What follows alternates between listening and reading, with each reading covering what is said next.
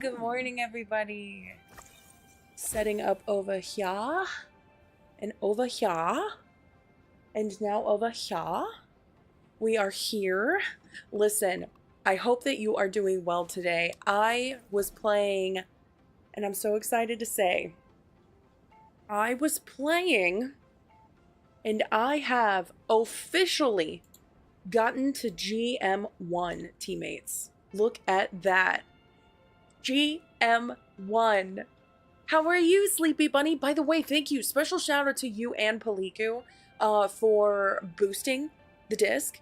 Y'all are goated. Thank you so much. Pancakes also has recently done that as well. So glad to see everybody. Good morning to you. Yes, absolutely. You should get back into ranked. Absolutely. You just had to deal with the craziness. Oh no. Oh my gosh, no. I mean, so reasonable though. Crash out on a cloak and dagger is so reasonable of a crash out if you ask me. Like, so reasonable. What happened? Only did 5k? Oh my gosh. But yes, I think that you should get back into ranked, in my opinion. I am so glad that I got into GM1. It was, oh, also another really awesome thing about it. Not only did I get into GM1, I am also officially a top 50 Mantis. I am also a top 50 Torch. So I know that not a lot of people play Mantis, but at the same time, woo-woo! Which is, it's like, wow, that's pretty incredible to me. I don't know about y'all, but that is pretty rare to have both of those. With Gemini. Okay, so how's everybody doing? Yeah, I'm like so excited. I'm so excited about all of it. I'm trying to find really good work music. Or not work music, but like stream music.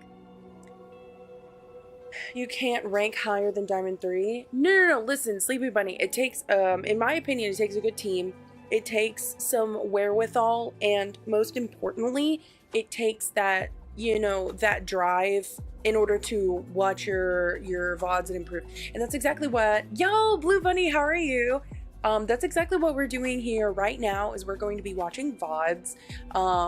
There were a couple of games, one of which, this one here, I was losing. I won a couple and then lost a couple, but luckily I'm still on a net gain, which is all that matters to me. But this one here, the MVP I actually got was with Mantis, which was crazy. We were cracked. You sub? Thank you so much for the sub. I really appreciate that, Blue Bunny. How are you, Catfish14?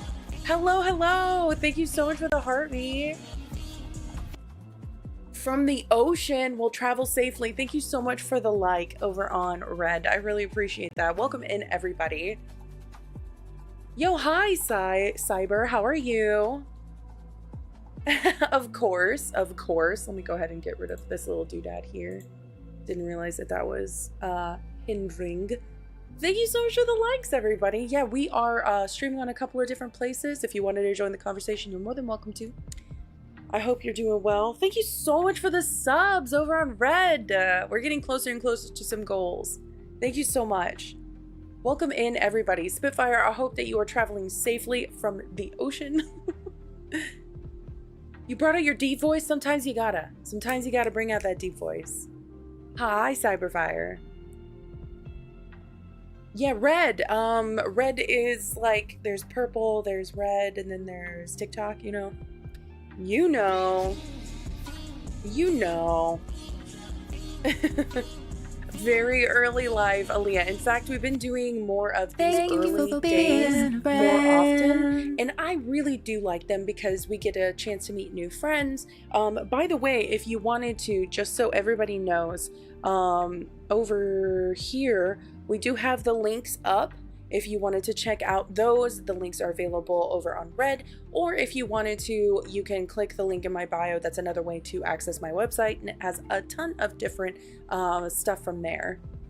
You sneezed, nice. Yeah, exactly. But how are you, Groot? Good morning to you, Glinda. You joined, oh yeah. Oh, that's okay. Listen, it's okay. Luckily you joined just in time because a wizard arrives precisely when they mean to, right? So you're totally fine. I am not playing, but I am also not doing account reviews. What we are doing is we're going down the list in the disc and just seeing all of the VODs that we have. In fact, I wanted to start off a little bit with mine.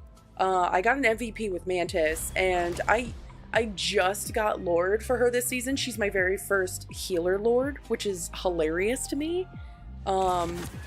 But yeah, so this entire game honestly just went really well. It just went really well. There was a Venom that was pressing us, and genuinely, I just was like, you know what? I'm not gonna mess with this. I'm going to, what if you do what you need to, Blue Bunny? I don't know.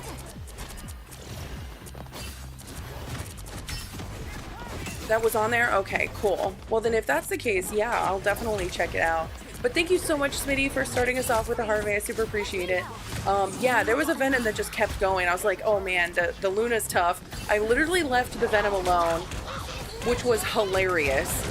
And then I started doing this bunny hop thing, and every time that he pressured me, I would just bunny hop and he would miss me. It was actually great because he ended up running away. Listen, this Venom was hilarious. Kept jumping towards me and Luna. So I was like, you know what? I'm going to mess with this guy. I know I'm not gonna, like, I can't expect another peel. So there's no reason for me to beg for a peel. I'll just get rid of this guy on my own. And so every single time, yeah, every single time, I was like, you know what? I'm just gonna leave them out of the fight for a little bit, and that's all that matters to me. And then genuinely, even when they go after my other healer, I just end them. I'm like, oh, okay, so what do I do? Listen, watch. When I say find elevation, don't just keep running, okay? Look at this. Look, okay? When I say find elevation when it comes to Squirrel Girl ult, do that. Stop running in straight lines. It will follow you. Every single time that you literally are on the ground, the Squirrel Girl will follow you. For the love of goodness gracious. Look, it even tries to go for me. See? I even look down like, oh, okay, I'm good. I'm clear. Every single time. Just don't even worry. Don't even worry. Yo! Thank you so much for the Go Popular, the rose and the perfume. Thank you so much, Smitty. You're such a sweetheart. Goated. Yo, what's up, Ian? How are you? You don't remember what she looks like without her Lord icon. But yeah, every single time, I just wanted to reiterate, every time that you see a Squirrel Girl ult, genuinely strafe it just like I did. Strafe it. It's so easy. Like, oh no, what do I do? The magic is literally afraid. Instead of finding elevation, see, I try to go here and I know that's not tall enough. It's not big enough for me to step on. So I literally just wait. The magic has the same idea, but she's not high enough. So she strafes the other way and it goes towards me. Did you see how I didn't take any amount of damage?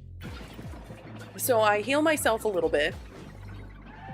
It comes for magic. It tries really hard to go for her. I don't take any damage with the Squirrel Girl ult. So if you can, use this little doodad right here if you really need to. I'm not gonna lie to you, I was kind of impressed with my own instinct to find this elevation right here. If there's a Squirrel Girl ult, please, for the sake of your own sanity, find elevation. Don't worry about running away. Don't freak out. Just be patient.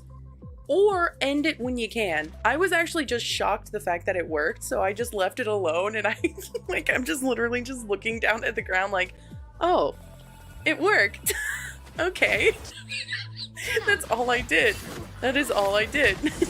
So I slept someone while I'm running away. I don't even know who I slept. I'm literally just running away just to get somebody out of the fight, not even messing with like who's who and what's what. And I know that this is a good point to hold, so I'm going to ult here, make sure that we press forward. I even tell everybody, just make it happen, boys. And so I just ult, knowing that the Venom is going to go for me. I look behind for my healer, knowing that the Luna only has one sleep, and her damage, although it has been, and then I lock onto the healer, The Luna runs away while I focus on the shark, and Venom is back. Watch me hopping this guy. Oh, like all I do, the Luna looks at me and I am the defense. I am the captain now. So I damage boost the Luna knowing that we're gonna have to defend ourselves here. So immediately I think to damage boost the Luna. That way she gets the elim instead of me. So anytime that this Venom comes into the back line, we just completely destroy. Oh, well, luckily, every time that you sign up for things, Perry, it's going to give you the time that applies to you. That's why I really like using that bot. So you don't have to worry about what time zones anything are. It'll notify you 30 minutes before the event, regardless of your time zone. I'm good, Ian. Thank you so much for coming in, folks. Good morning. Oh my gosh. Yeah, no, Perry, I'm excited to have you part of the group. I included a little bit of rule guidelines because the way things are, you know, they're fine. It's just, I want everybody to realize that this is not like a time, like the Saturdays are an event that allow for people to grow. They teach people to be better gamers for this game in particular. And then of course there's going to be characters that they take seriously. If you are going out and just using it as a time to use customs to feel like you're proving yourself that you belong in a different elo, babe, first of all, you probably don't. Second of all, if you really are not there to learn, you belong there twice. You know what I mean? It is a moment to get a chance to learn comms, to better yourself, and if you're not there for that, that's just not what it's for. Just as a reminder, I put that out as a statement. Yo, what's up, JJ? How are you?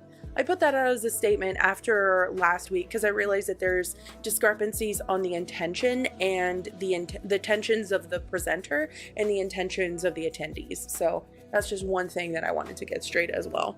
It is there for educational purposes. It is not there to just hang out. Like, not to say that we can't do that. It is the primary reason is education. But how are you, JJ?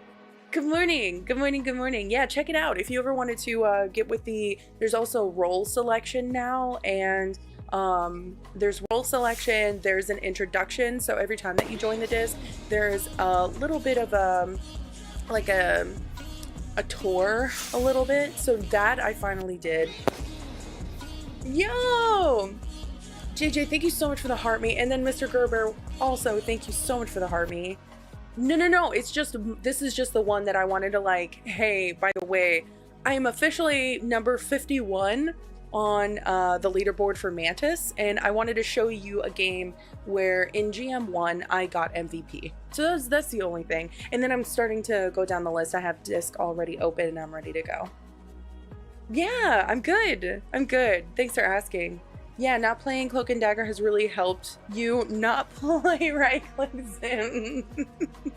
I'm telling you, it is so much better when you choose a different character. Cloak and Dagger is great, but in my opinion, there are better ones. Yeah, what's going on? I finally hit GM1 stories. What's up? How are you, John? JJ and John and Mr. Gerber, by the way, all excellent content creators. Please share the love with them. Nice. Let's go, Ian. Nice. You're on lunch break? Well, I hope that you enjoy your lunch. That's good. Yeah! Listen, Mia, did you see that I was GM1? I'm top, I'm 51 on the leaderboard for Mantis and like 40 something for Johnny. Yeah. Officially. This was me in GM1. It was a GM1 game. And I was showing a couple places where I swerved a Squirrel Girl ult, literally just stood there and waited. And then, no, I'm so proud of you. You were the one in Celeste. Are you kidding me? Yeah, JJ, I can't wait to see your stream again. And then Mia, of course, many of us already know Mia Mega. She's a fabulous streamer. Top 2000. Okay, perfect. We love, we love that criteria. Hey, listen, you're top 100 in our hearts, John. How's that? It takes a lot of practice, and that's why I have Saturdays. So if you are interested in joining and getting some teamwork, orientation, and trying to see why maybe you're kind of hard stuck, or maybe you're interested in understanding the game better, a character better, whatever, Saturday we do have those events. And so by clicking in the link in the bio and going to all my links, you can see the events and everything like that. Is it my birthday, Mia? Are you giving me a present? Because that feels like present worthy. I've been dying to have somebody at nights, and I've been seeing you playing at night, and I know that you play with Alfaro a lot. Yo, what's up, Lauren? Yeah, oh yeah, I give plenty of advice. Oh my gosh, Mia Mega, please. I found another person when I was soloing last night. I found another person, and then they are a flex as well. So he also played Strange and Cloak and Dagger, but because of the way that I played Mantis, he ended up just playing Strange, knowing that Luna and I were like, we were good. So on attack, we ended up having him play Strange. Yes, we should. We really should, Mia. I feel like I didn't get a chance to prove myself whenever I was playing with y'all that first time, and I felt so silly. Adam advice? Yes. Okay, so Kalia, the best advice I can give you for Adam, stop doing that speed right click. It doesn't do enough damage and it wastes your time. Don't worry about the animation. Don't do the spam right click. And even before the way that he was reworked, where his headshots actually get his like reduce his cooldown, people were doing it before then as well. Don't do that. That's my Adam advice. He tested if you have a duo. Nice. The differences between Jam and Celestial is mistakes. So if you make mistakes while in GM, you will be in GM3, maybe GM2. Mistakes happen in GM and GM3 and GM2. Mistakes, if you make mistakes, it'll cost you the game. Small mistakes. Using your ult at the wrong time, feeding, those kind of small things will cost you the game and cost you elo. If you make mistakes, like character knowledge, or, you know, not choosing your right moment, it's not going to cost you the game in lower elos. You're new to the channel, well, welcome. Welcome back. Projectiles and hit scans are different. What? What? Yo, y'all know each other? Yes, Kelsey, hi, how are you? You've been hitting sick freezes? Oh, I love seeing a Luna when they play. Speaking of good Lunas, I love watching Kelsey because Kelsey is such a great Luna. And I know Mia Mega, that's your main. So I love watching good Lunas. I wish I could. I never could. In higher ranks for his ult, I think my best advice for Adam in higher ranks is flank. Start flanking a little bit more. You can be in the back line, I think next to another healer, that's fine, but sometimes being more aggressive allows for you to land those headshots, much like with Mantis. So Mantis is played somewhat in the back line, but I would say somewhere in the middle. In fact, we're watching a game now with my Mantis. I'm number 51 right now on the leaderboards, and it hasn't updated yet, so it still says that I'm GM2. See, it should have slept him there, but I'm gonna figure it out. So Luna ends up ulting here, and I want to make sure that I'm, yeah. This moment here, I think me and either Luna or... Okay, the tank. Yeah, how are you, Kelsey? GM2, someone decided that one heal and 5 tanks is a smart move. Just because it may work doesn't mean it should. Oh, so I see this squirrel girl off to the side, knowing that I can get rid of her really quickly. I continually, the moment that I get a leaf, I basically use it as many times as I can. I try to keep everybody up and damage boosted. I see that that tank was 1, so I continually target prioritize. The shark's kind of feeding right there, so I'm not worried about it too much until the shark comes out. So I continually push. As a Mantis, I'm very, very aggressive. And so my advice to you is, as Adam, be aggressive as well. if you can be aggressive with one other healer, or maybe staying next to the tank, you'd be able to land more headshots and you'd be more effective in getting. Oh, yeah, he continually had his ult on us, and then I got really scared here, so I was like, okay, I'm going to definitely make sure to return my leaves. I get a couple headshots in there, and then I know the Venom doesn't have any mobility, so I'm looking for him. Okay, so I know for a fact if I put myself between some kind of barrier, I'll be able to help with that. And Luna was able to help with that a lot. We have a teleporter on the enemy team coming in, but it doesn't matter because we're crazy. I sleep him, and luckily nobody attacks him for a couple seconds, but I didn't have enough leaves in order to damage boost anybody, so I grabbed a couple, did what I could, and as soon as I got a headshot, I damage boosted somebody. That's exactly how Mantis is played, in my opinion. I'm pretty certain there are better Mantis players out there, but the moment that I have a leaf, I get rid of it. I damage boost, I heal, I continually do what I can. Dive at him is not what I said. I said flank at him, Kaylee. I said flank at him. Or, like, especially if it kind of like with Hella flank is really strong if you know what you're doing. Will that cost your team? Potentially, because the heals from Adam are very strong. So flank Adam if you know what you're doing, or just be aggressive like I am with Mantis. If you can just be aggressive, that's more important than flanking. Yo, what's up, Genji? Uh-oh. Taking it off, yes, it can, exactly. And so flank Adam is really strong as if you know what to do. If you are not doing enough for your team and you're causing issues because you're not landing your shots, then yeah, there's no reason. So I sent to sleep in order to just stop someone from participating in the fight, even for a moment. I knew that there was somebody who was low HP over there, but I didn't engage in that.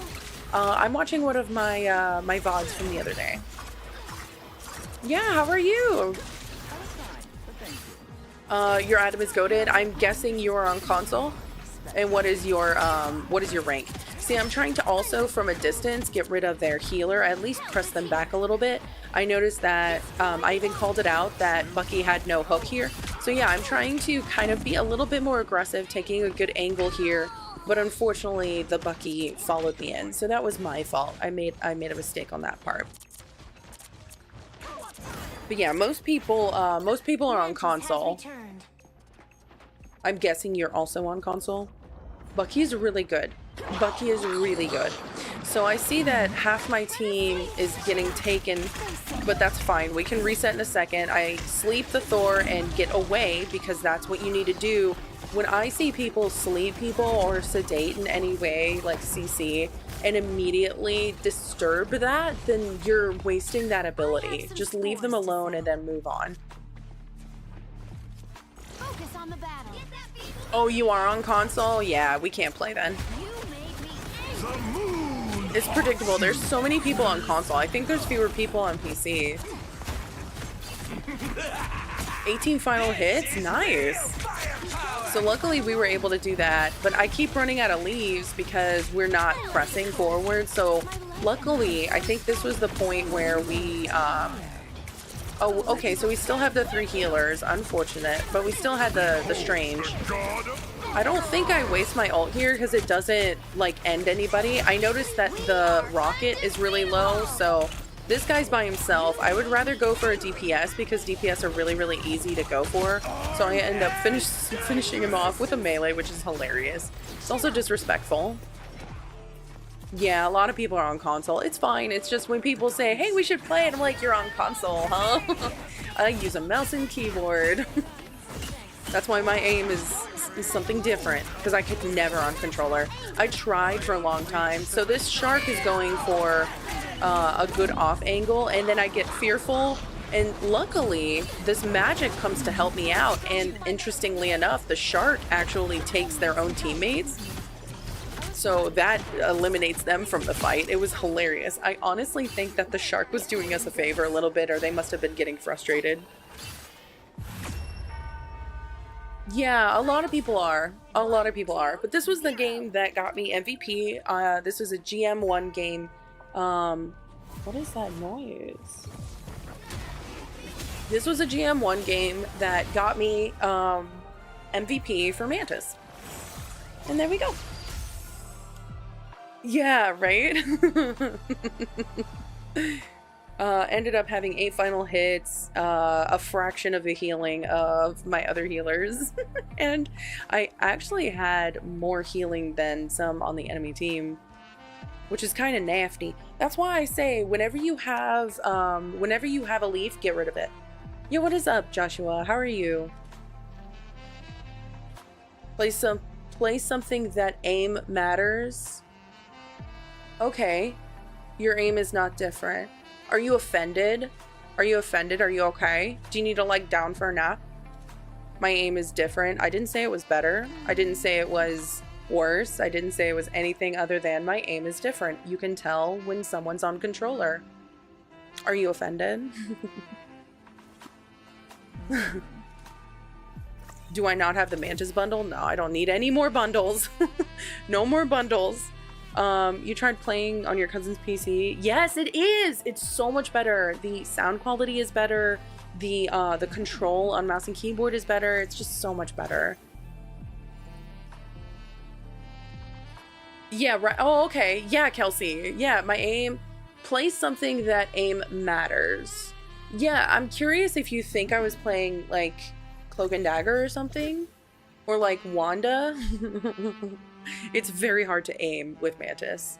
But thank you so much for coming in and dropping by and like just leaving. You know how there's signs in the neighborhood where like please clean up after your pets? I feel like someone didn't clean up after you. I feel like somebody came in and like what you did just then, someone has to clean up. Whatever you did. Whatever you did, there's a sign for it in a neighborhood because it's happened too many times. Whatever you did. I'm just saying, JJ. I'm just saying. That's all I'm saying. I hope that you do have fun, Kelsey, whenever you play that really low skill Mantis. Since Mantis is like so bad. My aim is just different. It's indicative of mouse and keyboard. That's all I'm saying. It's indicative of mouse and keyboard.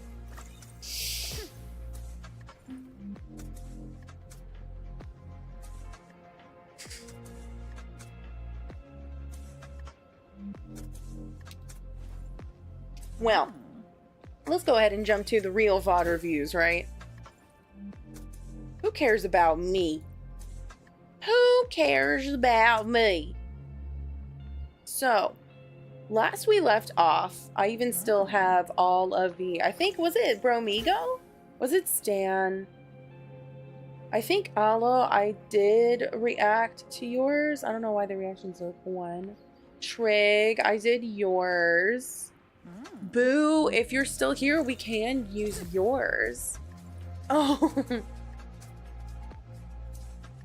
Okay, Jeff is great. Rocket is fantastic. I just am not so good. I am not so good at Rocket. He's fun, but I just don't vibe with his kit.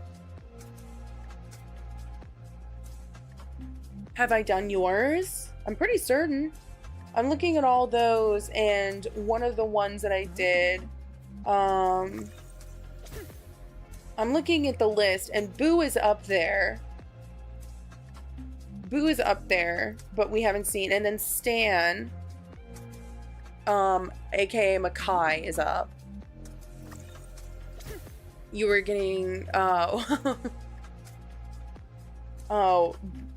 messed with the Iron Fist? Oh, I don't know.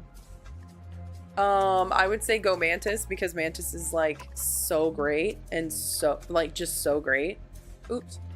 I think Mantis is fabulous, and so if you do have issues, I would say go for Mantis because Mantis, in my opinion, is just great. So the name that you gave me, Boo, it's it didn't work. Maybe there's a space or something somewhere. Yeah, there's nothing in here. Yo, Liz, how are you? DPS Squirrel Girl. I hope so too. You're going to play Mantis? Yeah, go for it, Genji.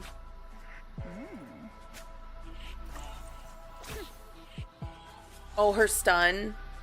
You talking about Mantis or Squirrel Girl? I mean both, really. Ooh, you made GM. Let's go, Queen. You don't really play ranked, but if you want to look at yours, your gold 3 and your, yeah, just drop the user. If you don't play comp a lot, every single time that I look at an account, I don't like to look at the numbers because the numbers don't tell, they only tell 1/4 of the tale, in my opinion. I would rather know the story. Where are you going wrong? Another reason why there are cloak and dagger mains that will have like double anybody's healing, but then they still end up on the losing team. And I always want to wonder why. And it's usually they lay down their ultimate, they get a lot of damage, a lot of little tick damage, so they participate in a lot of elims, but they're always DPSing in the backline and causing issues for their team to sustain while they're taking much more damage than the ultimate will heal through. Okay. Nice! Congrats! That's awesome. I'll add you to the list then, because the list is, like I said, it's part of the disc. So, what's up, Fat? Yeah, right, Upton. So yeah, like that's why I'm like, you can have a ton of heals. I don't care. Every time that I watch the VOD, it tells me why you have so many heals, and I don't want to see it. I don't like it. I don't like it. I don't like it at all. I hate seeing it, and there's no justification for it. And when people say that, oh, well, I was the MVP, I don't care. The MVP is only a moment in time that captures you doing the most for your team. However, does that mean you did the most in the game? Maybe not. There are plenty of Sharks and Ultrons that get all their MVP and they didn't participate in more than the fight. I know that y'all know those Sharks that just get like 4 or 5 and then drop off the map and then suddenly they have MVP for the rest of the game. Nah, baby. I don't even care about your MVP. I do not. I don't care about your MVP. I would prefer losses.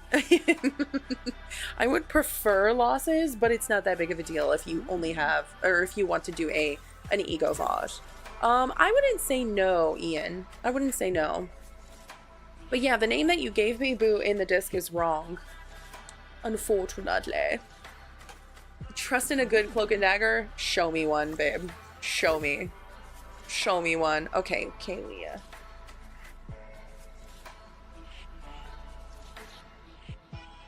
Okay, I spelled your name super wrong and I apologize. Okay, so it's me. Uh-oh. Why does it keep doing that? I think I've found one way of fixing it. No. Why does it keep doing that? Okay. No, I spelled it super wrong. Kalia. I spelled it the way that I actually say it. Thank you. Pick me, choose me, love me. Why do I feel like those are song lyrics? Well, I'm glad, Liz. I'm glad. I get so, like, heated. Okay. So we have Mochi Witch.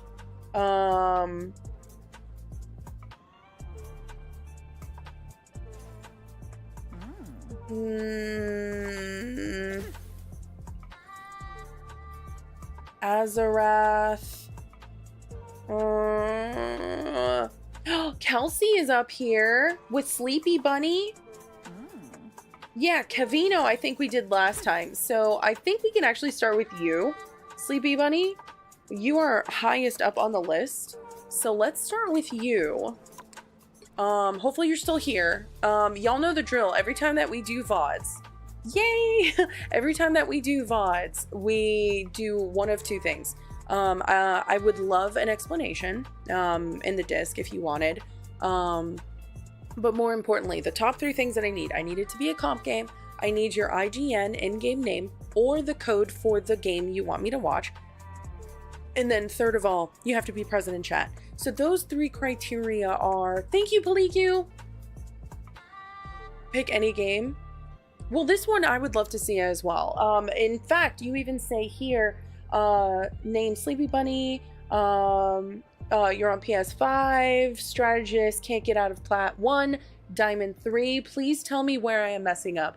Thank you so much, Sleepy Bunny, for your contribution here. I'm excited to see. So oh my god, it's always 40 plus every single time. So which is it? Well, here, let's just jump in, because one healer ends up having 44,000 with 43 assists. And then we have the 3 healers on the enemy team right here. We had someone who remained Cloak and Dagger, somebody who switched around a lot. Switched around, lots of switches. We got a little panicky here. So Diamond 3, Plat 1. I love watching Plat games. Okay, so we are on the pink team. This time on a defense. And one of my favorite, by the way, favorite maps. Yeah, what's up, Thrag? How are you? I hope so. I hope that yours is today. Let's go ahead and start off strong with you here. So you're on defense, or excuse me, attack. I had it backwards. Oh my gosh. So you're on attack, and you have a very out of position. I did not like your positioning there. I don't know what you were attempting to accomplish by being, like right here especially. If you had rotated, there's no reason to be here. I'm confused by that positioning. And the refusal to move while reloading. I wonder if that's like a thing. This is good here. Just remember, as Cloak and Dagger, while you are doing damage, your friendlies in the surrounding area will also receive healing. So being very aggressive with Cloak and Dagger is vital to the success of your team. You want to send out terror capes just like that. I recommend going for the person that's out of position, however, because we have this person right here that's super out of position and continues to be. If you are feeding the tank here who can get out very quickly, it may end up causing the enemy healers to have ultimate very, very quickly. So I would say don't worry about the Hulk. Maybe instead go for the Doctor Strange, because he's out of position every single time. This is like the 3rd time that I've seen him out of position. Okay, so you are F10, 11, 9. Okay. Oh yeah, is that so? Is that so? Thank you, Paliku. Yeah, we're gonna add it to the disc. If you haven't added yourself to the disc, like I said, it's going to be one of those things. If you want to add yourself to the event roster, there are all these different things that you can do. So yeah, be aggressive here. Your tanks are making space. There's no reason to be on the cart. There's no reason to be on the cart, in my opinion. So it seems like you... Okay, so you have 2 tanks. One of them is on point. Yeah, there's no reason.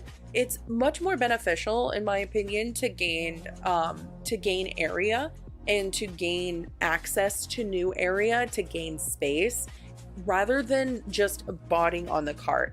So that's exactly what your Loki is doing, but your Loki is doing it kind of by themselves. We also have a Squirrel Girl over here.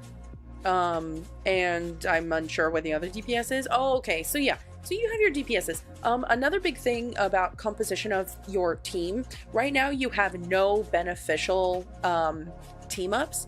The best team ups at the moment include the res comps. So if you have a really great Hela, oh my gosh, you're going to be eating. However, with the res comp between Star-Lord, Mantis, and Adam, it's automatic. So it makes things even better because it's just one of those things that you can do. Now, the other res comp is unlimited, but at least it's automatic with the other res comp. If you had one kind of comp benefit, then it would have elevated something. Whereas on the enemy team, they do have a comp benefit. They have 3 healers, which is neither here nor there, but one of them is Ultron, and Ultron is barely a healer IMO. So they have 1 team up, which is very strong, despite the nerfs that Namor received. He's very strong. He's very, very strong still. So this is one of those things that I want you to start thinking about, is team up capabilities. Some of them are automatic, some of them require a button press, others require, you know, space access. The moment that you start to use those characters in tandem with each other, you would be surprised how much better things would get. Thank you so much for that follow, by the way. Oh, hey, Sizik! How are you? Lizzie, you're totally eating because of that. You know that? Great job. You started climbing rank when you stayed up with the team rather than being backline. That's a great point. Yeah, that's why I'm saying if you are a bit more aggressive with things and you allow yourself that space. Buongiorno. Good morning. Penelope's taking care of you good. She's also eating and drinks, so don't let her fool you. Okay, I love you.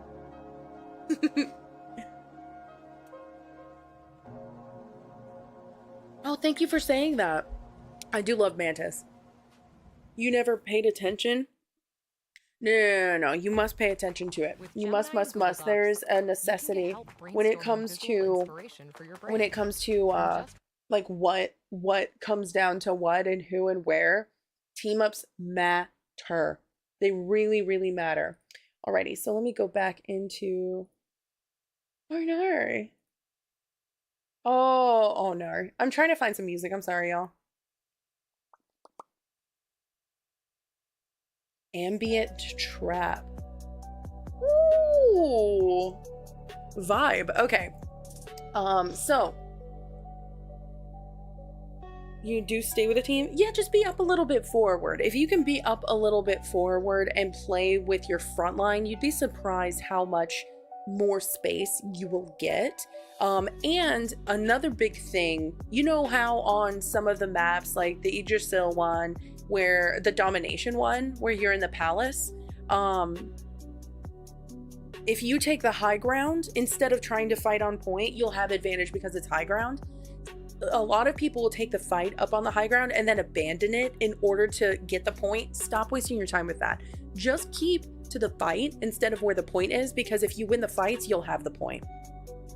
That's the difference between taking space and making space and blah blah blah, because that's the most broad concept of tanking. But truly, it takes a team.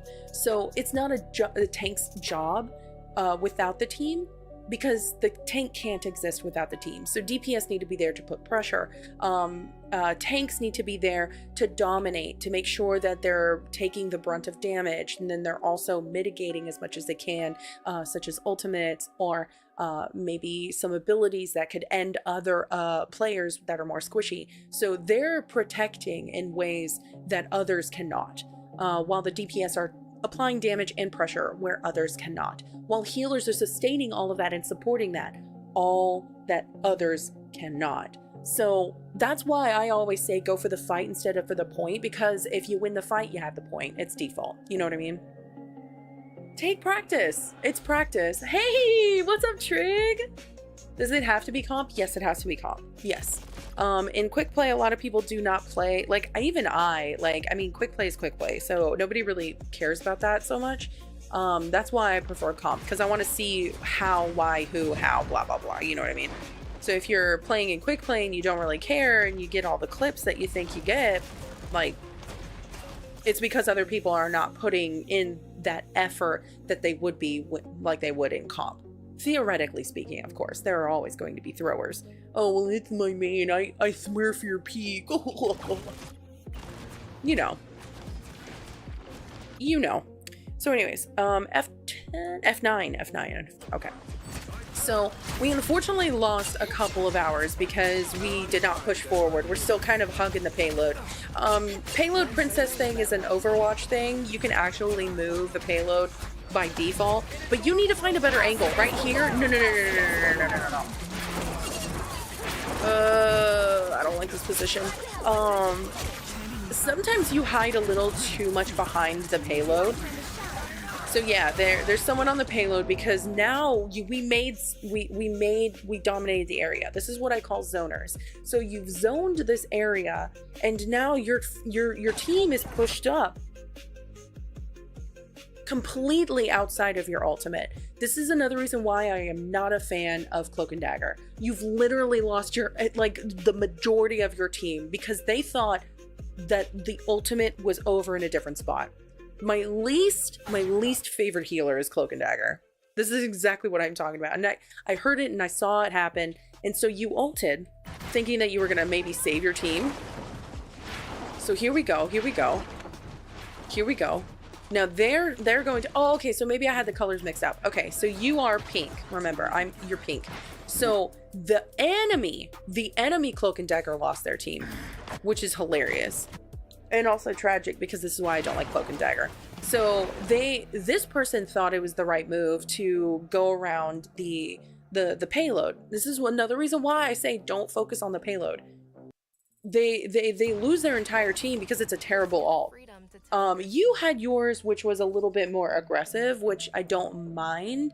But just remember, every time that you have an ultimate, if you do it hoping that your team stays in that area, it's not always their prerogative, and it's not very easy to tell where it is. Unless you maybe communicate to them. Oh, yeah? 98. Oh, by the way, Trig. I've been playing the mess out of Mantis, and I got to GM1, first of all. Second of all, I also am ranked 51 on the top 100 for Mantis. So I literally have been playing her. I think I have maybe 14 hours on her, like maybe 24 hours, maybe 27, like maybe. And I already, first of all, yo, thank you so much for the heart me. I really appreciate that. Okay, you go to something like Rivals Meta, like a website, and you can tell based on characters.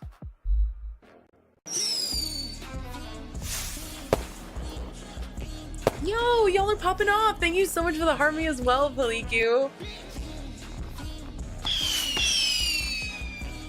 So there's more the accidentally stepping in. I mean, I don't blame you for that. I think that's a good way to go. Yo, Trick, thank you so much for the heart pops. And then always remember, listen, we are already 60% to the goal. Until we reach that goal, I am still, Until we reach that goal, I guess I must have, I saw that there was a little bit of clippiness with the camera. What? What if I go down to 720? Okay, yeah, let's give this a try. Keeps giving me a hard time. Whoa, brother. Whoa, brother. Okay. First of all, thank you so much for the lightning bolts and the heart puffs and everything. If you're interested in donating, the best way to do so is through my website. There is a coffee link and everything. That is the best way to make sure that this stream is continuing. Diamonds, I only get like a little less than half. And so as much of it is very appreciated, of course, but the donation tab is much like I receive much more, like closer to 90% of it, just so y'all know. Yeah, thank you so much, Trig. You made it to plat. Let's go, Fabio. Thank you so much, by the way, for the heart me. I super appreciate it. Let's go. Thank you for turning on notifications. Yeah, welcome in, everybody. Thank you so much. We are at 1 follow, 7 gifters so far, then 6,000. Y'all know the drill. Every time that we get to 10,000 likes, we have a very fun camera effect. So thank you so much for joining. Truly. So yeah, that's the one thing that I don't like about Cloak and Dagger is that they ulted thinking that their team was going to touch the payload. They ended up touching the payload, so backing it up a little bit. But yeah, we don't have to be a payload princess.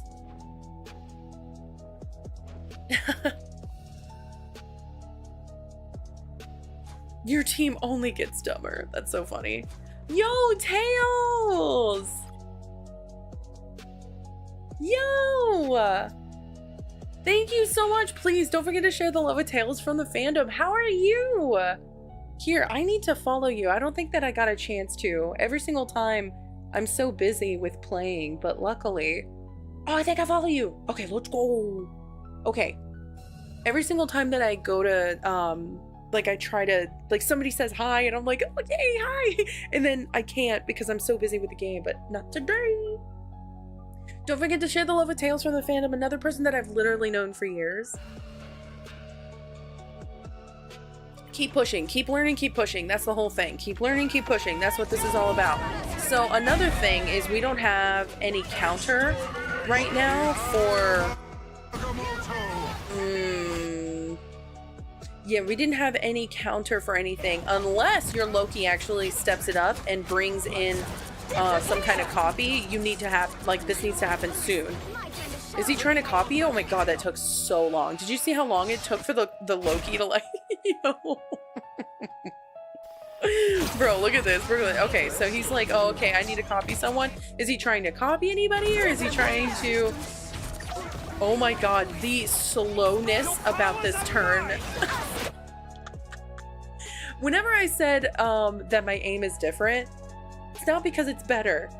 I just can tell when you're on controller. That was the slowest movement.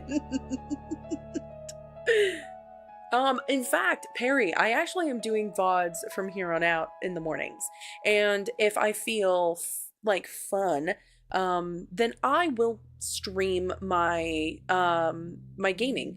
But from what I have found, every time that I try to do that, I get really distracted by chat, and I don't want to not pay attention to y'all. So I feel a little torn about what to do every time, and I don't know. I don't know what to do. Ian, I've seen your movement before. Your movement is not that slow. So we actually have a decent ult here. This is decent. And it's forward. I would love for you to start, you know, because you have all of your cooldowns right now, Sleepy Bunny. You have all of your cooldowns right now. You can right now send a little bit of a heal boost. We're still on the payload. There's no need, especially right now. Do you see how it wasn't even registering you on point? You see how it's on auto? It says auto right now.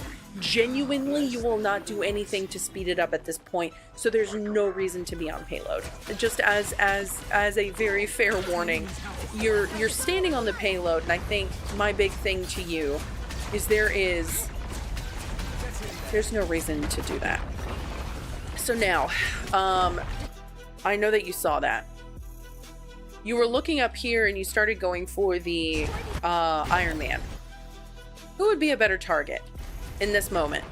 Look, look, look, look, look. So you have the Venom. The Venom's also looking because, wow, these flyers, they're kind of pretty free real estate, you know what I mean?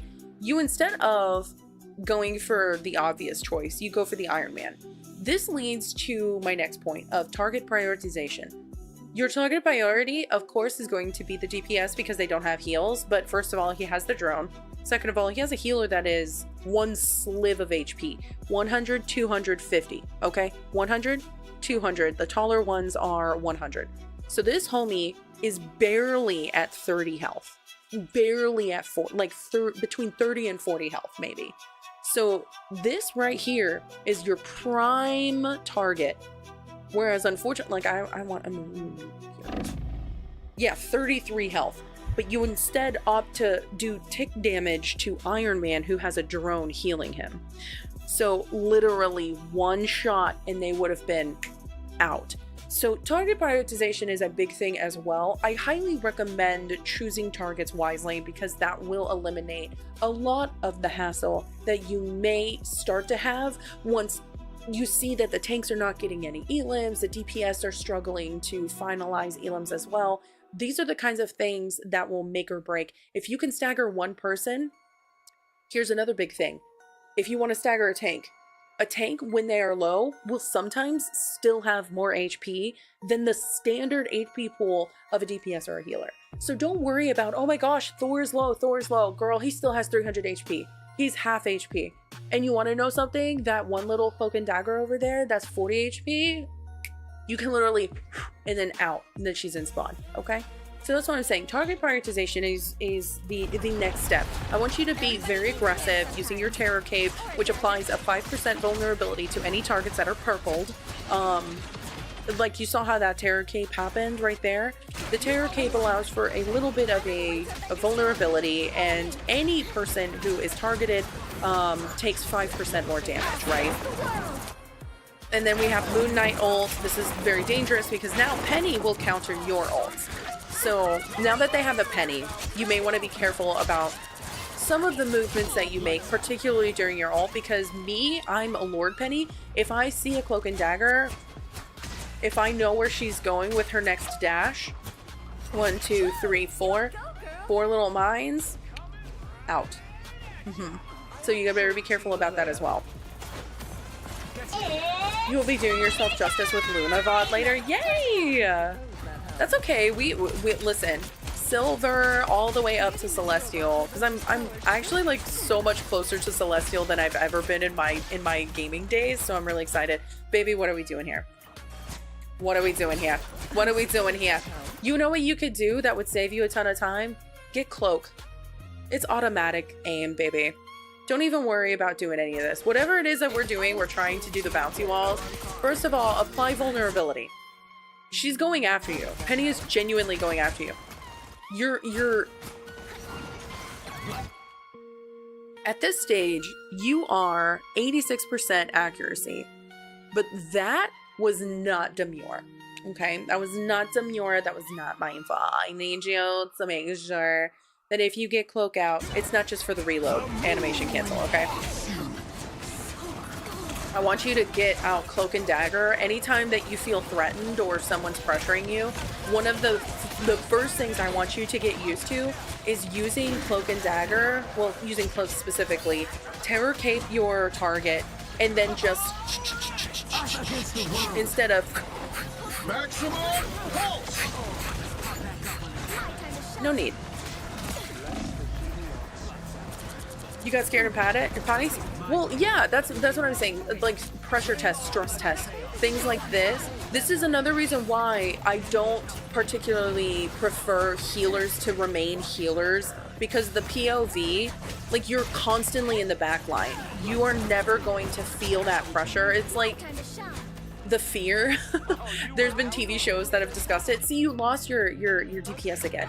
You're always hiding behind your payload, and then now you're checking like whether or not the bill went through or was it paid or whatever. I don't even know what you were doing right there, but these are the kinds of things that it will make a difference if you start to react instead of making mistakes like that and losing your people.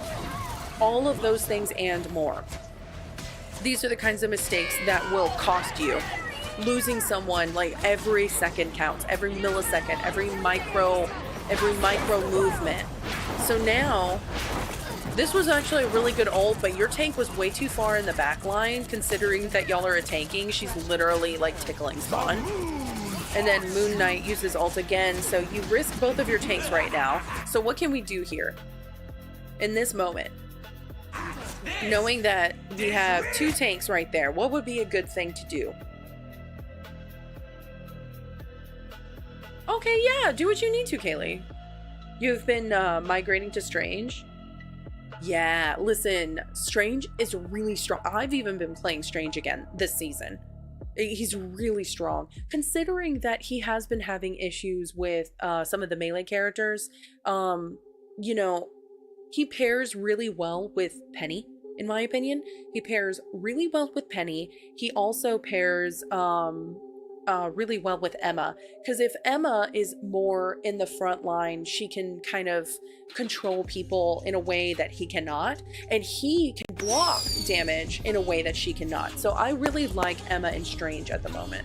Yo, Dill Pickles, how are you? Another excellent content creator. How are you today? Yeah, we're doing more VOD reviews, baby. So what would be a good thing in this moment? Let's just do an ABC, okay? So we are now far forward, and I like it, but we're walking backward, which makes me kind of sad face. So now we have an ult. What can we do here in this moment? Walk a little forward, continue to aim for heals in the very far back. What can we do here? Let's do a little bit of a brief ABCD thing, because we are way, way, way far back. We don't have to be this far back. I don't mind this angle. But your tanks need a lot of help here. They're getting ulted on by a Moon Knight, right? So, A, out of all of the possible things that we can do here, F9. Oh, okay. Yeah, you're so far back that literally the payload is obscuring your vision. So that was really funny. Do we use Bubble? Do we use Terror Cape? Or do we use the Heal Veil or whatever that's called? What can we do in this moment? In this moment in particular, knowing that there's an ult right now, this is a good time for ABC, which is one of my favorite games. So, Chash. A, do we send a heal bubble? B, do we switch immediately to Cloak and send a Terror Cape? Or C, do we send the Veil to begin the healing process? A, B, C. So B, so you're saying B, Terror Cape. Okay. You could have veiled and helped. Okay. That's okay. That's okay. That's what I'm saying. That's why I want us to like play games like this, because it kind of, it makes me understand you a little bit better. And on top of that, it helps you understand that there are options here. And in those moments, in those few seconds, one of these needs to be made. So that's why I like this little game, because it kind of does both of those all at the same time. You know what I mean? So, okay, so Terror Cape. So we're saying B. We're saying B. Okay, so Terror Cape, because one is a heal bubble. A is a heal bubble. B is Terror Cape. C is Healing Veil. You would have gave up and backed up. Babe, don't do that. Never, never, never, never, never. You thought the Moon Knight ult would have taken them out? Nope. See, and that's what makes the difference between silver and gold. Gold, you're a little bit more bold. Bold is gold. The boldness between, like the difference between bold and gold is execution. So if you do really well in that boldness, that's what makes you plat. Plat to diamond is those moments in tandem with others and making fewer mistakes. GM means few mistakes, maybe one or two in the game. Celestial is almost no, like maybe one mistake and it could cost you the game. So this is why when it comes to mistakes versus what you do versus the decisions you make versus how well you do in between those mistakes, all of those, in my opinion, are variable to a degree in what you are skill-wise, if that makes sense. Okay, so I think the consensus is Terror Cape. This is an enemy ult. So right now we are the pink team, Dill. By the way, please don't forget, share the love with Dill Pickles, please, please, please. Tell them that Mr. Medusa sent you. So right now, yellow is the enemy team, pink is the friendly team, and yellow's ult right there. Boop, boop, boop, boop, boop. Pink is red, and then yellow turns out to be like a light blue. Oh, sometimes it's green. It is an enemy ult. Yo, Aloe, how are you? How fun. Well, have fun at the mall. Have fun at the mall. You're always doing things. That's so awesome, Aloe. So yes, this is an enemy Moon Knight ult. So A, are we going to send out a heal bubble? B, send out a Terror Cape. Flip to Cloak and send out a Terror Cape. Or C, remain Cloak and use the Heal Veil. Won't get there fast enough to Cloak? Okay, but you said Terror Cape earlier. Heal Bubble plus Veil. Okay, so B then C. Okay, I like that. So B then C. My first thing is it's a Venom. And I'm going to trust my Venom to have his overhealth ability. He does not. But he has 2 mobility abilities. So I'm not going to send a heal bubble, first of all, because I don't know whether or not the other tank is going to make it in that heal bubble, nor the heal veil, because the heal veil is not going to hit but just the one.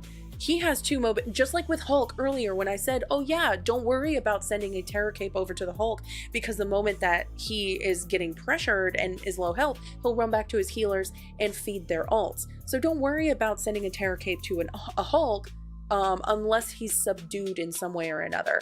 Same with the Venom. The Venom is going to get out very quickly if they know what they're doing. You save people when they are low health. This homeostasis has a decent pool of health. So he is using his ability at the right time to save himself. And in my opinion, he also has mobility abilities. So I don't think that sending a heal bubble is the right move. This heal bubble is the enemy heal bubble. It's the same color as the Moon Knight ult. It's the same color as their scheme. So My opinion is don't send a heal bubble, don't send a heal veil, because he may move out of the way very quickly, wasting that ability for you. And so you would rather send that heal veil in a solid line where there's a lot of teammates instead of hoping that the very hypermobile dive tank may get hit. In my opinion, the less than mobile characters that we see include 2 healers. Uno, due, tre. 2 of them are healers. 1 of them is a tank. These would be very beneficial hits for your Terror Cape. So in my opinion, I would forego both abilities, and in favor, I would say send a Terror Cape. Because it will apply pressure to the enemy, thinking, oh, okay, well, I'm in the middle of a Moon Knight ult, I'm probably going to be just fine. Well, it will probably, since they're all grouped up in that ult, thinking that they're safe, kind of like a Luna ult, the Strange ult, right as she's pointing upward, she finished, right, boom, points upward, and then I ult because they're all grouped up, and then the only one that's alive is Luna. Like, the only one that's not CC'd is Luna. Right, and so that's why I say I would recommend using Veil more. You have the cooldowns. Now Venom gets out just predictably, and you still haven't, like, tried to do anything. You sent a Veil, which honestly, in my opinion, wasn't necessary, and then you sent a Bubble, which wasn't necessary. You ended up losing your Venom anyways. I think the big thing here is putting pressure can also alleviate damage. If they had a little bit more pressure on them, or maybe if you had gotten rid of the rocket in time, there may have been more of a panic ult, but there wasn't really a heck of a whole lot that you could have done. He already used his ult, his overshield ability. He also didn't have his ultimate yet, so there wasn't really a whole lot that you could do, unless maybe the Loki, if he didn't take 4 years to turn around, maybe you could have saved the Venom, but he ended up walking into the damage boosted team anyways. So this, I don't think that there was anything that you could have done differently. I think the Venom was already low health, they damage boosted the team, and this fight was lost. That's all. Oh, on holiday, that's so nice though. You do what you need to, Groot.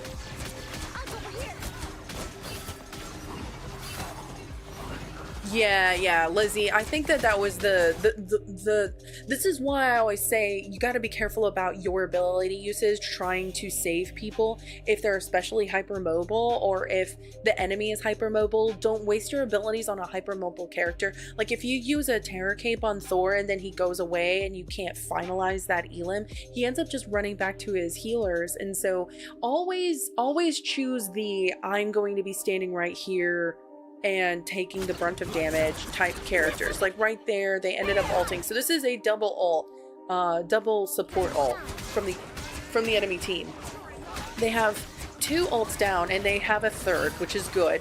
We could have sent out a bubble, but they were unfortunately standing right in the damage of the Sue Storm. If you can see this bubble that's sent out here. So they have is that a storm as well? So they're damage boosted and they were Terror Caped.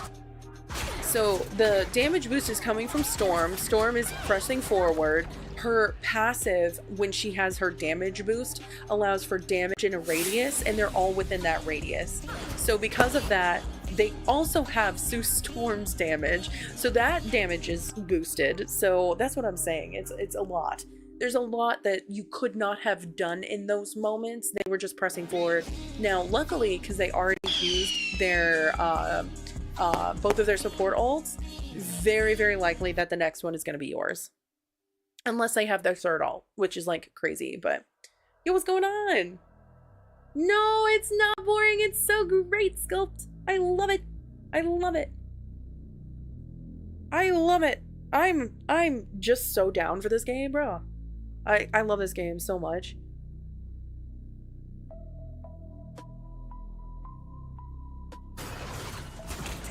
But yeah, they were damage boosted. They were damage boosted. Okay, now what to do? Okay, nice. Never continue your line of sight. I saw you trying to change direction. I would say break LOS. And this is why. If you don't break LOS, you cause You cause them to literally get a free elim on you, and you do not want that. You do not want the free elim on them. You could have broken LOS, line of sight, instead of just going in a straight line. You literally just, you know, could have gone behind this wall. And yes, they would have chased you. But you could have at least gotten a little bit of extra time instead of walking a straight line. You could have potentially gone this way and then behind this area. And then if you had to, you could have used your bubble. You could have done like, you could have done anything differently. Just don't maintain a line of sight in a straight line with people who have controllers who don't like using directional buttons. They would much rather just straight line. That was so fun. By the way, Aloe and Sculpt, thank you so much for the heart me's, along with Dill Pickles. Thank you so much for the heart me's, everybody. Ooh, Emma. Yeah, Emma's so strong. She's still so strong. I really enjoy Emma still. Yeah, good. I'm glad. I'm glad to hear it, because the abilities are... It's mistakes. Like, the Moon Knight has another ult, so homie is getting fed like crazy, bro. Like, getting fed like crazy, crazy, crazy. Crazy, crazy, crazy. So we have Loki come up. Loki decides not to heal his DPS once, which is so demure. And then we end up having an ult from you. Luckily, there's 2 picks. The Storm was the first pick, and then the Rocket was the second. That is a great pick. That's the kind of thing that I like to see. I want to see elims on healers. DPS are okay as well. She's 1 HP. She's 1 HP. Just send a Terror Cape her way. She's so... She was so low. She was so low.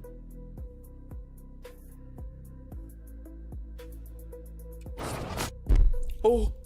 Everybody needs a hand. Just send a terror, like you are, okay, so you don't have a Terror Cape. One thing you can also do is fade everybody out of the ultimate, just for a second. Every second counts. So if you fade them out of ultimates, then you may potentially not run the risk of losing them mid-fight. And you're backing up away from your own ult. So Loki copied you. Loki copied you, and this is your ult right here. So there's another double ult here. I like how you're going for the rocket, but there's once again cloak and daggers somewhere around you. Okay. Okay, so we have the heal veil out and the Terror Cape. I like how you sent that out, but yeah, get a good angle here.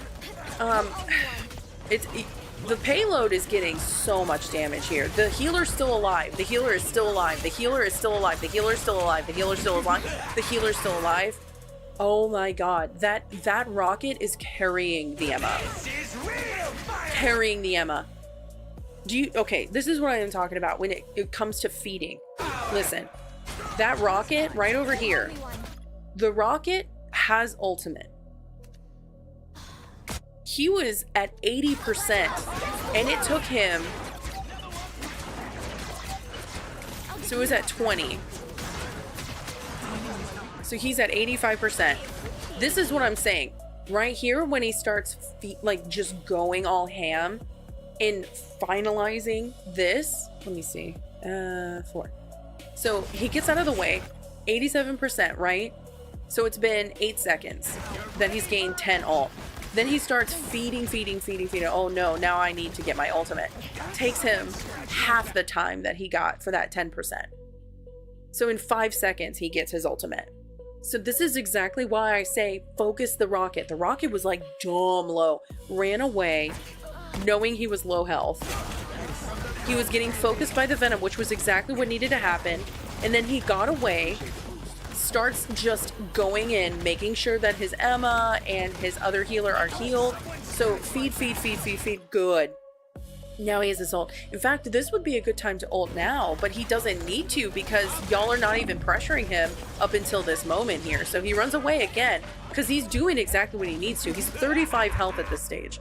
That's what I'm saying. The DBS was doing the right thing in trying to pressure this rocket, but then they ended up using ult. He's out of the radius. which is hilarious. But he goes into the radius, getting damage boost not only because of his ultimate, but on top of that, the damage boost from Storm. So Storm has damage boost. Cloak and Dagger has the Terror Cape that applies 5% vulnerability, and on top of that, you have lots of tick damage with Moon Knight and with the Sue Storm. So this was a strong situation. Now, granted, this DPS is attempting to do that, but the execution is very poor. This is, like I said, what the difference is between Gold and Plat is being able to execute these kinds of things. The difference between Plat and Diamond is mistakes. The difference between Plat or Diamond and GM is fewer mistakes and being able to land everything possible. And then GM to Celestial is no mistakes. And so this is the kind of thing that I'm talking about. If you have someone casually playing DPS who is not used to playing DPS and they can't finalize an elim on a healer who has been carrying their team, this is exactly what happens. Horrible ult placement, exactly. Horrible ult placement, but this is what my point is. There's more mistakes happening than on one side than more mistakes happening on the other. Because at least there's a radial continuity, right? There is a radial continuity with an ultimate like this. So he ends up using his ultimate. There is a continual, like even though he's lost LOS with it, there is a continuity with it even still. So he ends up getting rid of 1, 2, 3 of the enemy team. So what he is doing, Rocket is doing, is working, whereas the enemy team is not finalizing the elims the way that they should. This DPS should have finalized the elim on this Rocket a long time ago. But homie is literally flying around. Oh, did you see that? Ha ha ha ha. Legend! Overtime. And there we go. So that's what I'm talking about. You may have a horrible placement, and it may be right in front of the team. The Squirrel Girl? Well, I don't know. I don't know, Dill. That's what I'm talking about. It's mistakes that count. On top of that, they have more cohesive team-up compatibility. The damage boost alone from Storm is more than enough, along with Terror Caping. And then on top of that, Rocket. Those damage boosts and heals, along with little tick damage from Moon Knight and from Susan Storm, all make a huge difference.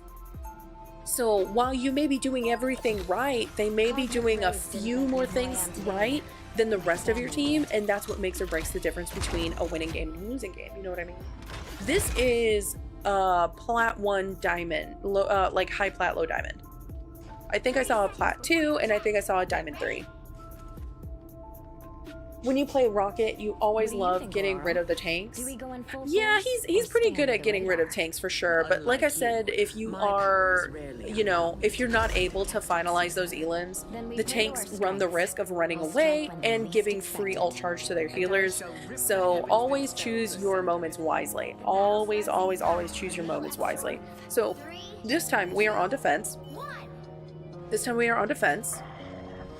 How can you win the Ultron game? You only won once. Well, Ultron is very offensive. He's a very offensive person, or character. He's a very offensive character.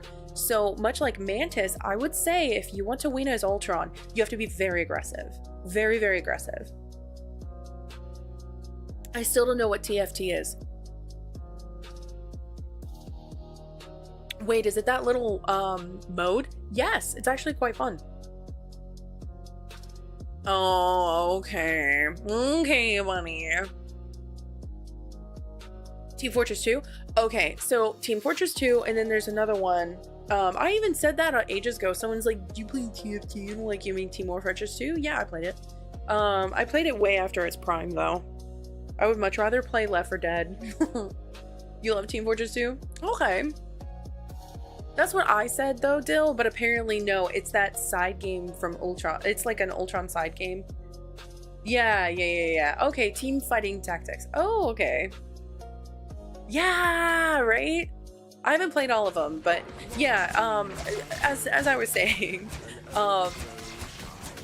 you want to play Ultron very aggressively. Same as Cloak and Dagger, in my opinion. Like, we're taking a good angle here, making sure that anybody who walks up, you know, has okay, you gotta be careful about who you aim at, because yes, Cloak and Dagger does take aim. If you are aiming at the people directly in front of it, and you're not aiming for the person up front, you will run the risk of not healing them at all. So here's why I say this. So you are, I'm sure, trying to heal your Venom, but let me show you a little bit of something. You see how this person you're trying to heal, you're hitting the shield, unfortunately. So that time you were aiming for them, which is good. But you ended up, and this is another reason why I'm not a huge Cloak and Dagger fan. You were aiming at the Venom, but it's still auto-aimed at a different target. However, the cool thing about that is, you see this little red radius around here? Because you are the pink team, you have red associated team abilities. So you see this red right here? With Cloak and Dagger, if y'all do not know, every time that you hit a target, the center of that radius right here is what it would have been, provides an area of effect that heals allies if they are within it. So even if you are damaging, it will still heal, but at a fraction if you don't hit the target that you were trying to heal. Now, while this is good, it's a lot less healing than if you were to have hit your target. It's not your fault. This is one of the fundamental flaws that I do not like about Cloak and Dagger. I don't know if there are settings that you can adjust to see if you can aim at targets or have target selection, so it kind of like curves to them. I don't know if that's something, but this is my biggest gripe about Cloak and Dagger, is you don't know where it's gonna go, and it's going to cause issues if those few seconds count. And that's why in the top 500, Cloak and Dagger has the lowest win rate right now. So it's about like 44-45%. Oh my gosh, I'm so sorry. I'm so clumsy right now. I'm gonna move everything so I don't hit my mic again. I'm so sorry. Invis, in my opinion, has a lot more control of their shots. But you ended up hitting someone within that radius, and you can kind of see when it hits. Can you see it a little bit when it hits? But if you don't hit a target, that's the only bad thing. If you don't hit a target, you do not get that radius. So you were trying. You were trying, but unfortunately the targets were not landing, and because of that you couldn't heal your Venom. But luckily he has a way to get out, which is good. This is good. So has a way to get out. And now what? Now what? Now what? What do we do? What do we do? What do we do? What do we do? What do we do? We patty cake. Always patty cake. You could have sent that veil a few seconds ago. See, look at this. Send the veil just instinctively. Send the veil instinctively, not the terror cape, but the healing veil. Because you have someone really within your periphery right now who needs your help immediately. But instead of sending it to one target, because only one target got hit, you could have hit many more targets in front of you. So just always know, if you are not using these moments, these seconds, it will count against you in higher elos. Just instinctively, this is what I gotta do. That's the way you gotta start working, is I need to do this the moment that this happens. It's stress testing. This is precisely why I put a bubble, baby. Where's the bubble? Put a bubble. Where you have now both of your healing abilities, babe.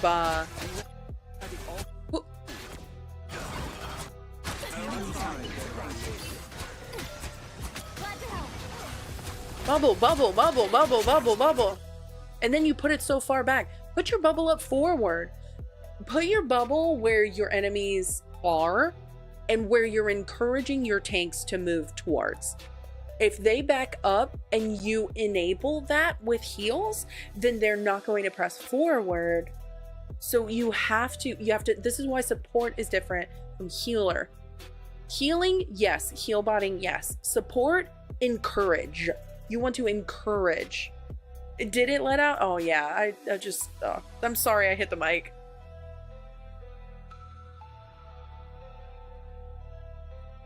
She's not used at all in top 500? Well, this is why I always encourage you, Aloe, to use keyboard and mouse.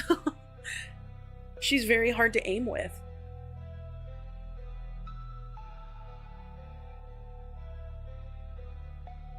She's very hard to aim with. You sigh? Dill. Okay, listen. Dill, I am a top, like, I'm literally 51 on the leaderboard for PC on Mantis. I didn't even realize that this was a thing, but I'm top 100 Mantis. And so I love Mantis. And if someone needs to have a third healer to feel more comfortable, it's not necessary with me. Because I'm just like pop, pop, pop, pop, shoo, shoo, shoo with all of the leaves. And then I get more headshots, replenish my leaves. I'm aggressive, baby. I don't even need 10k heals for us to win the game. Let's go! Yeah, this is why I'm encouraging Aloe to start learning mouse and keyboard, is because aim on certain characters is so necessary, and if you're using a mouse and keyboard, it's just better. What's going on, Heart? How are you? But yes, what would have been better here is putting your bubble. Bunny, you're the only one? You think so, Bunny? You think so? Whoa. Can y'all hear me? Did y'all see that? Did we just drop? Hello? Oh, okay. That was really weird. It says reconnecting. I was like, excuse me? We're here. That was so weird. But you're not. Listen, we actually are streaming on a couple of different sites. If you wanted to join us, Blue Bunny, you're more than welcome to. We have a decent conversation going on another website. Just go ahead and click in the bio and find us on TikTok. Okay, so I think that the bubble needed to be a little bit more forward. That's my only thing. And then, okay, so we use ult. Very, very nerve-wracking. No. Okay, so you ended up losing your healer. See? Nuts, man. So you ended up losing your healer. This is another thing that bothers me is right now, you have great heals. 25k. You have more than anybody. I definitely encourage you to start using some of your damage abilities more than just healing. In fact, if you have really great heals and your timing is just right, you won't have a lot of healing. Same with Mantis. That's why I say Mantis is excellent, and she's one of the top tier winners in top 500 right now. She is the highest winning healer in top 500 right now. More than Rocket now, actually. So Mantis is the highest winning character, and it's just a demonstration of how you do not require to just heal bot constantly. It is one of those things. Oh, okay, pal. Well, thank you so much, Palico. I really appreciate it. You have a couple different ways to do it too. You can do it on the small way, like the mobile, or you can do big PC. Yeah, exactly. So this is one big thing. Liz, you have a wonderful point. We keep saying that you can check on the leaderboard on rivalsmeta.com is a website. So, oh my gosh. Well, the Venom has been kind of getting in and out. He's been doing fine, so I don't know why he's yelling at you. He's been doing fine, you've been doing fine. Now, have you had the best angles? No. We ended up... Another big thing, you can use your cape to get out towards the end of an ability instead of using it right out at the gate, because now you have no way to get out just in case if you needed help. Send your bubble! Send your bubble! Send your bubble! Ugh. Send your bubble. Send your bubble. Send anything. There's no reason to be on this point right now. My time to shine. Okay, now your tank is in. Don't back out. Okay, good stuff. This was great. You put Bubble on point, meaning that she will get the most healing if she's on point fighting anything. Is this the wrong time to put up a fight? Yes, it is the wrong time. You are already down 3 people. So you are not going to be eating here. You are not going to be doing well.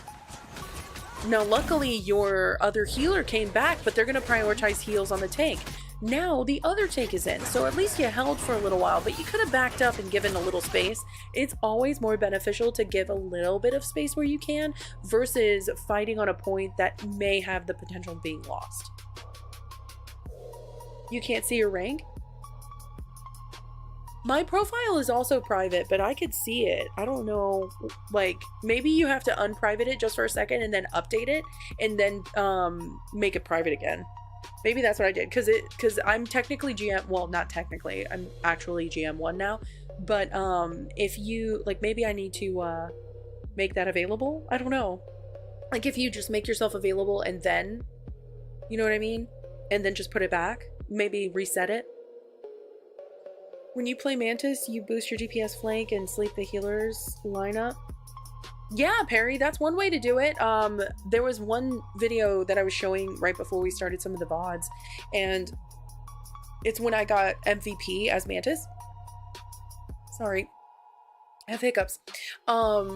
And there was a Venom who kept pressuring us, me and the Luna, who were in the back line. The Cloak and Dagger was well up front, which was perfect because the Cloak and Dagger was able to damage boost and or like apply vulnerability and save the team in the front fight. Luna was staying a little far back, so I was in between. And Luna kept getting pressed by the Venom, so I was like, you know what, I'm going to be our defense mechanism. And so I would sleep the Venom, I would damage boost the Luna, and then we would tag team.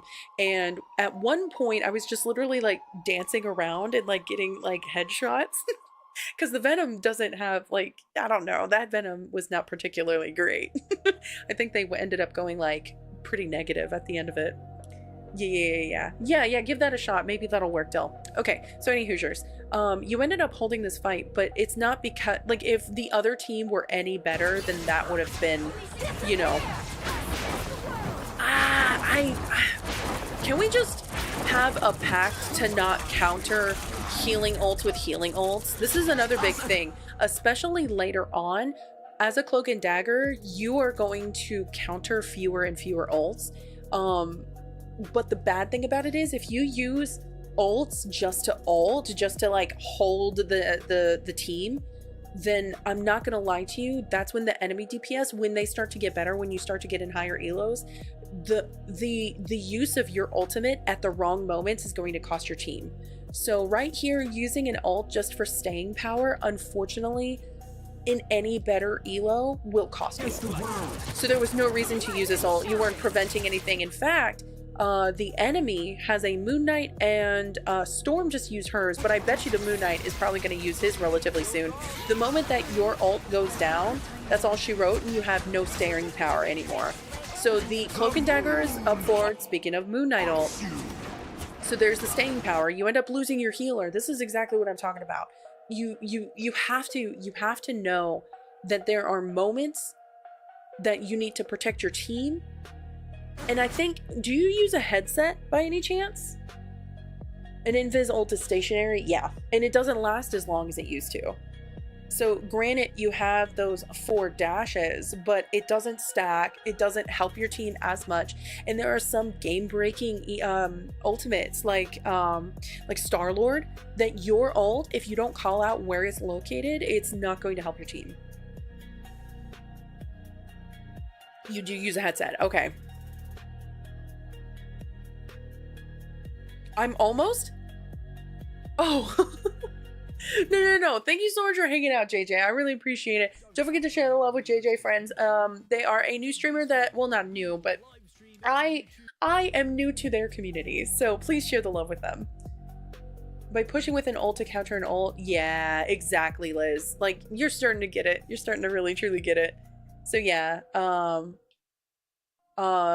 let's me hear ults. Okay, yeah, the headset is important. Like, my whole thing is if you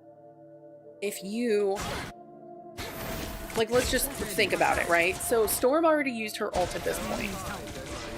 Then we like, you need to be able to have visual on your healer at all times. right now the enemy has their ult down, so you need to have like added vigilance on how many times, like the location of your other healer.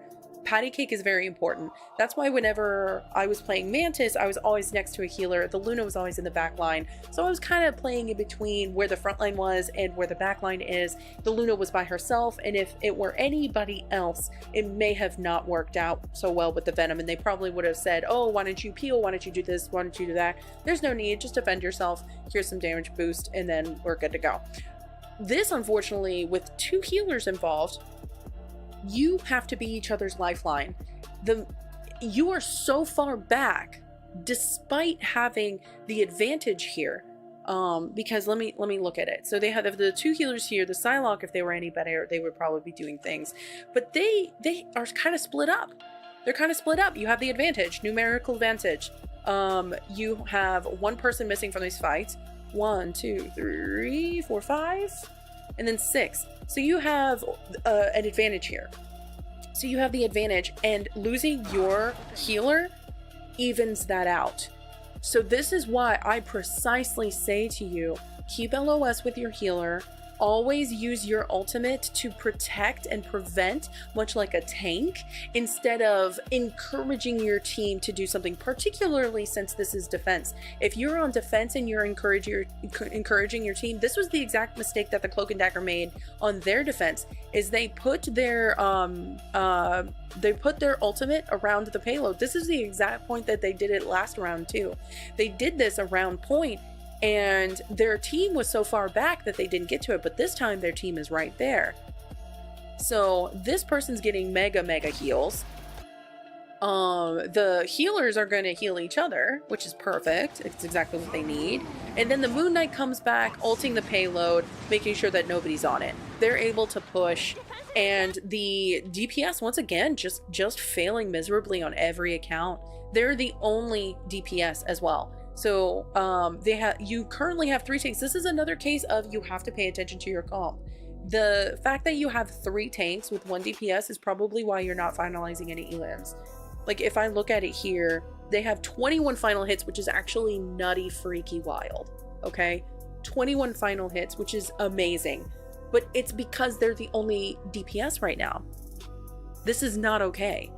If you only have 1 DPS, that means that you have to be sending out Terror Cape constantly in order for them to finalize elims. Now, is this going to do enough? No, because their healers are going to keep each other up. They have their heal bubble. They're clustered around both of their healers, and they're able to push. This person is not doing enough to end anybody. They're getting slightly pressured. They're going to go for the heal pack, which is actually smart. Which is smart. So they go for the heal pack. The Venom is probably upset because you're not continually keeping them at a full health bar. There's nothing you can do. Loki is really hard to stay LOS. That's very true, Liz. Did I get it? Did you put it in the channel? If it's in the channel, then yeah. Yeah, I see it. The second one, yeah, if it's all in the channel, I'm just literally gonna go down the line, friends. I'm genuinely just gonna go down the line. That's awesome, Liz. I'm so excited. I'm still rooting for Groot to get to Diamond, because they say that they've gotten to Diamond, but they lost it. So I'm really hoping that we help them every Saturday, because that's what we do. Is Saturdays we have this event that allows for us to kind of in a small group have a little bit of a classroom situation where we say, okay, this is what needs improvement, that what needs improvement, blah blah blah, and then it makes things a ton easier. So I really enjoy our Saturday classroom sessions. What? You haven't joined our disc yet? Mushy. No, listen, Groot, we all go through that though. Hi, precious baby. You're so cute. But yeah, this is another thing. A lot of people say that tanks create space. No, DPS actually do that, and better. Look at all this space that Storm just made. And she's completely uncontested. She hasn't lost a single amount of HP. And then you end up going to the spawn here. So I'm wondering what happened here that caused you to go to the spawn. But if you look at the elims in comparison, y'all have great elims, but the fact that the yellow team has staying power is a problem. The fact that y'all are staggering them and they're still succeeding means there's a lack of target prioritization that your team has been lacking. This is why 3 tanks does not necessarily work in all scenarios. It can work in some, but in my opinion, the best time for 3 tanks to work is on domination. So in the 3-point scenario, y'all got a ton of elims, but you were not maintaining the pressure. You kept trading off and on and off and on and off and on and off and on, despite them having fewer elims. This is another reason why I always say, like, listen, oh, this was attack. Okay, so this was attack. This was attack. I'm looking at it wrong. Okay. I mean, even still, y'all had more elims. Y'all had more elims, and they probably didn't push it all the way. So that's one checkpoint. And then they didn't get it to the rest of the checkpoint. But this is why I say elims don't necessarily mean that you're going to be winning the game just because you have better stats, just because you have more healing. It's always so important when you are making these decisions to choose based on what's best. And so right here, like, considering the way that this all went, and then Storm is getting closer and closer. She's providing so much benefit to her team, getting damage boost and also getting assists. She almost has her ult right here. It takes her almost no time at all. And then the Moon Knight, I think, honestly, could have put it right there where y'all were, and that would have been more beneficial, but he secures the payload here. It's not that bad. And then the Venom is done. Yeah, there's nothing that you could have done to save that Venom. You ended up... This is what I wanted to see. I wanted to see, yeah, you're so far. At least send a bubble. Send a bubble. Send a bubble. Yeah, I don't know why you didn't send the bubble sooner. That's my big thing, is there the reaction time. The reaction time is so delayed. It's so delayed. You see things happen and you don't prevent them from happening. And that's the kind of thing that causes you to lose the fight. So that's what I'm saying. Also, I recommend using a, well, I mean, I guess it doesn't much matter.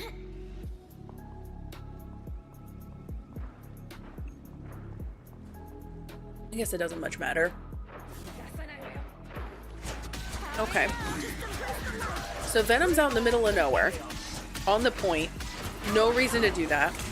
Okay, so we have a copy from the Loki. Then we have a Moon Knight who's attacking you from a very odd angle. And then you have a squirrel now. Okay, so we've lost the 2 tanks. Good. I think that the 2 tanks was not the move. Or 3 tanks, excuse me. I think that 2 tanks is much better. It's the winning solution. Like, it's the winning formula. 2-2-2 is just the winning formula. And then now, since we have the squirrel girl and 2 tanks. Nice. That was good. That was good there. Still have a minute 30. No. Terrible ult. Terrible ult. Terrible ult. Even though the healers were in that grasp, it still wasn't enough. That was a terrible ult from the enemy Emma. So I wonder if they're going to be switching to Strange or something like that. You have the reaction time of a snail. Aw. Then yeah, the big thing to do is make sure that you are reacting in time, because those seconds count. Those very precious seconds do count, and if you are not making decisions based on saving your team, it's kind of like a Strange not using his shield. He has to use his shield. You have to heal your team. That is your kit. Those are your abilities. You also pretty continually get out of LOS of your Venom. Like, the Venom is in front and you are just so far back behind the payload. You are constantly behind the payload. I recommend some stress training so you don't feel so nervous to play, because in higher elos you will be pressured by every possible flanker. And if they see it's successful and you keep backing up and isolating yourself, they're going to continue to do it, and it's going to cause issues for you. So don't ever back up because once they start to use that, or once they start to see that, they will exploit it. Like, a better player will exploit it. Yeah. Lizzie, thank you. That's a good point. I meant to say that earlier, but I didn't. If you see low health, that's when you start heal botting. If you see that everybody's at 75% or higher, like, girl, just go ahead. Just start going crazy with the damage. So they end up not touching. But yeah, I think the Venom was trying to do a lot, and you were positioning yourself with the intention of saving yourself and not your team, which is fine. That's great. Never get out of position, especially if it's a good position, to save someone's bad positioning. But the Venom was never in a bad position. The Venom was never, in fact, the Venom would get out when they needed to. The other tank was also helping push with the other tank, so they did a good job. I think that your positioning needs to be improved. Stop blocking your own heals. Like, another big thing, you may have had more than anybody, basically double than anybody.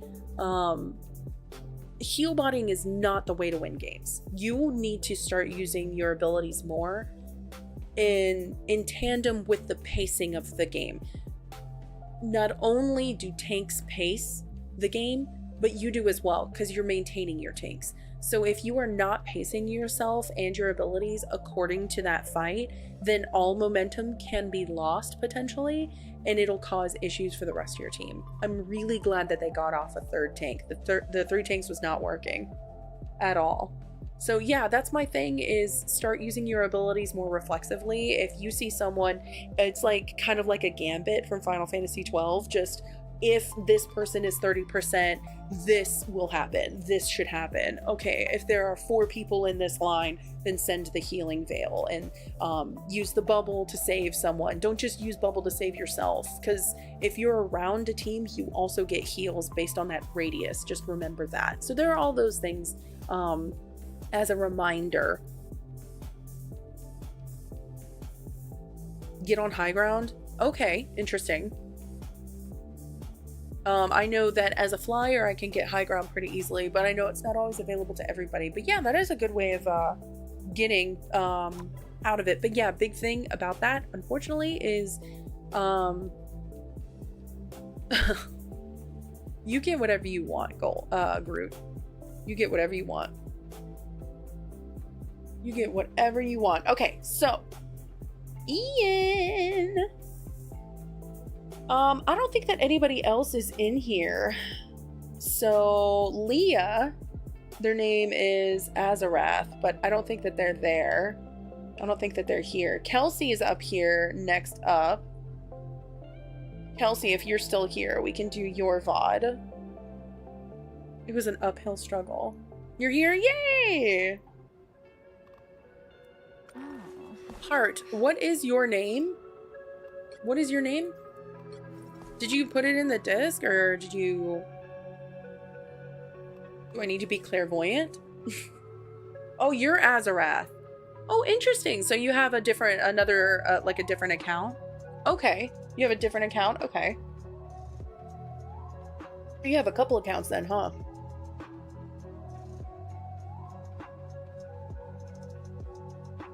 Okay.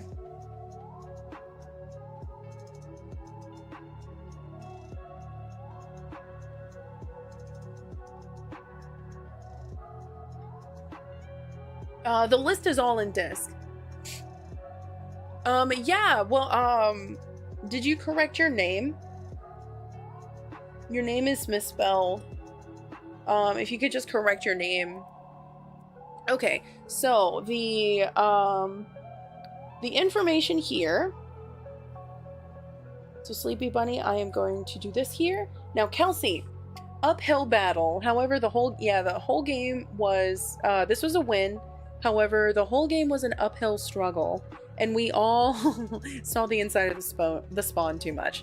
At one point, I switched to DPS because we weren't doing enough damage, and then everyone just was lost around me.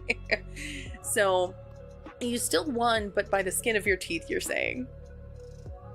You sent a new one? Okay, it must be down the line then. Okay. Oh, I see it. I see it. Okay. Cool. Then once I get to it, it'll be a little time.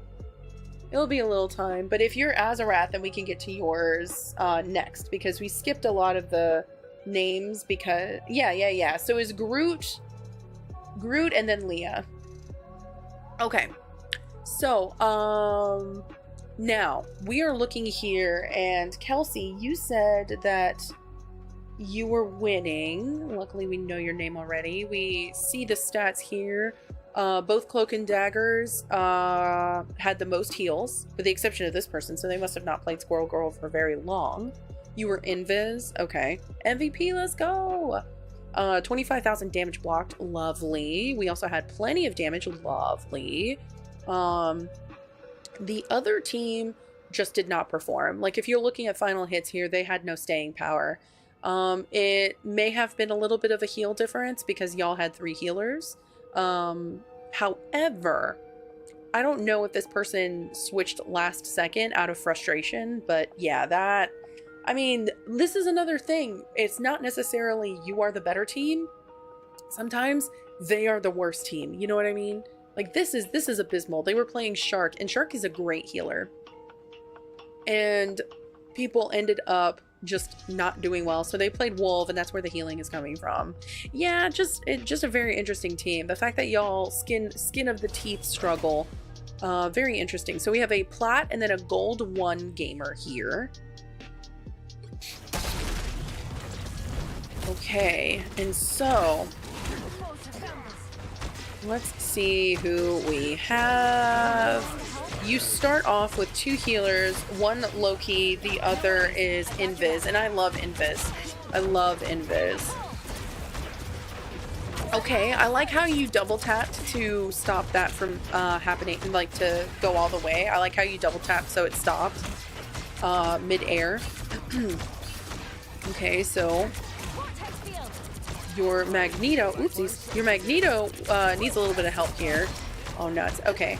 So, you unfortunately lost your other healer, but there wasn't really a heck of a whole lot that you could do there, in my opinion. Let me see. Yeah, I mean, you tried. They were just taking too much damage. I think that was just an inevitability, because the angle at which the storm was, I doubt that you would have had any luck there. Okay, what do we do? What do we do? What do we do? Are we gonna pull? Pull pact. Remember, pull pact. What are we doing? Hello? Oh, yeah, the shark isn't gonna do much here. Oh, you tried to pull him, but he was too far. He was much too far. Yeah, and then because of that split attention, you ended up losing a tank. So don't worry about flanking, especially a shark. Shark flank no longer serves a good purpose. So while you were having your split attention, honestly, you could have used ult here to save your tank and also your DPS, but I mean, it's not necessary. Looking at their composition, technically there's not an ultimate that you should be using your ult to protect from, because pure chaos is probably going to get rid of you if you're not careful.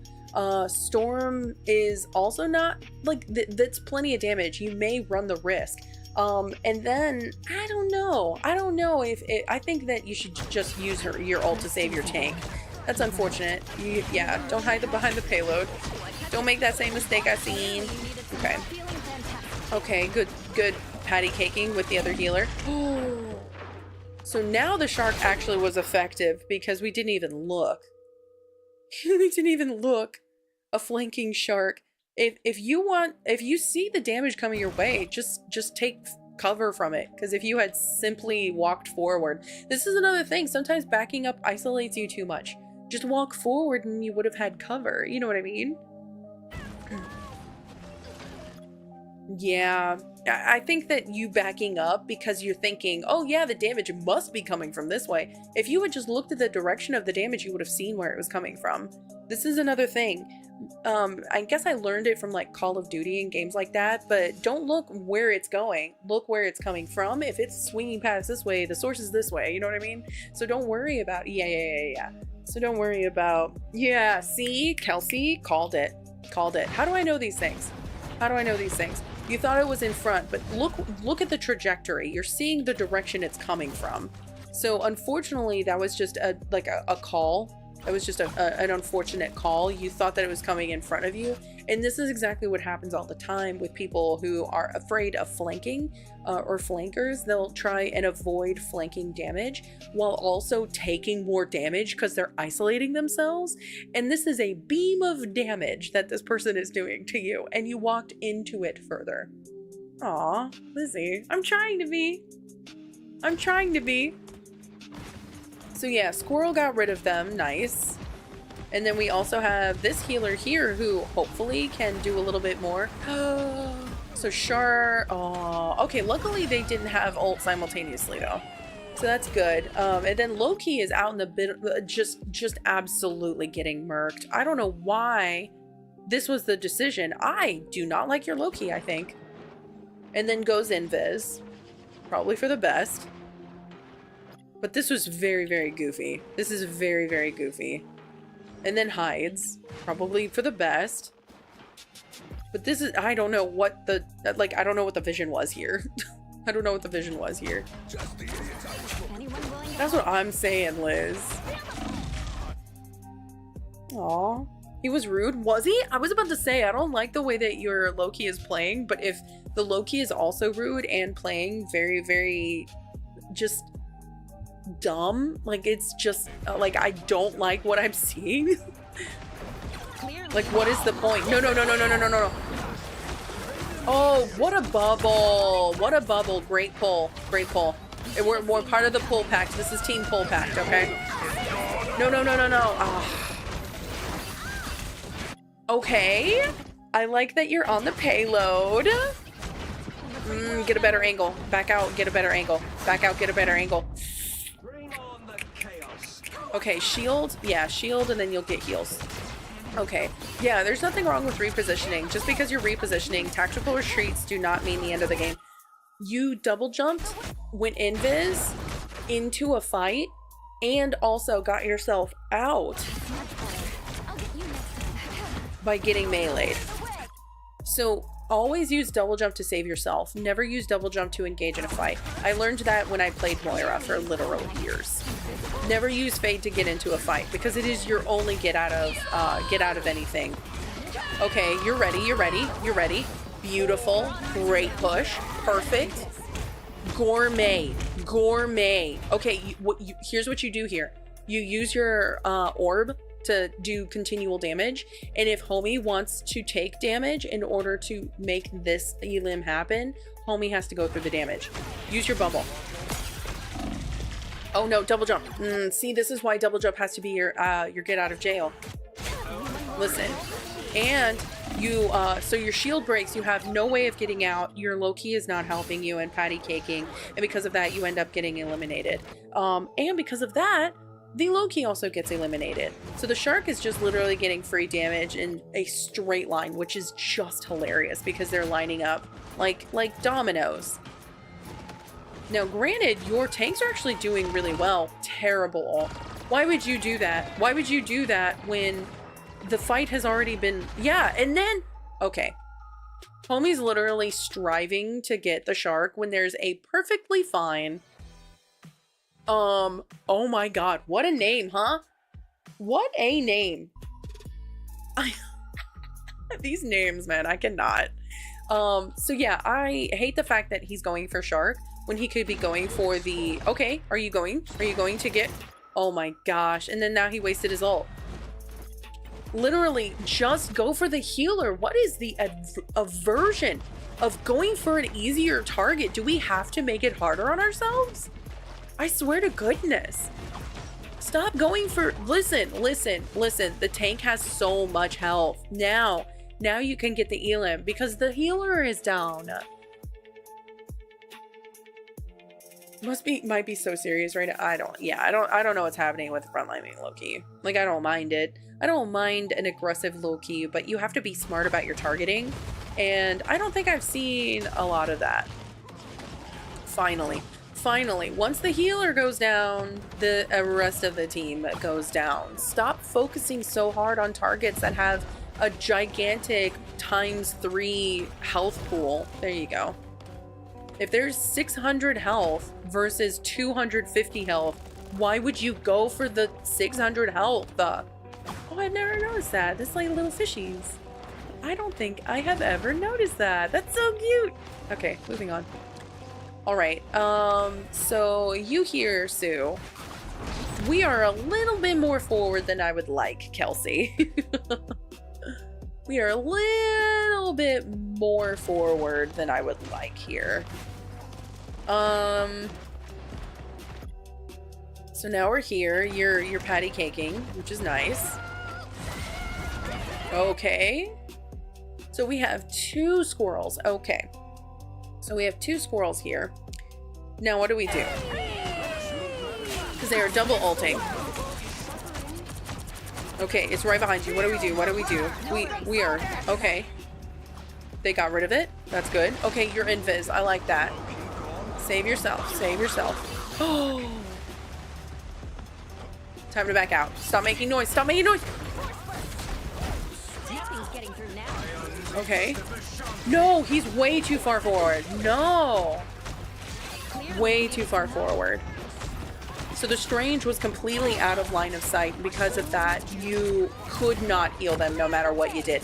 Next time, pull them. You just push them into safety. Kelsey, we are part of the pull packed crew. Okay? We pull people in.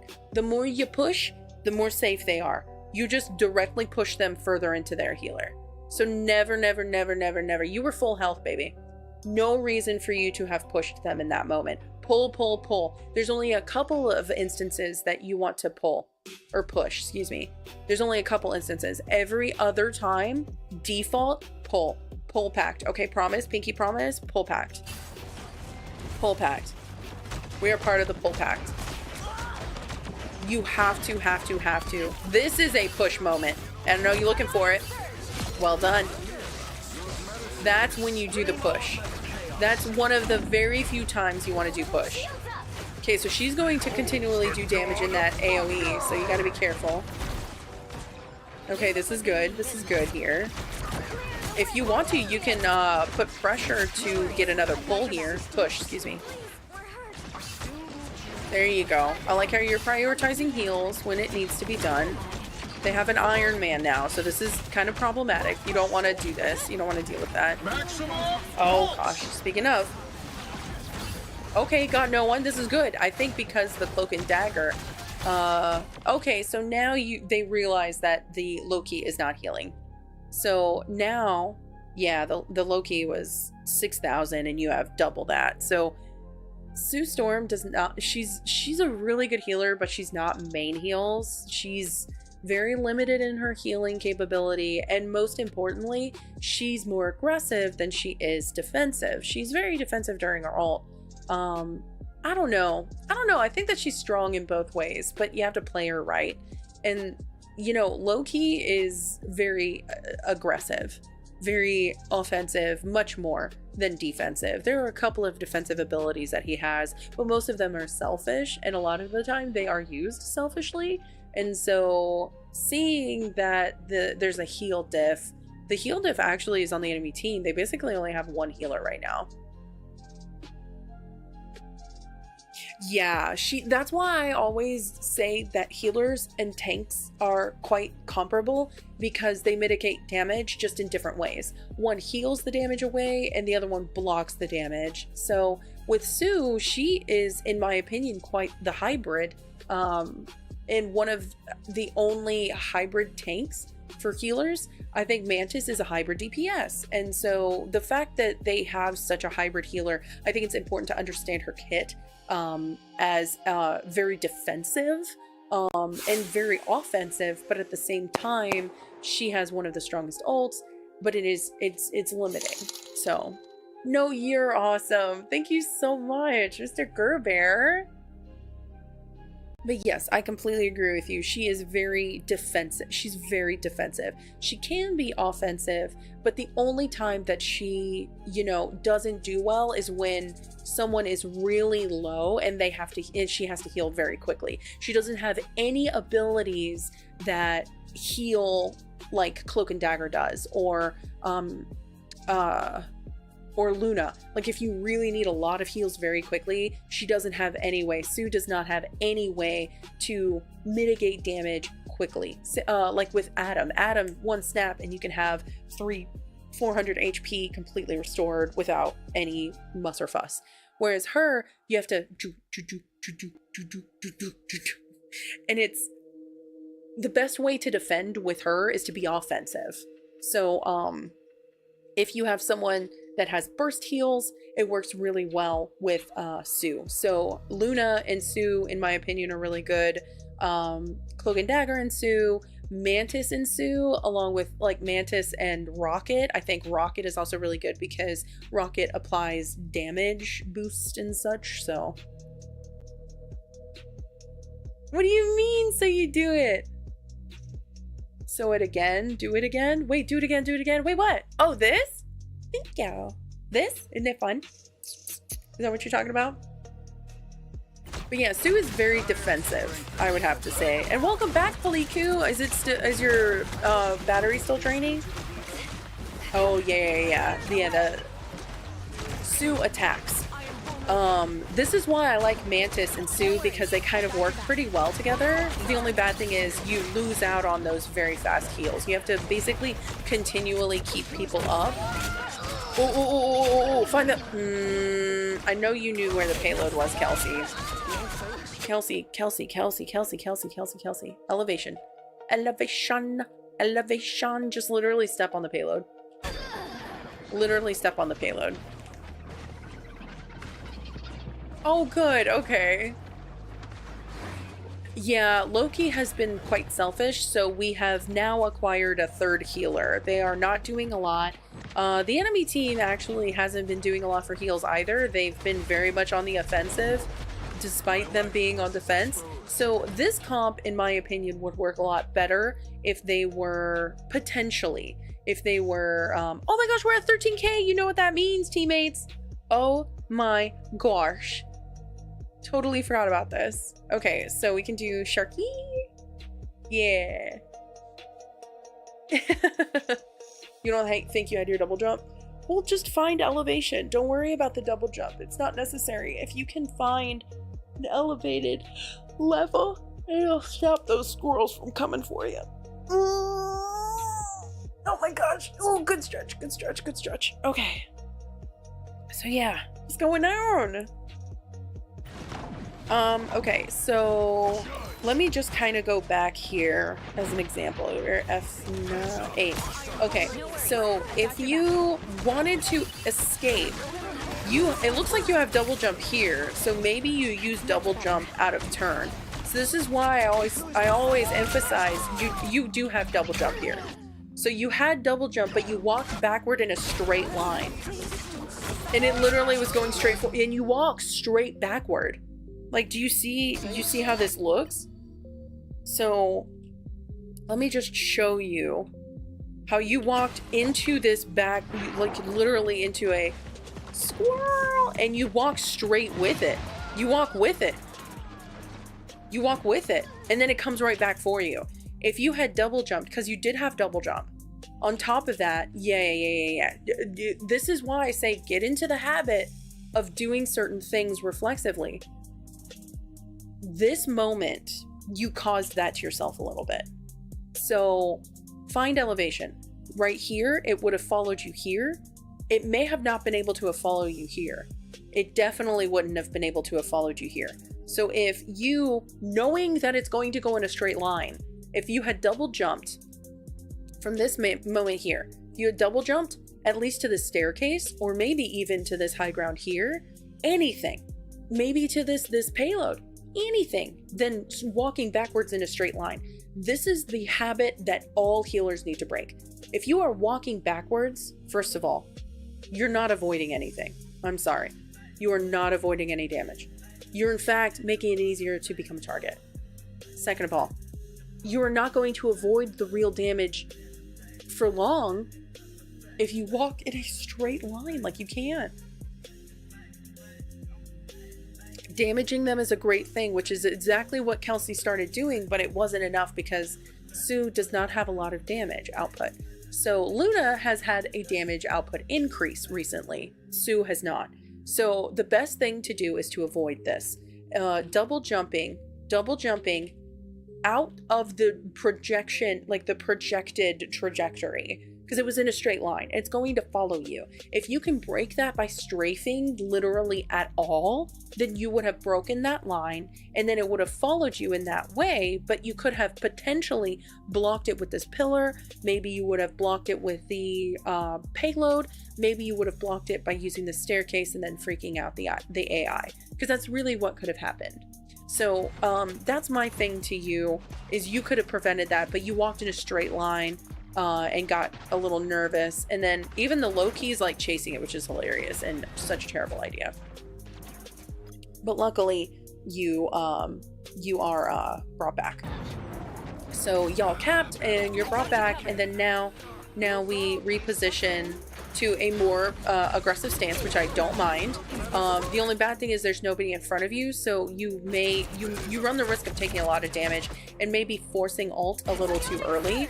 I liked that you pulled, that was good, but they were way too far. No. Okay, yep, you're taking too much damage. So yeah, shield, maybe. Okay, next time wait until she places it so your 6 seconds doesn't get outlasted by her 7. See my point? And if people run away, they'll usually try to want to run away to the same place, and you may have a more effective ult. Oh, double jump. Oh. Yeah, and this is another thing. The shark is always going to counter you in this ultimate as well. So yeah, it's unfortunate. Why is that a thing? Walking backwards? I'll fight for my family. I think it's like reflexive. I think that it's just normal to be like, oh my gosh, something's happening, then I'm gonna just back up. I think it's reflexive. If it were like different, like IRL or something like that, I feel like the reaction would be different, but it's very reflexive for people to, you know, back up. But I think that the overcorrection is what causes issues. Don't overcorrect. I don't like this position. You may rotate. There you go. I like how you're trying to protect your Loki. That's actually so nice of you, considering that he was rude. But I think that it's a natural reaction to back up. I just think that you need to develop new reactions that help your team, not run the risk of losing everybody. Okay, this would be the good point. Okay, good. I think magic is also a bad idea here, to be honest. Loki out of position, classic. If you double jump, don't put yourself out. See, and then again, you kind of put yourself in harm's way. Yeah, you put yourself into an ult. I know that you were going for the, which is good, but you want to know something fun? That ultimate was already handling business. So you didn't have to worry about finalizing it. I appreciate the vision, but if you really have to, like literally change the sound settings to where you can hear ultimates better. Because that Squirrel Girl ult was right there and you walked into it. You double jumped. Your only safety net. You double jumped and got into an ult. So it immediately, because of the melee, got rid of it. There may be some kind of like psychology behind it though, Mr. Gerber. I don't know. I do not know. It's clear I'm still needed here. So your team is luckily still pushing things, which is awesome. Hello, thank you so much for the Go Popular. That's another great way to make sure that the streamers are noticed and they grow. That's how we grow. Growth is not diamonds. Growth is follows. Growth is so many things other than diamonds. I've had to talk to one of my buddies who is constantly, wow, you really deserve the growth. Diamonds is not growth. I'll fight for my family until the Diamonds is not growth. You know what would be really cool though? If Loki, you know, copied the Strange and added a portal, that would have been great. You overjumped, okay. Well, Kelsey, if that ever happens, what you can do when you're aiming for something, I know it sounds like counterintuitive, but like just move your cursor or move your character back and forth in order to land exactly where you need them to be. Yay, you got a level up. Nice. Alo, thank you so much for the club cheer. Thank you, thank you. Oh my goodness. Go ahead and get started. So now we are on defense. Oh, Jiminy, look at this. Look at this. Someone's trying to do the strat. My gosh. Let's see if it works. Oh, Thor saved himself. Thor saved himself. That's great. Thor was the only one who stepped through it. Oh, never mind. I lied. The shark. Why would you go in there? Why would you do that? Why would the shark do that? The shark is so cute. He saw it. Did he really think he was gonna make it? Did he really think he was gonna make it? Oh my goodness, I'm definitely clipping that. He really thought he was gonna make it. All right, Sharky.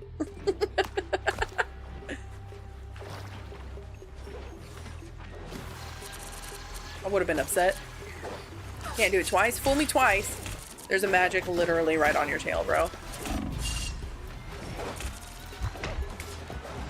Interesting. Didn't use a bubble? Sharky's so adorable. It's so hard to be mad at Sharky. Okay, so let's go back to your POV. Oop. Okay. Oh, we are losing people left and right. What did I miss? Oh, my goodness. Okay, so the storm is actually pressuring y'all. Okay, so we have a broken bridge. Shield, shield, shield. Okay, nice. He's running away from the shield. That's his fault. Stay near your shield for extra heals. And then you double jumped and got attacked. So in this moment here, Storm has, let me see if we can see her AoE. Where's her AoE? I don't know why I can't see her AoE. Sometimes it disappears. It's super duper weird. But I'm pretty certain that she has her damage boost up. Okay, cool. So, she has her damage boost up. It's so weird that I can't see it. Okay, so I see the arrows now. They just weren't showing up. So she's damage boosted and you're in that area. So every time that you're in an area with her and she's damage boosted, you run the risk of getting electrocuted, mostly because one of her passive is like to boost it temporarily for a certain amount of time. She does passive damage every few seconds. And so that's probably why you were running the risk of losing someone here, because you were a little close to her. And then you got electrocuted a couple times. Did you see that? So she switches to speed, maybe? Yeah, so this is not great. And then you have the Thor pressuring y'all. So big thing that y'all want to do is, first of all, not have a magic. I don't know how I feel about a magic. You're also way too far to heal your team from here. Yeah, you're way too far to heal from. So the moment, once again, the moment that you turn your attention to a backliner instead of healing your tanks, this is exactly what they want. Even though they may have gotten eliminated, they allow for pressure for the team to start walking. So the moment that you lose focus because of one character, you lose two on your team. So now you have don't get out of your double. Baby. It's AI. It's AI. Kelsey, you cannot keep, like, this is the easiest ult to dodge. You could have stayed double jumped, first of all. You keep double jumping and then getting out of your safety net. You could have done one of two things. Found elevation or added barriers that are unbreakable so you don't get got by an AI bot. That's a bot and it follows you. It's a straight line. It follows you. That's the like second or third time that you've died to that. Babe, you can't keep doing that. So this slows you down. This slows you down. You get cloaked out, which is amazing. Maybe find the tree, maybe swerve, like literally just go left and right so it doesn't follow you.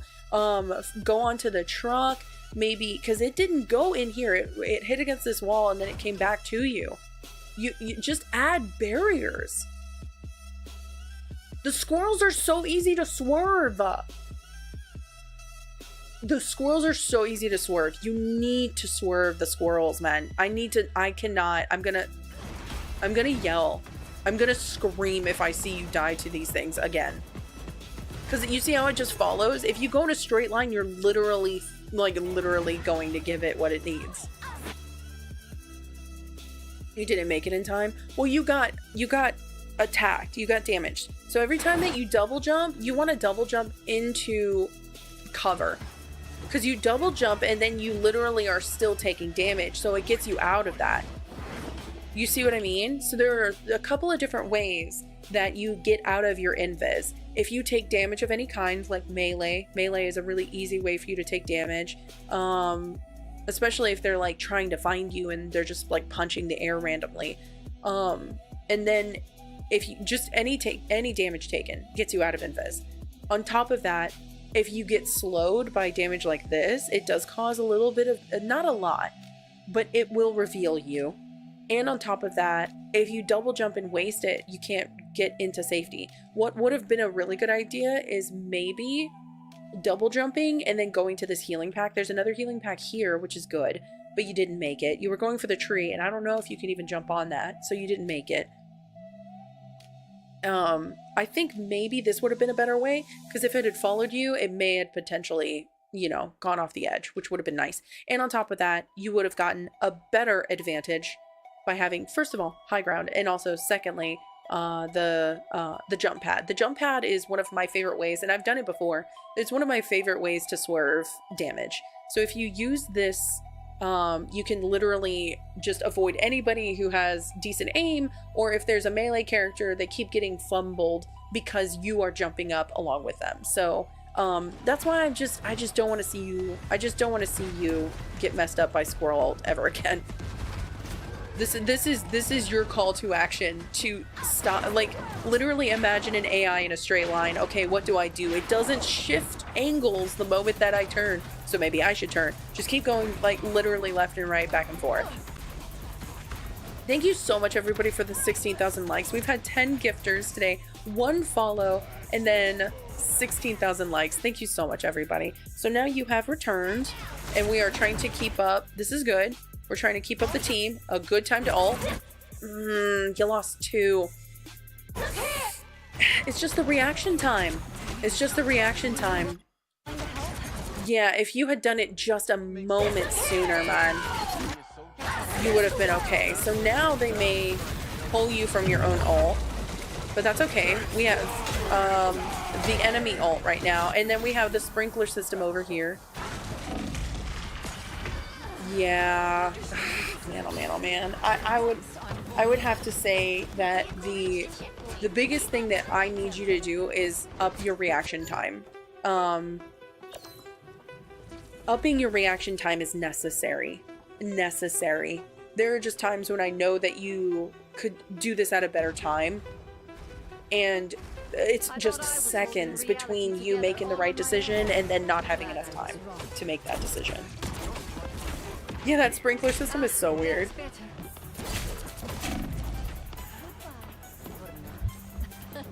The only character in the game should be Mantis. Screw it, you're funny. Okay. So now we're just deciding on who to target. Okay, I can vibe with that. Good stuff. I like how you use your ability. Nice.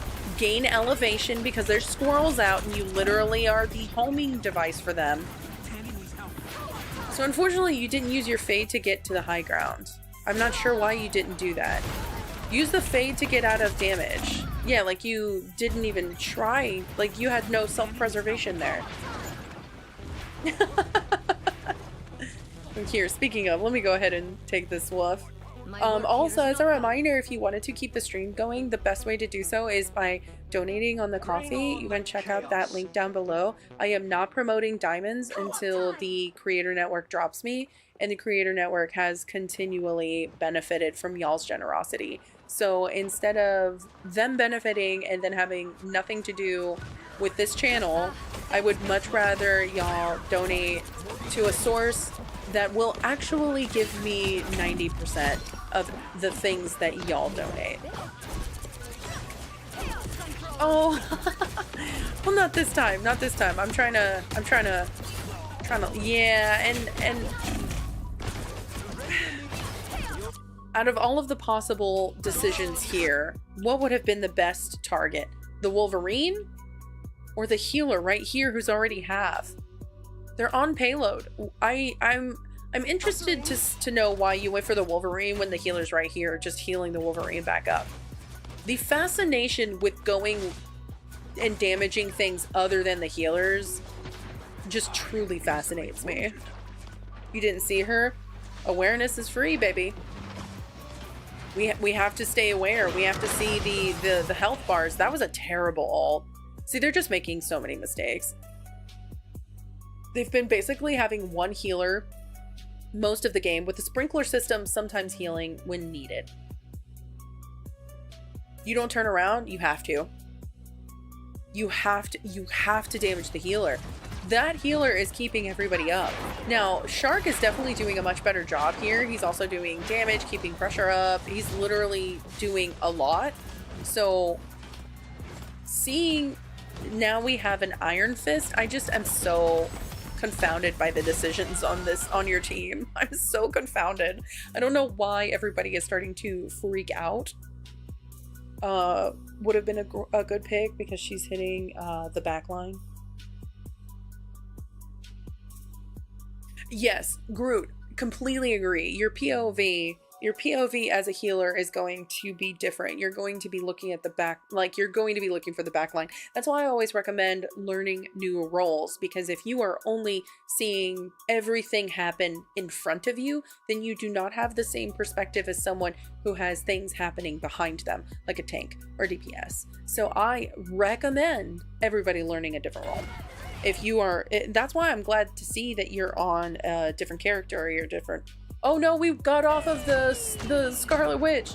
Okay, we're swerving. Good. Squirrels are at bay. We are not feeding. Okay, what do we do here? What do we do here? Do we do a pull? Do we do a push? Do we do a shield? Do we do an orb? You are not paying attention to that person. Okay. Kelsey. Your self-preservation needs to be amended. I need you to start learning DPS. I need you to start learning DPS. I need you to start learning the moment that you need to defend yourself.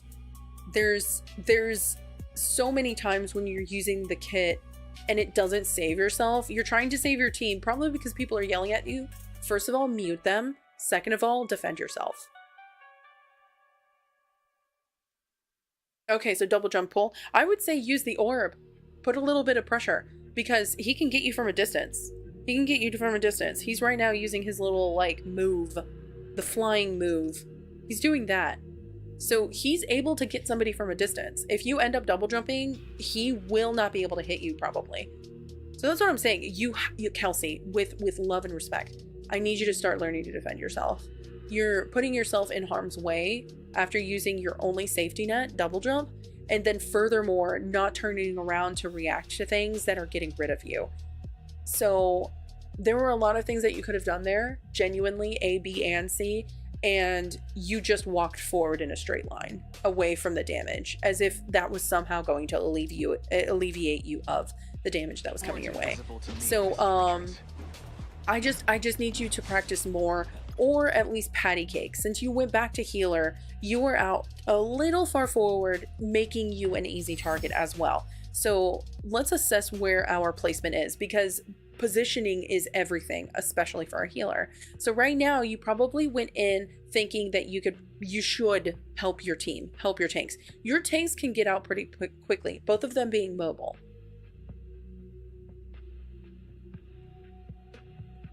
Oh yeah, and see, that's another thing, Liz, like all of those things and more should have been done here. I completely agree. You could have done any combination of those, or all of those, or at least one or two of those. You unfortunately didn't do any of those. You just walked in a straight line forward. So Kelsey, my biggest advice to you is to start doing sessions where you are taking every second to defend yourself.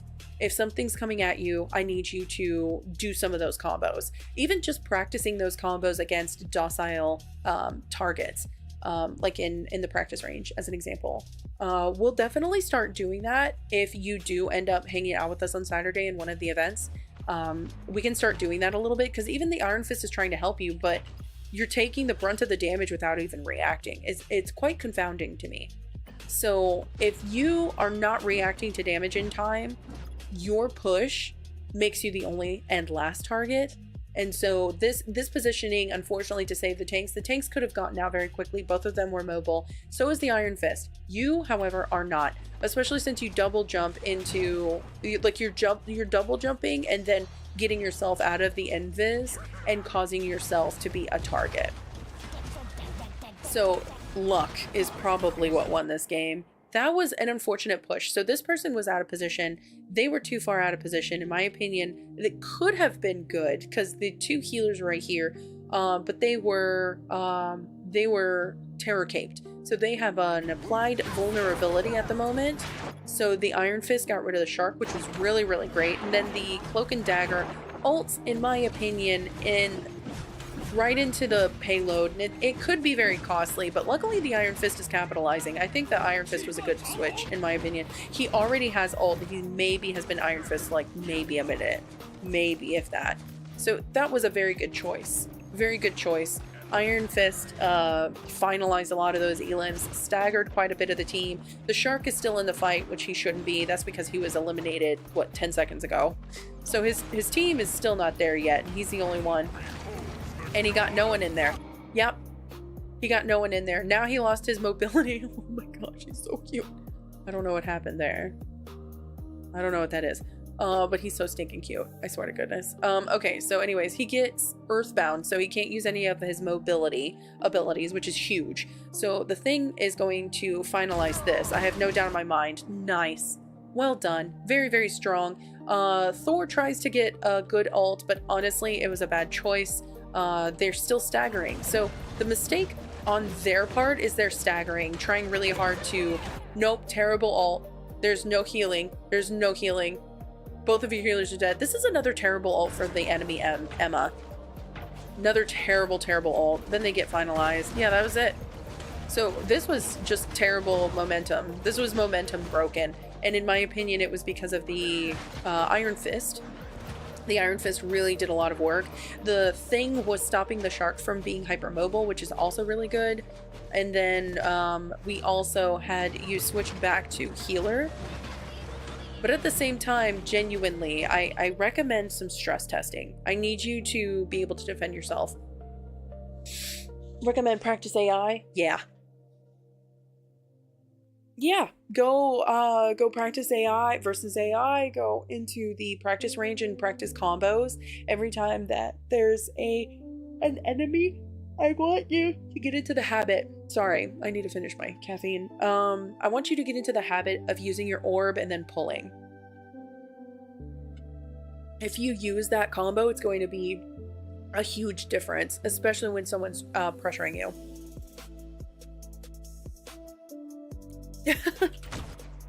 Okay. Okay, nice repositioning. I like that. The rotation. I liked the rotation.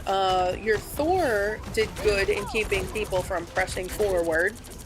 So that was really good. Oh, that was the enemy Thor. So the enemy Thor didn't do anything. That's awesome. I thought that was yours. But it wasn't. That was theirs. And did nothing. Okay, what do we do? What do we do? What do we do? Listen. Elevation. Elevation right here. Look at this. You see this? You wouldn't lose any LOS at all. In fact, it would be even slightly better LOS. But if you get to this little area right here, it may follow you, but it will not be able to connect with you at all. So right here. Right here. Right here. I hear the squirrels. I react to the squirrels. Are the squirrels anywhere near me? No, I don't care. I want you to just reflectively think like that. Like, oh no, there's this happening. I should just reflexively protect myself. So there's the thing. The thing ends up using his ult, but luckily you're in the Cloak and Dagger ult, so this is very powerful. I think that you should do a pull. There we go. Okay. Nice, nice, nice. Okay, so we have another Cloak and Dagger ult from the Loki, but I know you see the damage coming your way from the right. Look to the right. Look to the right. Look to the right. Oh my gosh. We're so just hyper focused. We're so hyper focused. Wow. 4:45 is pretty late. That's pretty late. Well, early, I should say. Late for me because I stay up that late sometimes. Anybody else? Just me? Okay, what do you do? Reflexively, double jump. Oh, Cloak and Dagger did a good job there. Didn't save everybody, though. Didn't save everybody, but that was good. That would be so cool. You do stay up late? Yeah, sometimes I stay up way later than I'd like to. I don't like this advantage. I don't like this vantage point. I feel like it may be a little too far forward. It may cause issues. Especially if you need to get out, considering they still have not a shark. I heard shark. I heard shark make a noise, so I said shark, but... Kelsey! This is officially the 3rd time you've died to squirrels. Now, the only time that you die to squirrels is when you are stunned like that. That was the only time I was glad that you got... Like, okay. You were clobbered. I'm so glad. That's the only time you should have died to that, though. So, this is another time where you need to reflexively react, right? If you jump high enough, I'm pretty certain that you can avoid the clobber. So this was the first, and I'm glad that you did that. But this vantage point is, in my opinion, a little too far forward, considering that they have a squirrel girl. So that's what I'm saying is you're healing past the damage, but in all honesty, you're healing past damage that's earning squirrel girl her ult. So that's what I'm saying. I think that this position is unfortunate in that you're feeding a little bit, you're positioning, you're healing past all of that stuff, but the squirrel girl's gonna have her ult, and you should know that. So now it's time to back up. Okay, here we go. And then double jump. It's clobbering, double jump. If you double jump high enough, I think that don't you avoid that? Oh, you got this, Ian. You got this. So that's the first time that I am like, that makes sense why you died to a squirrel girl ult. That's the first time. And that was a great combo. Great combo by the enemy team. I won't disappear so easily. So I'm gonna, like, that's another thing. Maybe you and your duo, because I know that you have played with your duo before. Maybe you and your duo can do some stress testing. He can clobber you and you can see how high you need to be in order to double jump and stay away from it. Was that another instance where you just walked away from the person attacking you? So the Iron Fist is gonna do your job? You got so lucky that the Iron Fist was helping you. Okay, good cloak, good cloak. You started solo queuing after we saw your last VOD? Well, if you wanted to, Kelsey, if you ever hang out with us, because you have, I think, once or twice on Saturday, maybe that's something that we can do. We can try and see whether or not it'd be something that you can avoid with a double jump. Let's go! See, Kelsey, you were being held back. I told you. You're doing great. You're doing great. I think my only thing is, hello, thank you for the share. My only thing, of course, is me just saying, like, bruh, like, you deserve so much better. You deserve so much better. Thank you so much for the share. I really appreciate it. Yeah, I think solo queuing after a while is very difficult. But I mean, if you're able to do it, like, more power to you. I know that I couldn't. I could not. I'm not very good at it. I mean, I have, and boy, do I get frustrated. I get so frustrated with it all. So I just realize how much easier it is to have a buddy, a pal, a friend. So much easier. All right. Okay, now what can... You know what you could have done? Is double jump. You could have shielded your cloak and dagger. Because this gets rid of squishies, right? So let's look at your poor squishy buddy pal right here. So cloak and dagger. You actually, interestingly enough, they, I think, followed the radius of it and you didn't. So that's actually pretty genius what you did. They were in the radius and you weren't. That was pretty good. You keep coming back. That's okay. That's okay if you're the only one here. We're on another website if you wanted to join the conversation. You play Sai? Let's go! That's awesome. Sai is really great. Her nerf was very unnecessary in my opinion, but I mean, whatever.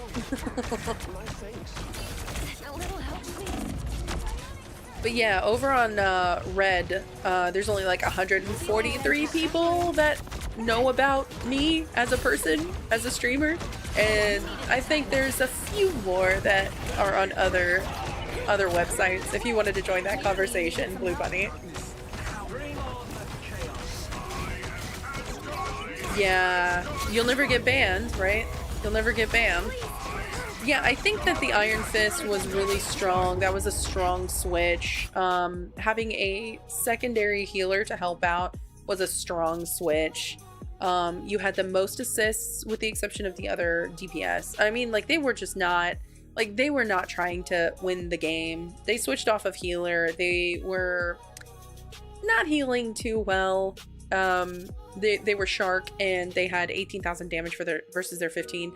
I didn't even know that they switched off of Shark. So the reason why they lost was because they were really not trying towards the end.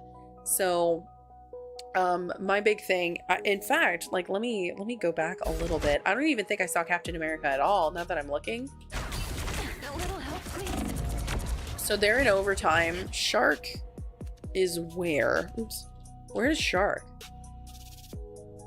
Oh, so Shark is on point, trying to hold, but not healing anybody. Okay, so they're trying. I think that they're trying. That's weird that they switched towards the end. Yeah, they should have just used one of their primary or secondary fires. Do I have a dog? Yes, I do. I do have a dog.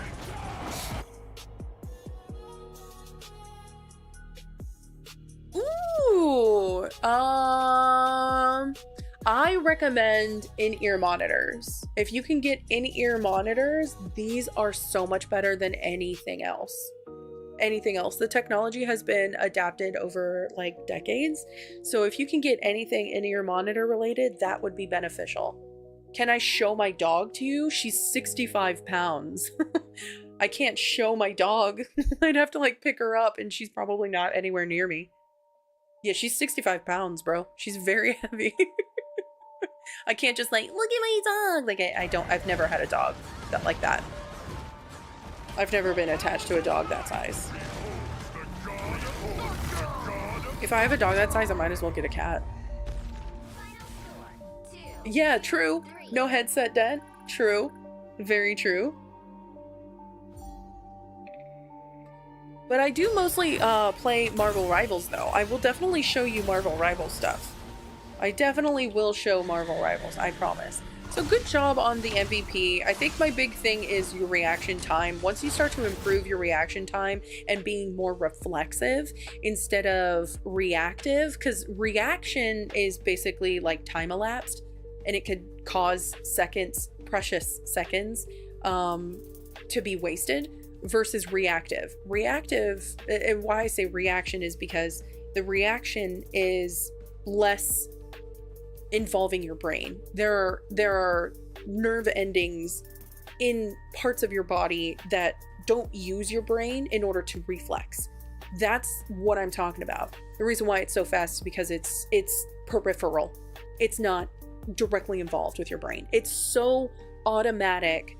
It's fast. It just, you see this happen, like Final Fantasy 12 Gambit system. This happens, this happens. You have to do this because of these certain things happening reflexively. Groot, you're so funny. How long have I been live? Right now it says nearly 3 hours. I've been live for nearly 3 hours.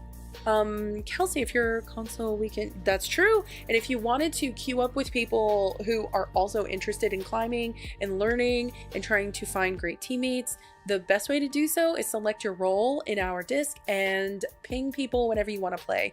I am making the channels more robust and more thorough. There's even an onboarding system now. We've had several people very generously boosting the server, so the comms are way more clear than they ever have been. So if you ever wanted really solid comms and you really wanted all of that, that's one real thing. Does it say filter? Yep. And there is a console role versus a PC role, and you can ping either one. But yeah, I think that you did really well. There were a couple of things that I would recommend, because having this many deaths on everybody's roster, like there was only one person that had 1 digit, everybody else had 2 digits. There were a lot of preventable moments. I definitely also recommend increasing your accuracy. I want to see more like 60% with Sue Storm instead of 46. It may be a distance thing. Sometimes you're a little too far. Sometimes you were too far forward and you were not able to get the shots. You were also being pressured a lot, but unfortunately when you were pressured, you didn't apply pressure back. And so stress testing, trying to do your best in defending yourself, making sure that you are not a liability to your team will help you to get to GM. Nobody wants a Widowmane. You're probably right. Yeah, Lizzie, the best way to do it is to go to event sign up sheet. It's one of the channels. Yes sir. But GG's, very good stuff. I really enjoyed that. And then Kelsey, GG. Friendly reminder, I think if you get your aim up and then improve your reflexes, you'll be in GM in no time. Particularly Diamond. We can start you off with Diamond first. And then Danny Rang. Oh. Then we have Groot. Groot, you are still here, right? You are here, my friend, my neighbor. Yes. I think that you are next down on the list. There's Argson, Mango, Cha-Cha is crazy, and then Danny Rang, and then a heart, but I think that you are next. And then Azarath, with your code, you are next after Groot. Does that sound right? Yeah, you are on the list, but further down, that's all. You're just further down on the list. I'm just listing the next couple people because I'm trying to... Ooh, a very fast game. Ugh, delicious. So I am looking, and the MVP got 8,000 heals. Very, very fast game. Yeah, the list is available in the disc if you wanted to see it. I was just listing off a couple people. I'm not going to list off everybody every single time, just to save everybody some time. Okay, so this is Domination. Love to see it. Okay, so your name, Star Groot. Our Star Groot. Love the Mantis pick. Massive fan. Let's look at the comp here. We have 3 healers. I enjoy the 3 healer comp with Ultron. That's probably one of the only ones that I really thoroughly enjoy. If I have Mantis, I would prefer Rocket. Mantis and Rocket are just winning. They're just winning right now. That account is your alt? Oh, is it? Okay. Okay, it's your alt. I didn't know that.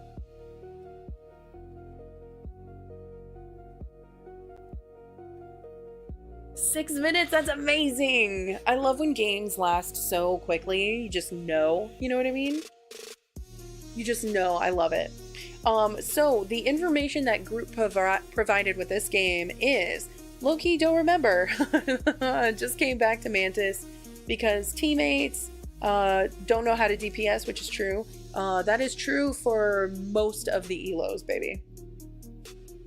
That is the annoying thing, is it doesn't stop. It doesn't stop. There are plenty of times when I've had DPS that just don't know how to aim at the healers, and they'll just feed. So I was like, you know what? Let me apply pressure. And thus, the Mantis. I literally started playing Mantis this season. It's like, you know what? Might as well. Did she get a buff? No.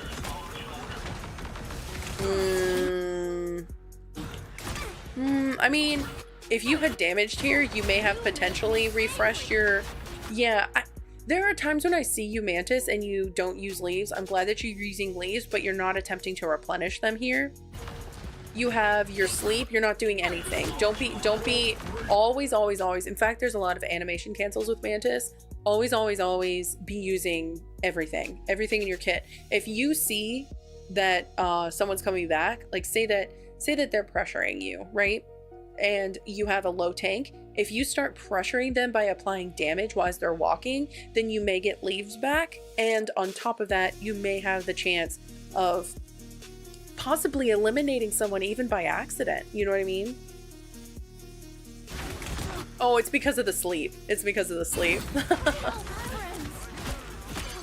Oh yeah, you're a Widow Maiden Celestial, huh? I guess that's what we're about to see. But yeah, I think there's a little too much idle time for me. Mantis is very, very aggressive, as she should be. Where did you send that sleep? So you slept the healer, which is great, but they automatically got picked up. So you want to use your sleep if someone's pressuring you directly. So you have that Groot pushing you, but I think that this would have been a better sleep. Then you would have had time. Bot, attack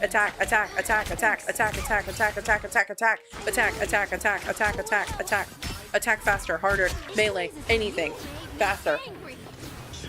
I need you to be in the habit.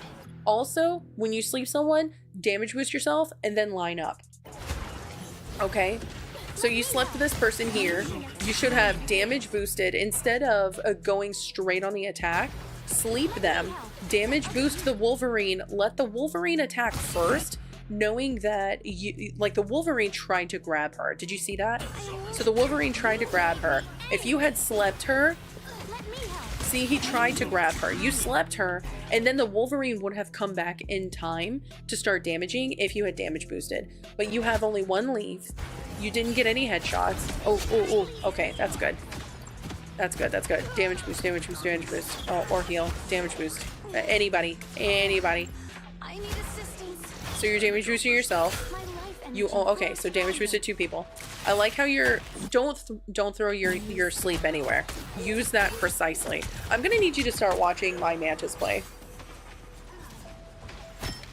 If someone's learning, will you gain leaves if you damage even if it's not headshots? No. I don't think so, no. I think that, just like with Thor Hammer, if you just like randomly swing it around, it's not going to provide any more Thor force. It only replenishes if it makes contact. So it's going to, if I'm not mistaken, replenish at the same rate as you literally standing idle, unless you get a headshot, in which case you will replenish the equivalent of a leaf. So, you can kind of see, I don't know if you'll get a couple headshots here in the near future, but if it happens, here we go. So there's a headshot that is replenished here. So let's see where it is. It replenishes the equivalent of a leaf. You see how that gauge was basically at the top of the leaf and it fully replenished to the next leaf. So it replenishes the equivalent of a leaf. So if you're almost fully charged on the next leaf, then it will replenish to that next leaf there beyond. So it is the equivalent of a full leaf when you get a headshot. However, if you are damaging normally, it is the same rate as if you were standing idly. Do you see how that works? So it replenishes the equivalent of a leaf. It doesn't mean it completes a leaf, it's equivalent. So whatever it is, that charge will be on the next leaf. Yes, absolutely you do. So it's recommended as Mantis to be very, very... you don't prevent any damage here. Nobody's pressuring you. You wasted that sleep. Use your ult. Use your ult to... Oh, nice. That was a great elim. Yeah, you can definitely damage boost from here. Push up. Yeah, there's no need to stay on the point. Like, you already capped it. It doesn't cap faster if you stay on it. Yeah. Oh, I got you.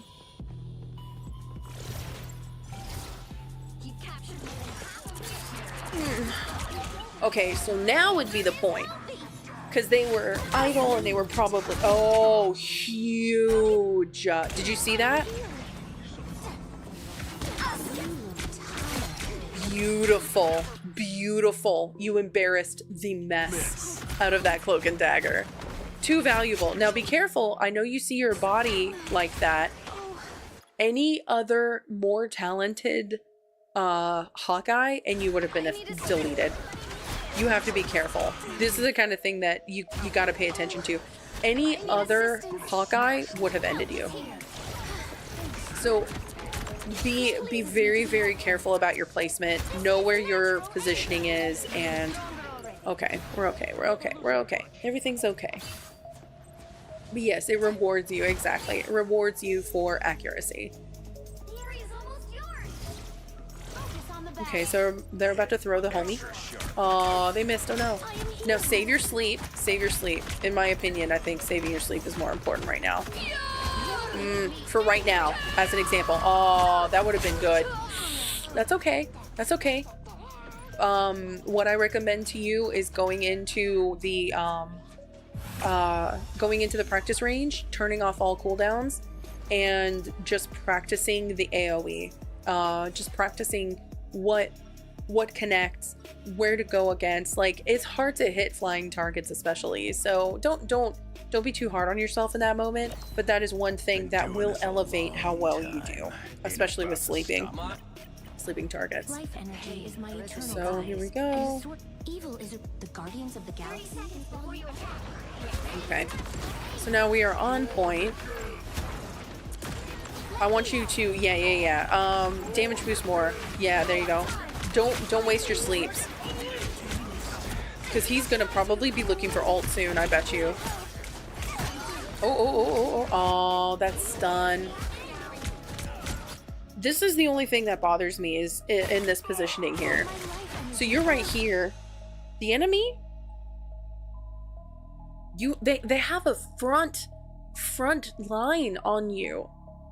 This is I see what you're doing, but have some kind of sense of self-preservation, because you have a DPS right here in your back line behind you, and you have a ton of visual on the enemy team. This is bad positioning, and it will punish you if you are in any other elo. I know that you're trying to go for him, but reposition so you at least have cover from the pillar.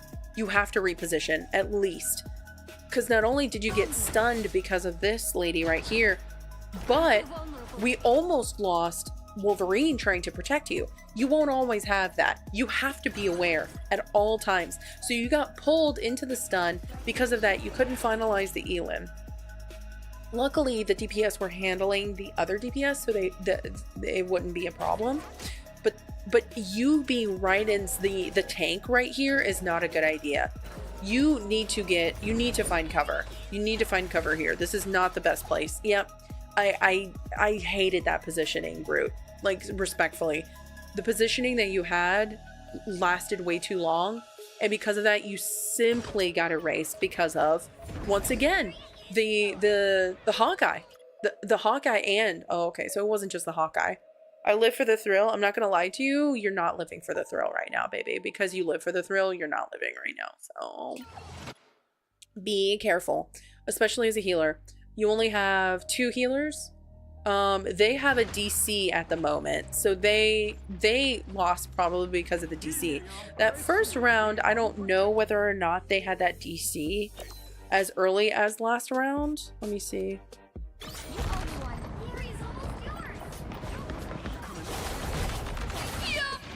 I wonder. They are DCing. They are DCing. So they've been DC'd. The reason why you won that was because there was a DC. For several minutes. For several minutes. Oh my gosh. Did they DC after you slept them and they used their ult and they got embarrassed? Were they ever since 60%? Ever since 60%, I think. They DC'd ever since then. They probably left. They got embarrassed and then completely. You stopped their ult and then they genuinely stayed in spawn the rest of the time. So they like got up and left. They got up and left. So this was a good game, but the reason why you won was because of a DC, not necessarily because your team made the right decisions. You were definitely stepping too far forward. You were putting yourself in harm's way of the Hawkeye time and time again. And you feel like you can take the brunt of these hits, but you are not aggressive enough and you don't do enough damage enough times in order to prevent these kinds of things from happening to you continually. You have to time, hopefully, you can time a large amount. Oops. You can prevent a large amount of ults. Yeah, let me see whether or not they were DCing here too. Yeah, they were just standing still DCing. So you can prevent a large amount of ults if you sleep them at the right moment. Same with like Psylocke. Psylocke, you can also do the same thing. It's kind of similar. Psylocke, you can do it just as she butterflies. You can sleep her or grab her or stun her or whatever. Yeah, I think that the positioning here was just off, in my opinion. So despite the DC, I'm still going to assess this as if there was no DC. So here, right here. So you're the tank right now. You have 2 tanks. No. You have 1 tank. Excuse me. You have 1 tank. The Hulk is coming back from spawn, and you are putting yourself in harm's way. You sleep nothing. This is exactly why I say you have to be careful about your abilities, because you're kind of using them lackadaisically without considering the cooldowns. And on top of that, you are putting yourself in harm's way. You have to find a pillar.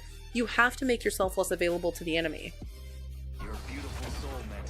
Yeah, Psylocke. Yeah, I said it funny.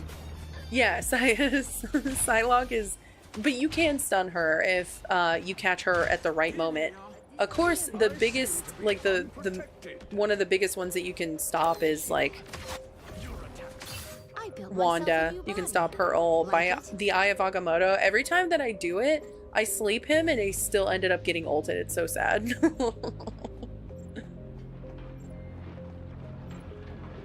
But yeah, there's a window of opportunity for quite a few ults if you CC them in one way or another. You can also CC Emma at the very beginning of her ult in the same way. Exactly. Stop sending your sleep out into the middle of nowhere, bro. That's the only thing that I ask you. Stop backing up into the wall. Jiminy Christmas. You scare me. You scare me. Okay, fine. Rotate. This is their ult. Like, this is their area. Just because they have a DC doesn't mean that it is open season. You gotta be smart here. You can still lose it. So luckily your other healer... What do we do? Okay, he wasted it. Okay, what do we do? No need for this. What you could have done is you could have slept. There was nothing. This is... Okay, I don't know what it is in low elos. Please stop using a defensive ult versus a defensive ult. That is not the way defensive ults work. Don't use a healing ult just because someone else uses a healing ult. Please stop doing this. Please. I am... There's no pressure here. There's no pressure at all. You want to prevent damage, not like... Okay, yes. Okay, nice. Nice. You can sleep him here. This Thor, you could sleep the Thor here instead of just throwing it out in the middle of a group. Sometimes, yes, it's a good idea to send it out in the middle of the group, but at the same time, sometimes it's not because you don't land it, and it's not like the fight is important to eliminate one person before they have a chance.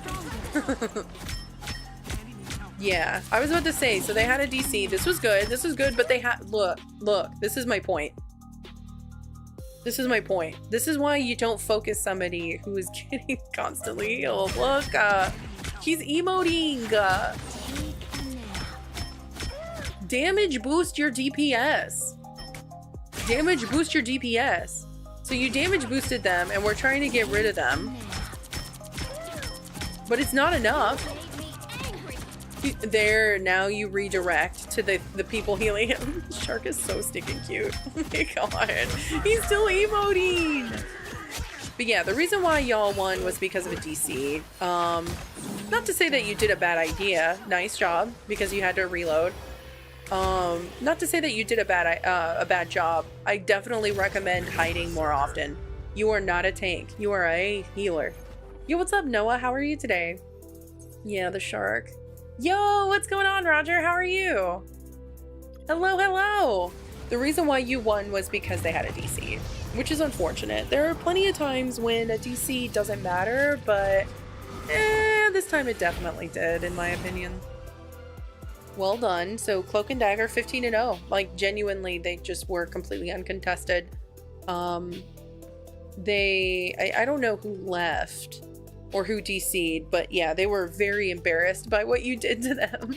That sleep as they ulted was very, very hilarious. That was really good.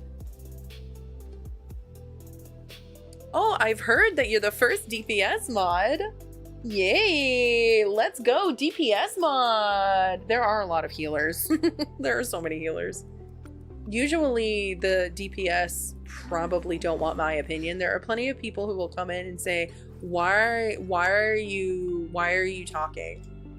Why are you even, oh my god, 20 minutes. I'll try and make this fast. Oh, and then they had another DC. Uh-oh.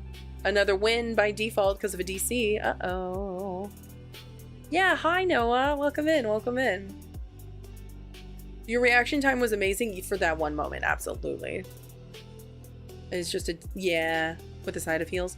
Well, there are some times when you were just backing up and not healing because you didn't have leaves. So always know, always remind yourself, DPS, DPS, DPS. Oh, I need new leaves. Boom, boom, boom, boom, boom. Oh, I need leaves. Boom, boom, boom. Oh, I need to heal. I need leaves. Boom, boom, boom. You know what I mean?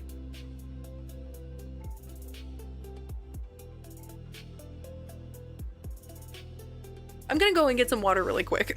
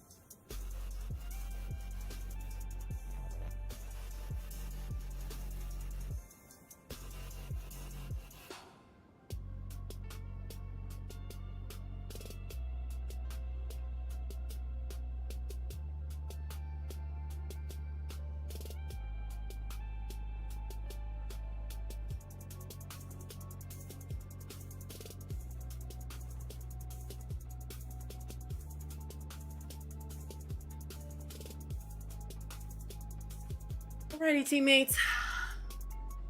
Okay. You think it's Q for Widow? Oh no, SVP. Oh no. Okay. Okay, listen. Listen, Heart. Everybody pay attention to Heart right now. Look at how many messages, like if I look down all of your messages and how many repeats they are. Oh my gosh. So the introduction is, we have 49 elims, 17 spawn revisits, and 33 final hits. This is the person that got SVP, and they're in Celestial, they said.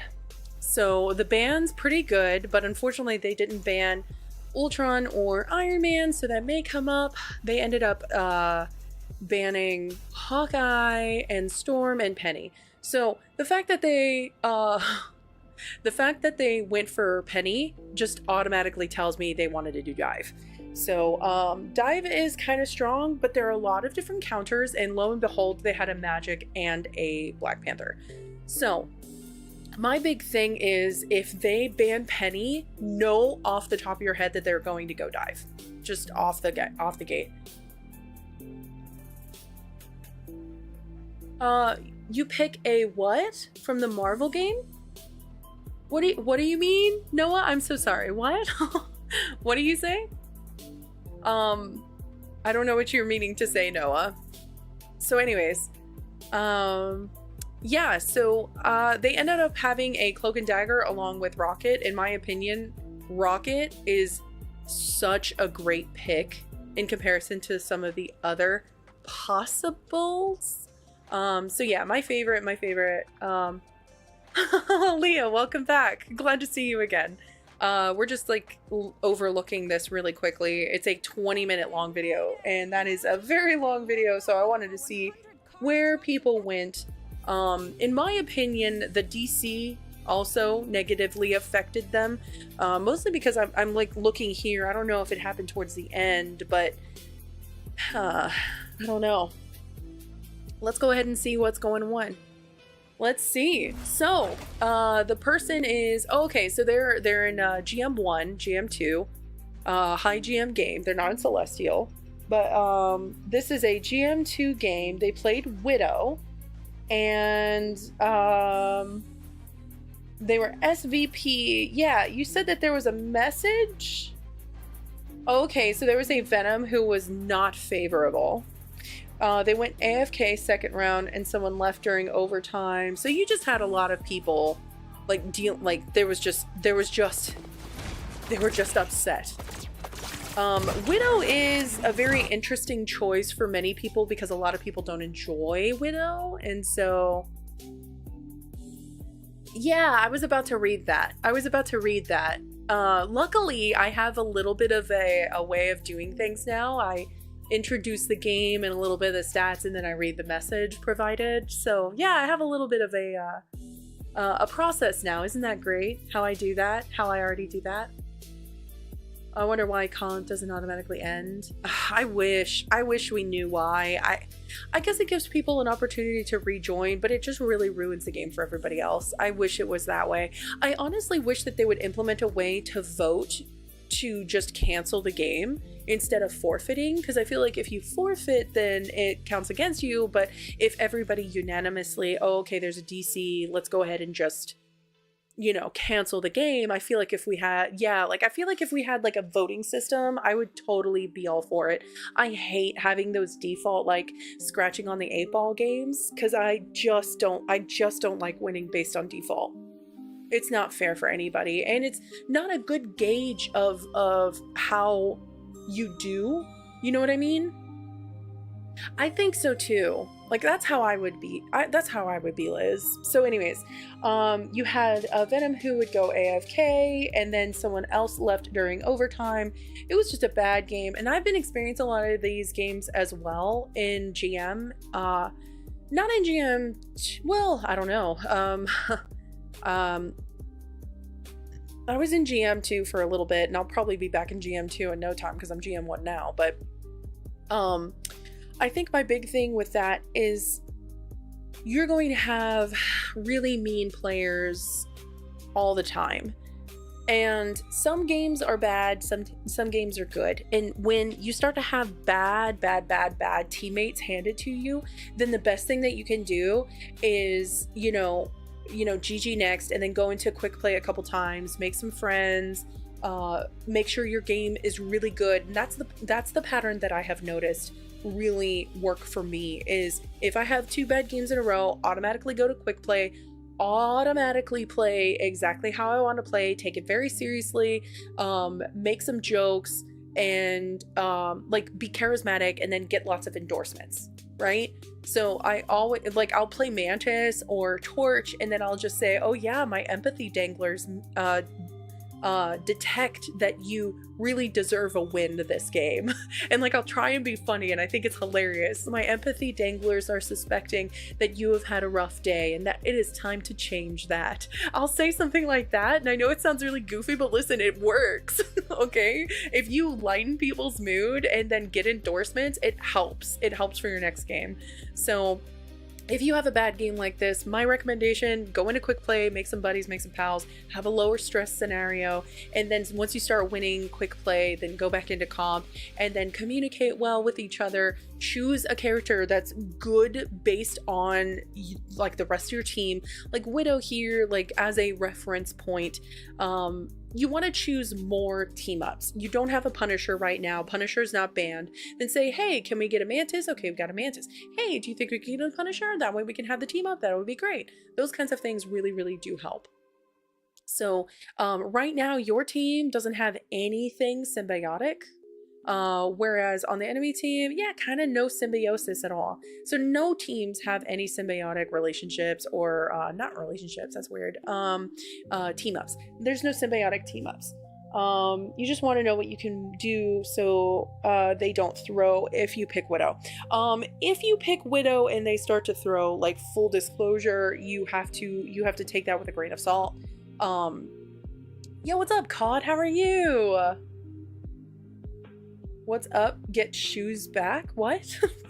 Hi, how are you, COD? Glad to see you. We're reviewing a GM2 Widow right now. And if you're choosing Widow and people throw, then, sometimes I can't play Torch. Does Torch work all the time? No, because people are against Torch. They think that Torch is nerfed into the ground because literally they listen to somebody else's opinion, and now you can't do what you need to, do you have already an elim? Potentially. Here.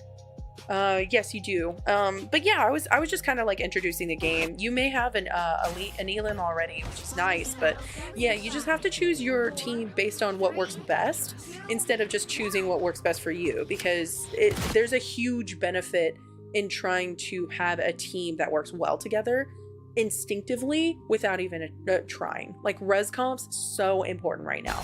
So you already have an elim, which is nice, but you're kind of out in the open. You hear the spider on your right hand side. Remember, GM is the make one mistake and you're done type situation. So you're a little out in the open. I recommend finding a better angle. One of my favorite places to be is right up here. So you break this wall and then you have really good angle plus a healing pack right next to you. So my big thing is definitely Torch is such a, yeah. See, but I love Torch and I do really well with Torch, but not everybody thinks that Torch is really good. There are some times when I'll have a Loki and a Cloak and Dagger and I can't play Torch because Cloak and Dagger mains don't know how to aim, and Loki genuinely cannot hit me in the air. So I am out of luck. So if I want to play those heroes when I don't have a team that is there, that is ready to help me in that, then that is an L that I decide for the rest of my team. So you have to know when to choose these kinds of characters or you're going to be the L. And that's probably why they got frustrated. But this would have been a better spot, in my opinion. Here, you would have had a much better vantage point instead of where you were. Right here. Okay. But yeah, especially since they're dive, they're probably going to choose dive, and then after they choose dive, it's not going to do. This is good here. Okay. Are you going to... Oh, you used your kick too early? Yeah, where's the kick? Where's the kick?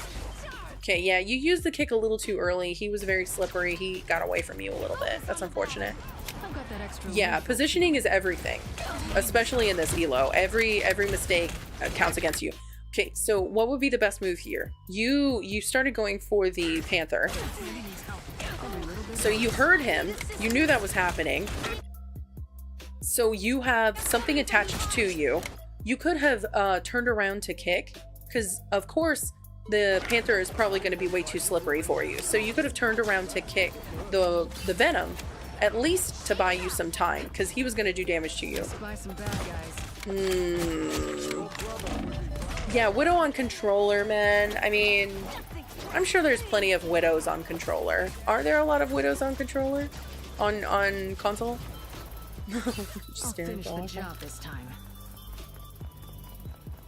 There are a lot of Widows on console? Really? Okay. I know somebody else said earlier that Mantis is not very, not picked and not played in top 500, which is okay, what are we doing? Okay. You do have easier aim whenever you, don't aim down sights, so this is good. Sometimes standing still is also better. I've found that standing still, like with Hella, also works a little bit, but kick, kick, kick, kick, kick.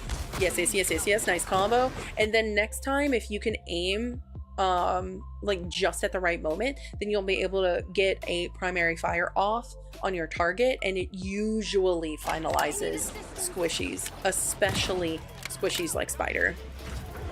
Yes! Yeah, I can imagine not seeing too many on console. Most of them that you see are on console? Really? Yeah, there aren't a lot of Widows on PC. Like, it's very rare, and they're always, you know, diffed by most other characters. There are just so many other characters with like more effective kits, and like you could have gone for that Spider there or the Luna, but you ended up like just going for the general group. I think that's another mistake. This is the kind of mistake that will cost you.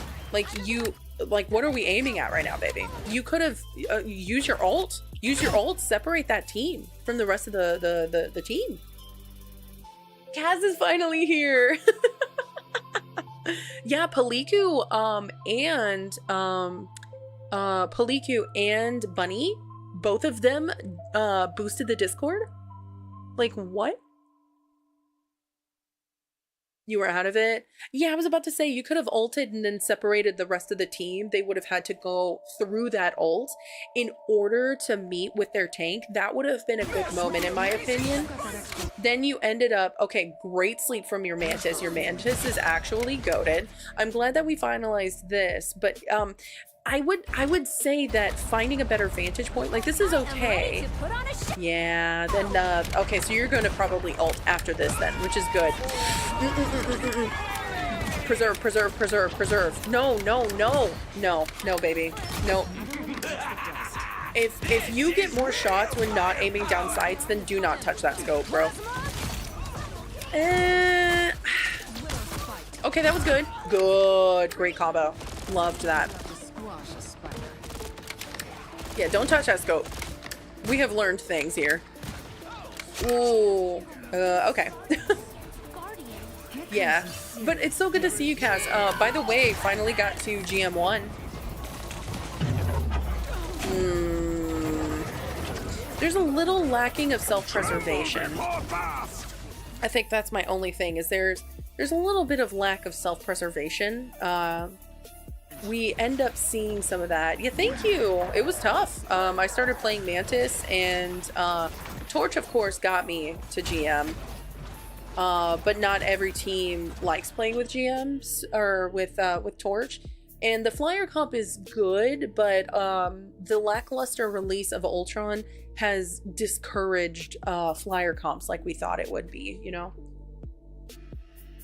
We thought it was going to be flyer comps as domination, but we find out that Dive isn't dead. They're doing decently well still. Penny is really strong, but they blocked Penny. One of the teams, I think, the yellow team. The yellow team blocked Penny knowing that they were going to do Dive. So Penny and Rocket and both res comps are really, really strong this season. Really, really strong.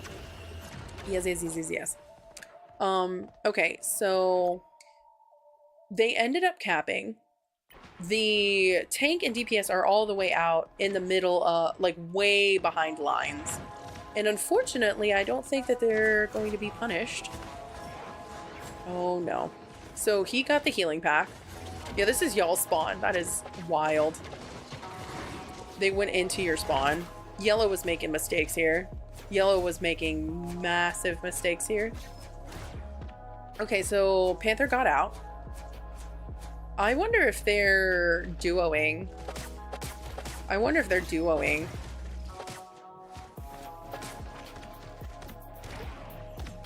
Yeah, I wonder if they're duoing.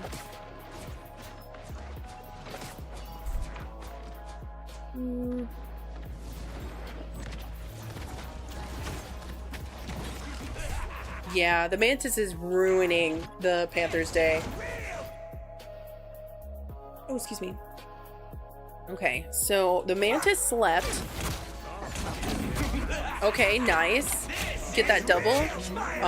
Okay, that's fine. At least it reset. That's totally fine by me. Yeah, I think getting an off angle here is very important right now. Also just ult. If you have a speed boost from Mantis, yeah, there you go, there you go, there you go. Okay, unfortunately it didn't get anybody, but that's okay. If you had potential, oh wow, they bubbled you instead of the healer. Wow, they bubbled you instead of the healer. So at this stage, you have 47% accuracy. It's not fabulous, but it's understandable. Then you have 11 final hits, which is fabulous. 5, almost 6k damage, which is fabulous. And then the other two tanks are really trying to do their darndest, but they're not finalizing elims. So this means they're feeding just a bit. And then unfortunately, it's a little bit of a healer diff at this stage. Y'all are doing a decent amount more damage overall, and the healers are not compensating. Your healers are compensating a little bit, considering that they have a Mantis as one of them, and they have a Rocket and Cloak and Dagger. Like, they should be out healing y'all effortlessly, but they are not. You know what I mean? What Panther do to deserve that? Hey, listen. Going into a backline is punishable enough by a sleep and a kick, at least, at a minimum. Your aim decides to turn off? Oh no. Yeah, I mean, 70%, like I said, like, if you have 70% accuracy on console with Widow, you would be one above all, and you wouldn't be asking me for advice. So, I think maybe some of the best accuracy is 70%, but average, you'd be one above all if it were 70%. And one above all, you are not. Nice try, though. Nice try. You probably weren't playing Widow for very long, or you had a team that could allow for you to stand still, which is what I need to see you do more often. You need to stand still more. You're moving a lot, and it's causing you to, like, mess up your aim. Yeah, so y'all did cap, or... Nice! Y'all did cap. Nice! So Panther didn't pay attention at the end there. That was awesome. So Panther was the only one that... Yeah, both of them. They C9'd, actually. All three of them C9'd. Like, that is the classic C9 when people genuinely get off point. Despite, of course, having the point and having won the fight, they genuinely got off point. That is hilarious. You don't see genuine C9s very often. That is hilarious. So they genuinely got off point, and because of that, we now are on defense. We capped fully.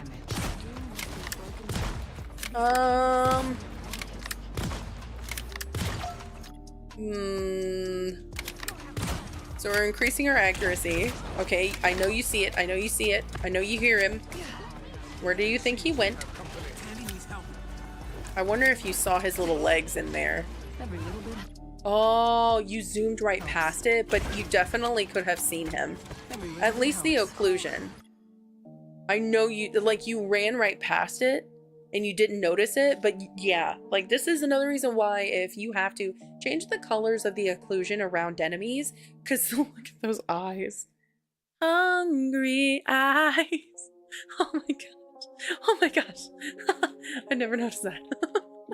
But I know that you, like, if you had been paying any closer attention, you probably would have seen that. If there were different occlusion colors, maybe. I know that that's what helps me the most. So my enemies are pink, and there's nothing in the environment that's pink.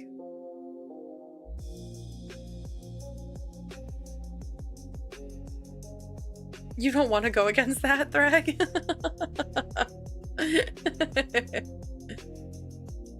Yeah, this one we're right at 53%, which is pretty on par with the average. Another thing with flicks, no. With flicks, like, considering you're on controller, no. Considering you're on controller, I highly recommend the practice range, like refraining from flicking, particularly on controller. Because if you flick, it's not like, you can't really flick on controller. You can't really do that. I mean, some people, I'm sure, they will up and down swear that they can, but it's much more difficult and you have to master it. And so it's not one of those things that I see very often. Okay, so what position are we taking here? Okay, this was good. Uh-oh. This was good here, and then we used the team. Nice. That was, I think, a good sleep from your Mantis. Your Mantis has 28 assists. They're doing a really good job. And at this stage, they have almost 11,000 healing, which is actually more than the healers on the enemy team. So they're getting out-healed. Like, the healers are getting diffed right now. Considering that they have dive, they're still getting diffed. So that's pretty huge, in my opinion. I would definitely go for that Loki. The Loki was, you're better. I'm telling you. Great combo. Great combo. The Venom is getting upset right now. Is that what we're seeing? Him, like, pouting in the corner? Is that what we're seeing right now? Literally pouting in the corner? What is he staring at? Oh, neat. What's homie staring at? What is that? Literally staring at the corner.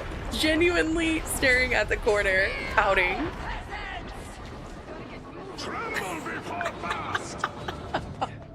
So what happened to you? What happened to you in this moment? What did I miss? Because you got eliminated. Okay, so we ended up seeing that beautiful kick combo. Great job on that. The Star-Lord is probably upset by now. Good job. Then you see the Venom pouting in the corner. I feel like you'd learn the only... No. Mantis is so strong.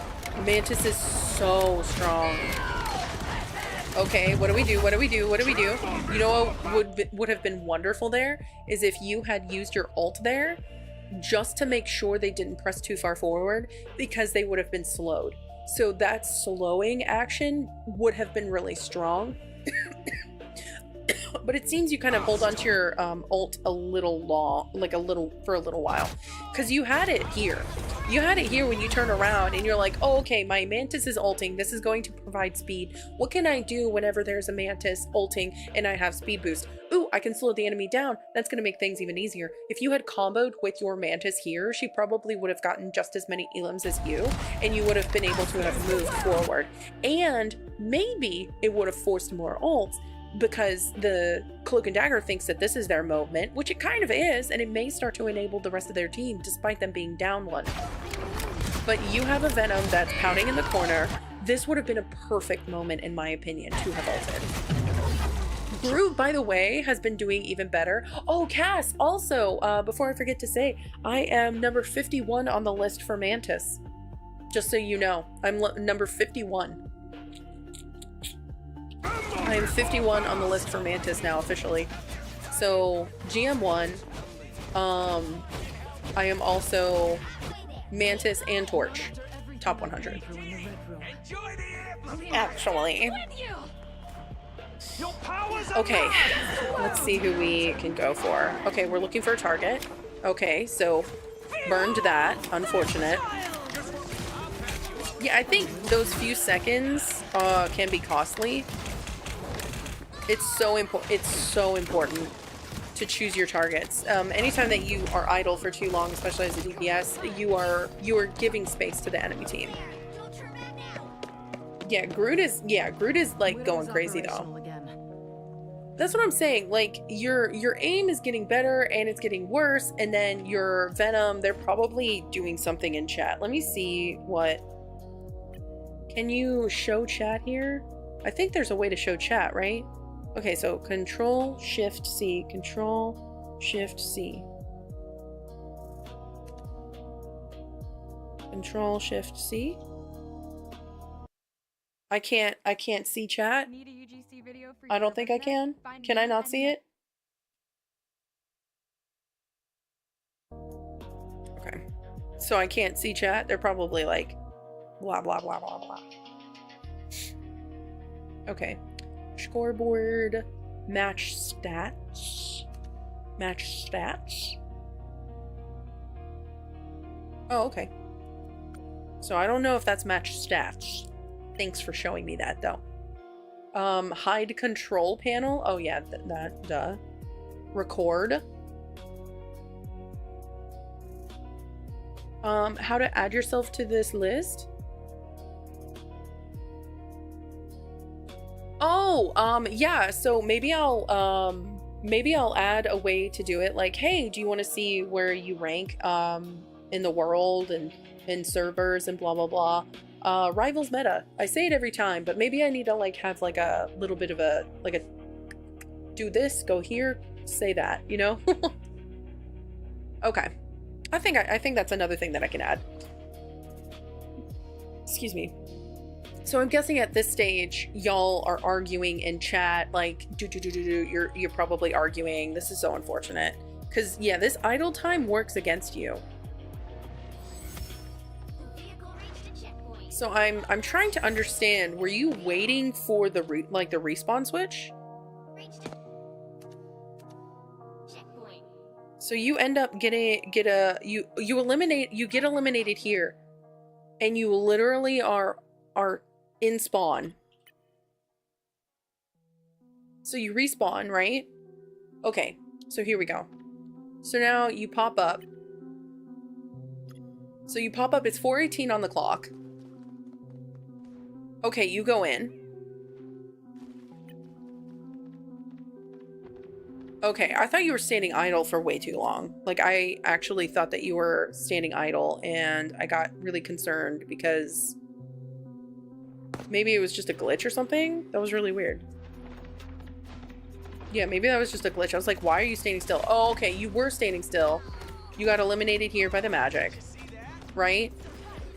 Yeah, so you got eliminated by the magic, and then you stood still for, let's find out, whenever you got resurrected. So 33, you were idle this entire time. So 33 was the cutoff. You've been idle for 10 seconds, just waiting for them to cap. You haven't been doing anything.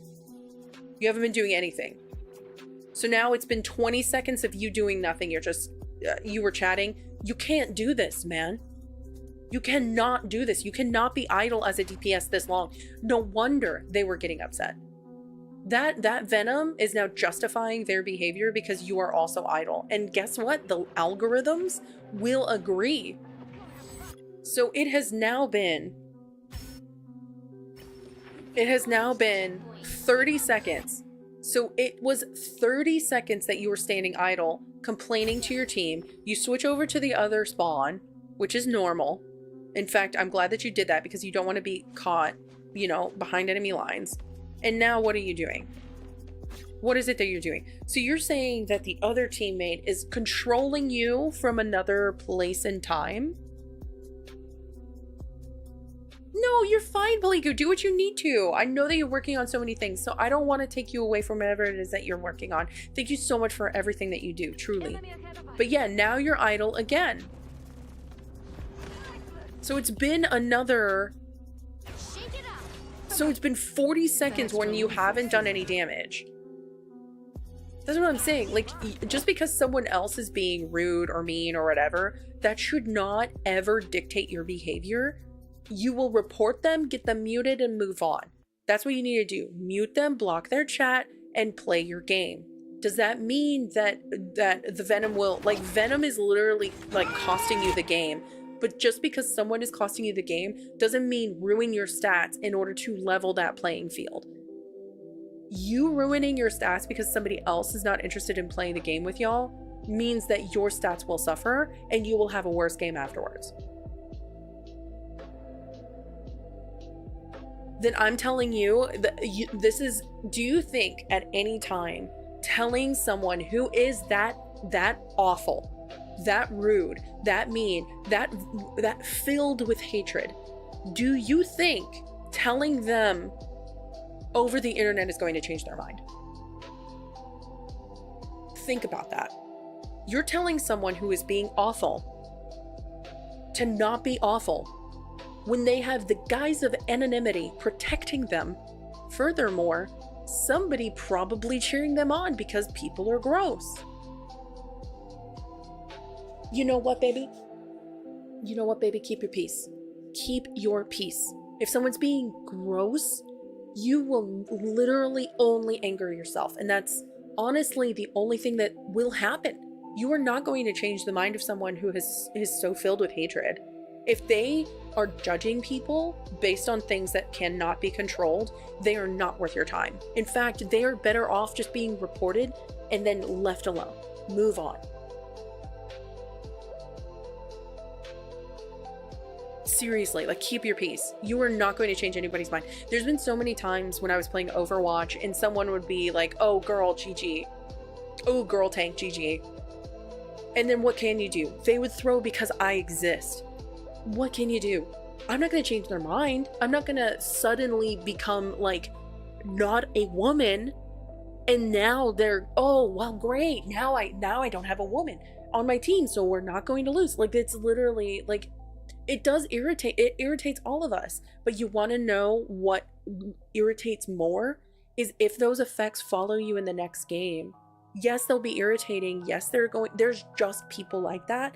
And you can't do anything. Like, I hate to say it, but there's nothing beneficial in engaging with that kind of behavior. Okay? So if you see something like that, and you're defending them, you're ruining your stats and you're making your next games all the more difficult.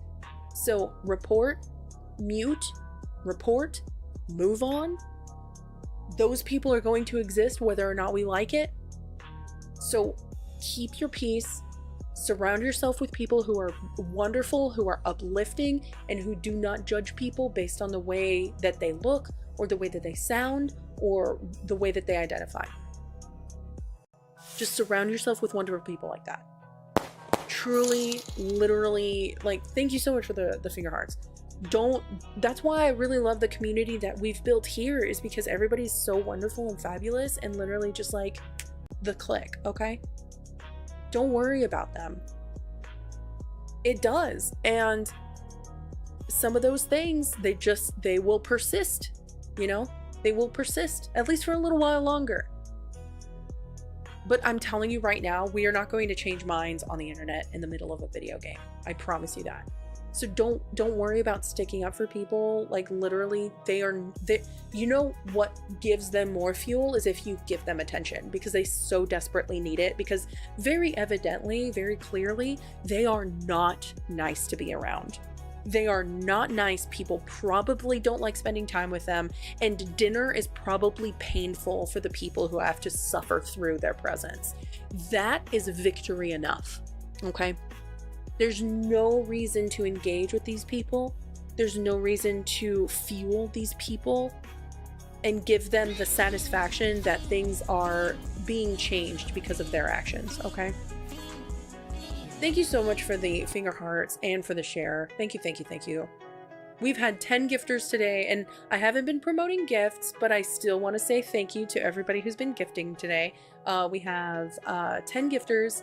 1 follow, and then 17,000 likes. Thank you so much, everybody. But yeah, as a special reminder, listen, keep your peace. If there is somebody out there who is trying to negatively affect you, do everything in your power to keep your peace, and try, instead of like trying to equal the balance, like literally move on, because you know that person's gonna have to continue to live with themselves. Oh my god, Paliku, no. No, no, no, no, no. Not the AC. Oh, I remember last summer. Oh, it was so impossible, man. So yeah, the enemy is going to have this free win because we're busy arguing, and we got resurrected, so we got another, like, it's just one of those things. Like, keep your peace. Don't worry about the people who are causing you harm, because they will not be happy. They are not happy. People who cause people harm are not happy. They want other people to be just as unhappy.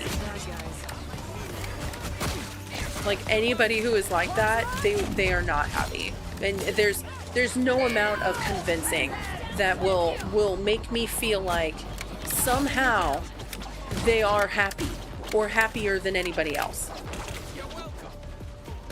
They are miserable. People who make other people unhappy are miserable. Ew. Oh, so you're in Texas. Please. Oh my gosh, please. Listen, this is why I have the fans, okay? Fans, fans, fans, fans, fans. Nice combo. I like that you comboed. It's just, that was the very first time that you've attempted in like the last 2.5, almost 3 minutes. I need you to not be affected so negatively by other people who don't know you. Get you a fan, babe. This fan right here, like fans like this or small ones. I feel like small ones are a little bit easier because it's like smaller motions to get a nice breeze. I think big fans are a little bit harder to manipulate. But this one right here, it's perfect. Perfect. And that's what you deserve. Perfection. Yeah, and then on top of that, and then is the Venom still in there? Yeah, he's literally over here just walking. Casually. Here, let me go. Casually walking. I mean, not gonna lie, also, kind of vibing with reporting this guy for throwing. Yeah. Kind of vibing with the concept of throwing. I wonder, did you report them for throwing? Did you report them for throwing? Because I'm about to. Oh, you work outside. You are a strong individual. Well, I think I've seen enough. I don't know whether or not I'll be able to help you with any of the other movements, considering that one person DC'd, and then the other person is still probably throwing a little bit. Let me go back to their POV. Okay, maybe they're trying. I don't know.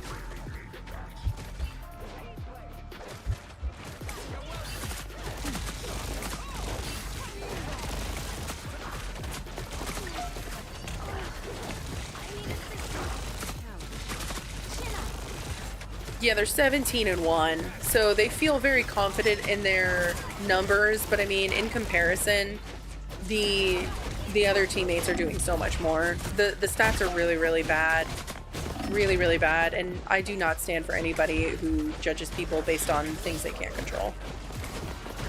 We love people's differences here. Everybody is different. We love people's differences, and if someone talks down about that, I don't vibe with that. I do not vibe with that at all. They're doing what they can, but like I said, I'm not. That was good peel.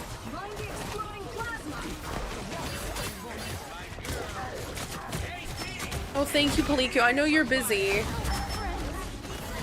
But yeah, this is the kind of thing, like, I don't think that I'll be able to really help you with anything, because I mean, you had a DC. That was a great shot there. Great shot. I think that honestly, whatever it is that you are doing, whenever you get out of the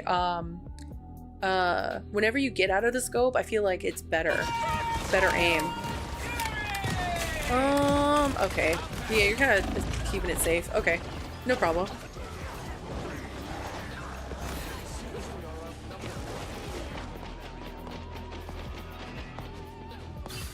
Selfish tree? What? You're just like a tree? Is that why your nickname is Groot? Those guys are about to shoot at us. Oh, you okay, good. Yeah, I think that y'all are trying. I think my biggest thing is, like, with the way that you were playing, take safer off angles.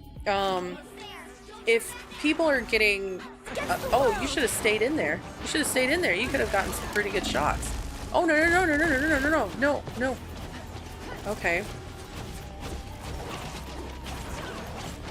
Okay, so this was a very fast cap. How unfortunate. How unfortunate. So y'all didn't cap at all. Y'all got they got the 2 ticks, one right there, and then another one like in 30 seconds. So y'all just kind of gave up. I'm surprised that y'all didn't forfeit, considering the creatures that were teamed up with you. Thank you so much for liking the live. We're actually so close to 20k likes. The cool thing about the likes is it kind of catapults us to the FYP. So every time that there's 10k likes, I end up choosing a new camera effect if you wanted to contribute. Welcome back! No, I wouldn't have gotten to, like, I would have skipped you if you weren't in the chat. How's the mall going?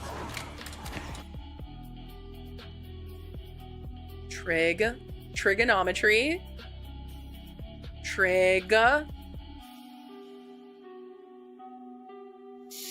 Yes, you can shoot the crystals. What do you mean?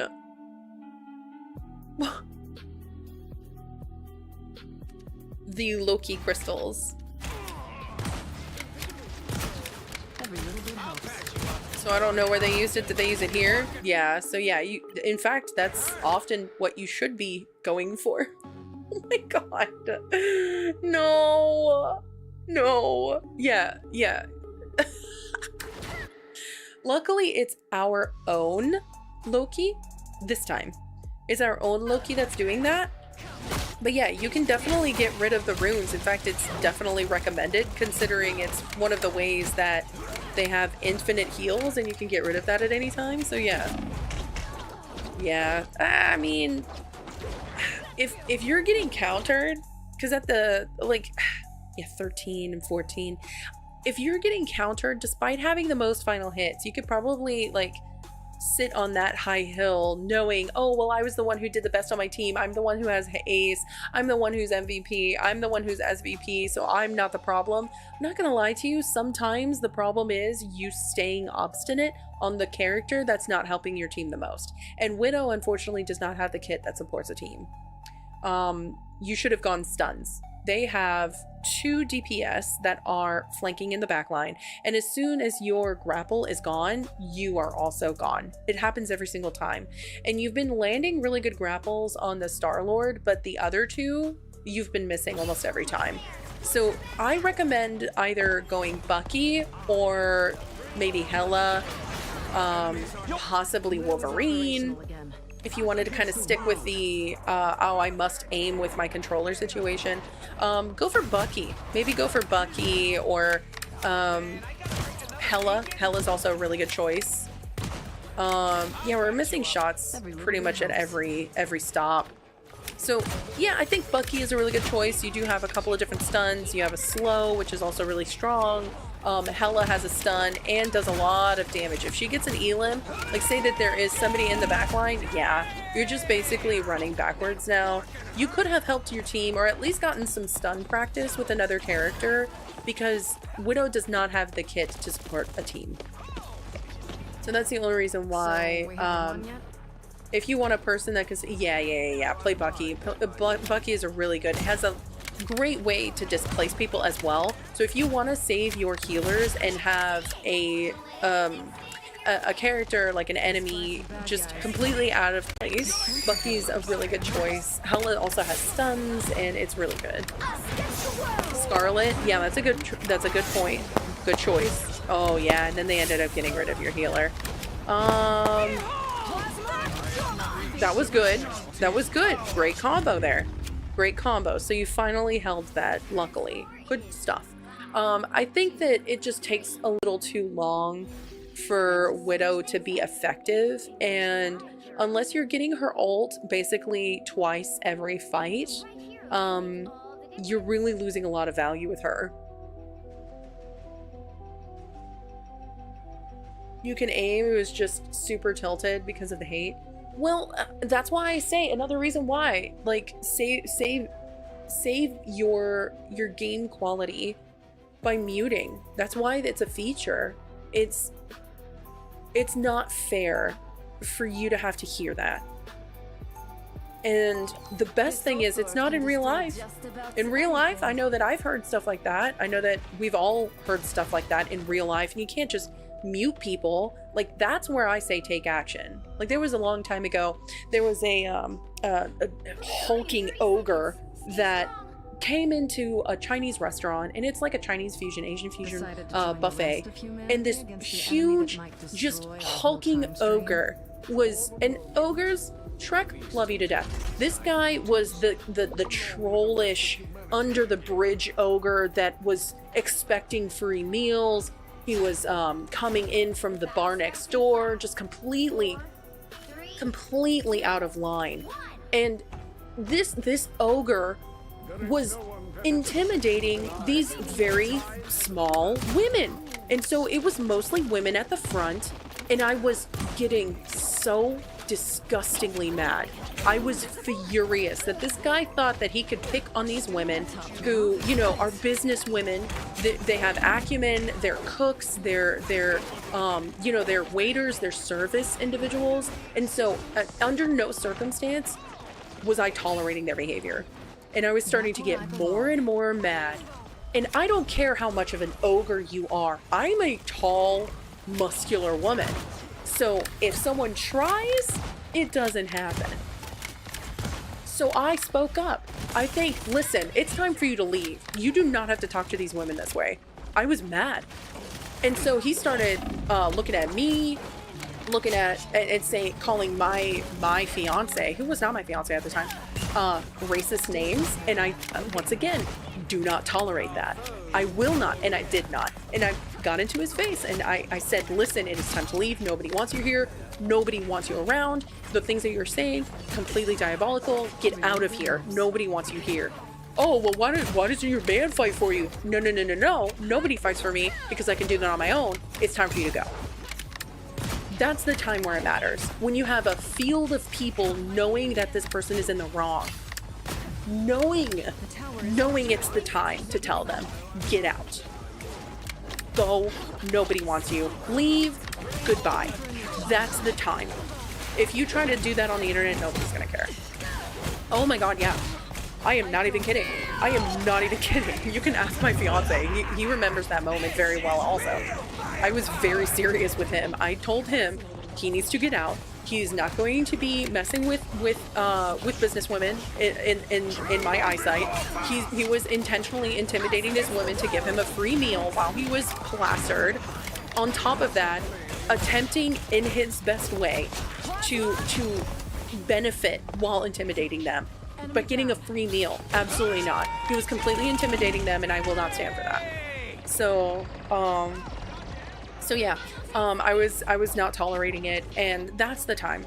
That's the time. Like, there was another time that there were, and so I'm 5'9" and I'm 200. So like I'm burly. I'm burly, and I always have been. So when there was another time when there were these girls hanging out of a Mustang littering in a parking lot. And I go and tell the people, like, hey, it's like a CVS or a Walgreens or whatever. Hey, by the way, like, I'm just getting in my car and, like, I'm seeing these two, like, just literally throwing bags of trash and, like, a bunch of paper and, like, they're littering really bad. I just wanted you to know. I don't know what to do. Just go ahead and do your thing. And the person standing at the counter checking out was apparently the driver, and it was their mom. So I was like, oh gosh, well, this is bad. I don't like this confrontation at all. So, okay, you go ahead. Yeah, I'm just gonna go walk to my car. And so the mother comes out huffing puffing, like, how could you? Like, how could you? Like, literally getting upset at the girls because they are younger girls, and she was like trying to hold them accountable for their own actions. And I was like, wow, okay, this is great. I feel very uncomfortable because I was only a few cars away and I was very nervous. And they were like, yeah, who? So they saw me going back in thinking that it was me who told them, which it was. And they were like getting upset at me because I was like tattling on them.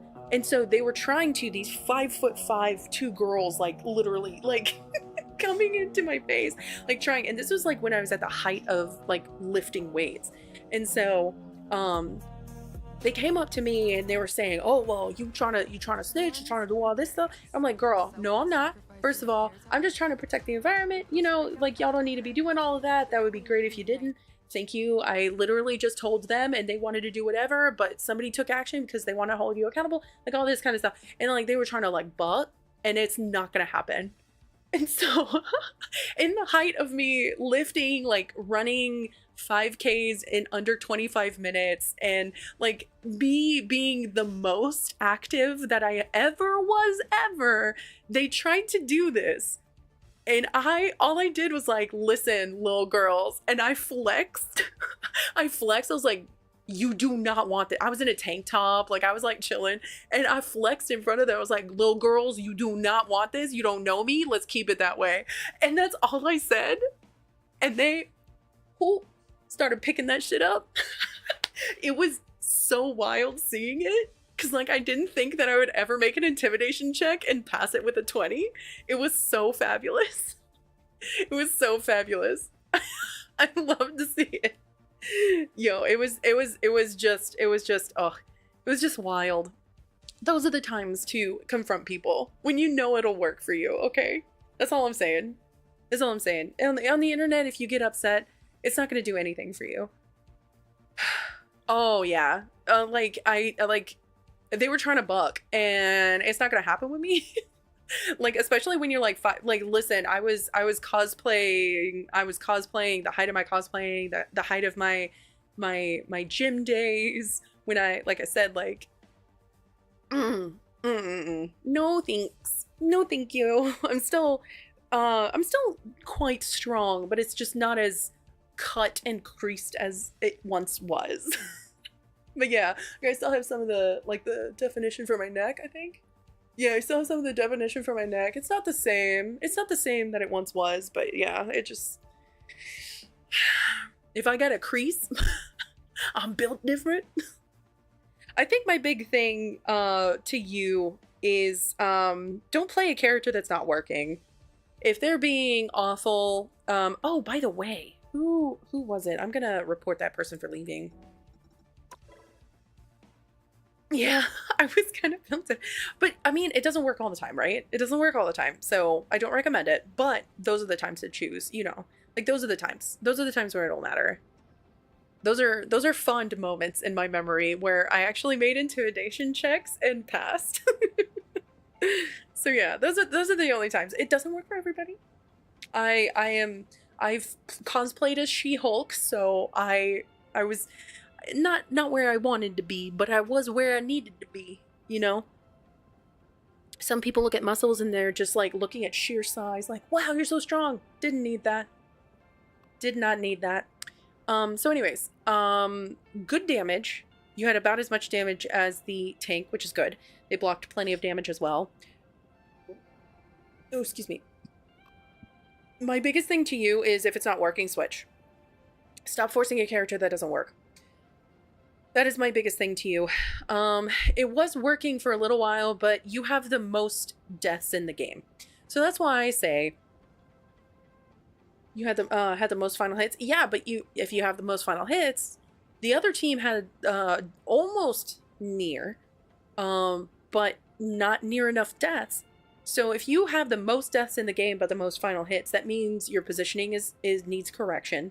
It means that your character is probably not the right one and is getting pretty countered. And although you're doing very well, it is at a detriment to your team. Oh my god, did I really tell you that, Bamboo? Oh my gosh. Yeah, I'll never forget the time when I caught those girls littering outside of the Mustang. And then I will always remember that buffet time when we were at the buffet. He was like literally looking to you as if you were going to fight my fight for me. 33 final hits is insane. But if... Oh, who was it that was the... Why did they switch to healer towards the end? Like, why? And then this person who was magic was just getting countered at every turn. Yeah, they were not doing super duper well. And then was that the Reich? Yeah, that was the Reich one. Okay. Sorry.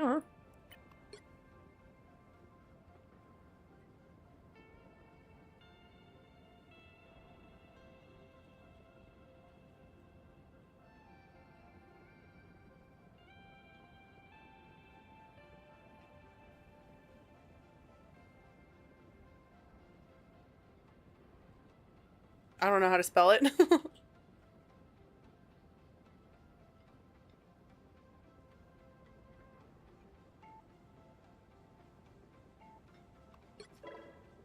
All right. That rank was, let me check. I think it was GM2, right?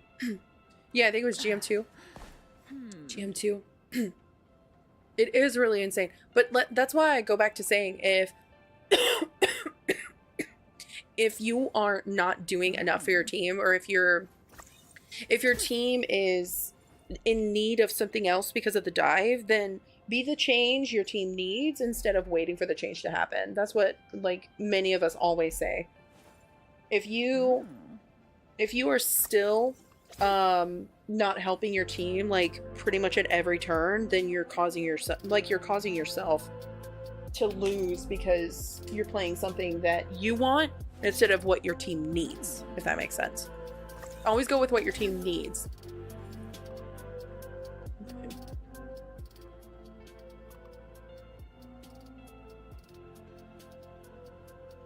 And your friend. Okay. Well, thank you so much for letting us know about that, and I reported them because that's just what we're about here. And then Mochi Witch is up here, Zenworthy, Stan, Kalia, and then Groot. Kalia, do we still have Kalia in chat? I don't know if we do. Do we still have Kalia? Ouch. I'm just glad that we got to GM1. By the way, Bamboo, everybody, Bamboo is my fiance. By the way. So which code do we use then? If you need to, you can simply edit that code instead of like telling me about it. You can just edit that code in the message and it'll make things a ton easier. I'm the brightest in the sky. Hey, Bamboo. But yeah, if you wanted to, you're more than welcome to change that code like in the list. That's why it's available to everybody. If you are part of the disc, then it is just part of what we have. So you are all good. Mr. Medusa! Mr. Medusa is crazy. You play with fire, you're gonna get burned. That's so funny. 30 seconds before you attack. Get ready. Hi. Have you eaten your food yet, Miam? Miam? Yo, thank you for the rose and the so much love. I really appreciate that. Oh yeah, Medusa is another one. That's true. Mr. Medusa is fire. 2, 1. Medusa is funny too. Mr. Medusa, like dude. Am I a hot shot? Yeah. Oh my gosh, I haven't gotten much chance to play my boy. And I need to play my boy. I am hot. I think I saw someone up there. Don't step on lava. I knew. I knew. Okay, so that's Adam. There we go. Oh, come on, come on, come on. Okay, there we go. And we have an Iron Man. Perfection.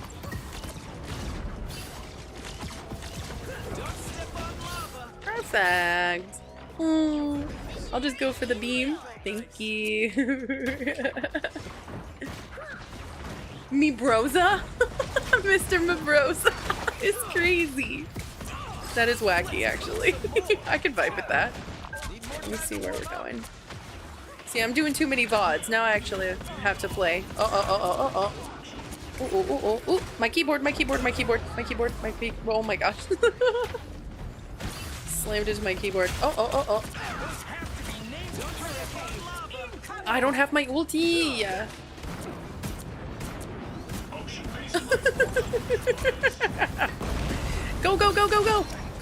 Go. Hey.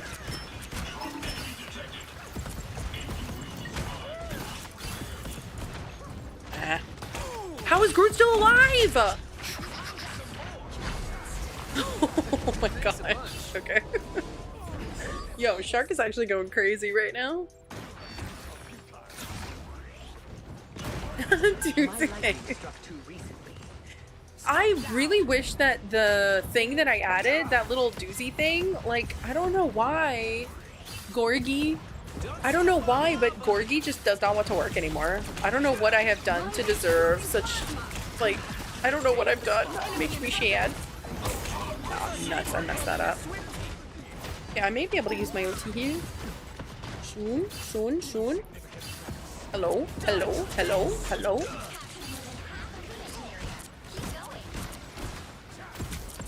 Ooh, I knew I could get an Elam.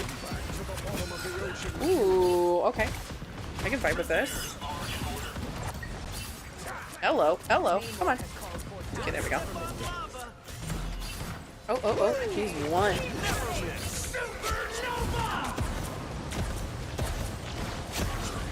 Yeah, there we go.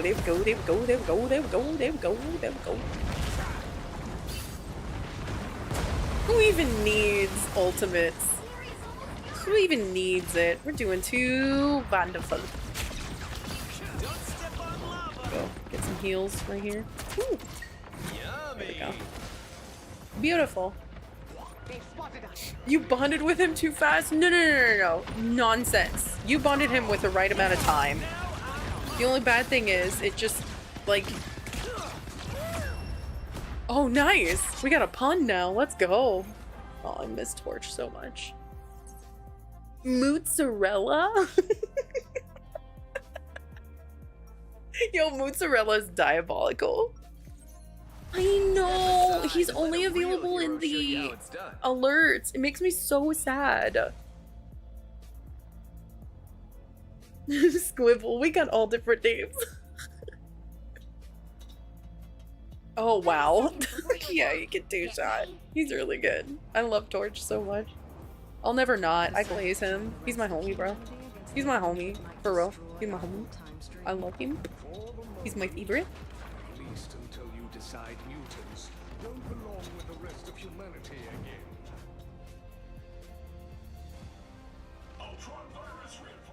The battle starts in 5, 4, 3, 2, 1.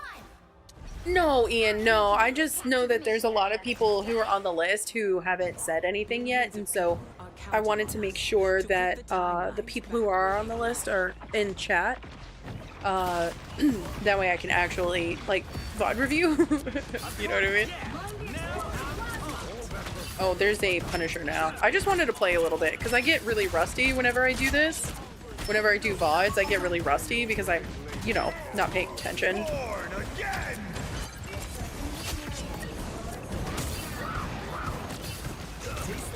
Oh, Jiminy. Oh, this is not good.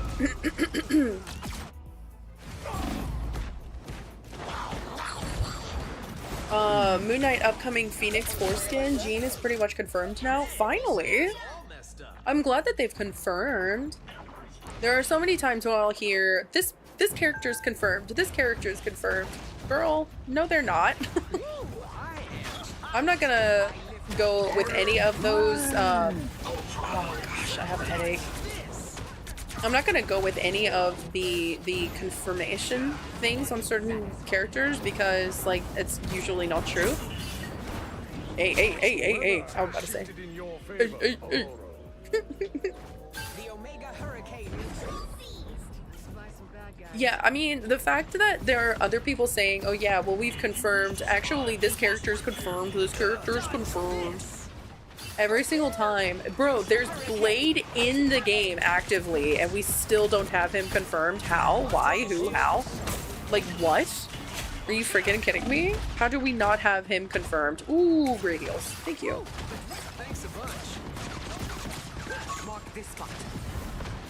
Oh, he kind of messed up his jump right there. Ooh, ooh, ooh, ooh, ooh, ooh, ooh, ooh, ooh, ooh, ooh.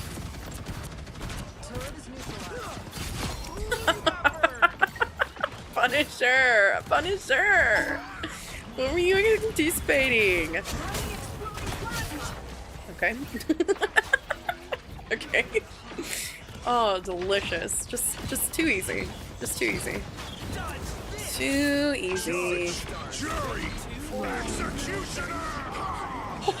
Oh, Punisher is getting absolutely boned. That is hilarious. Oh, he went back for heals. Probably for the best. Punisher is absolutely getting, like, totally wrecked.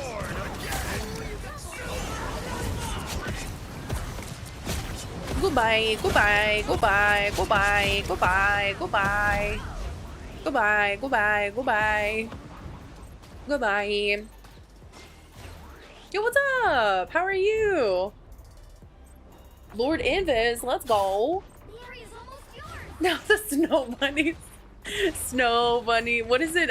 Snow bunny. Have y'all heard? Have y'all heard that song? Now I got to snow bunny heaven. This is so funny. Oh sheesh. Yeah. Now he's going for it. Oh nuts. Okay. Go for Venom. Go for Venom. Go for Venom. Oh no. Oh no, I'm going to. No, no, no. Okay. Oh no. Oh no, I almost got it too. Oh, that would have been so slick. Yo, what's up, Reed? How are you?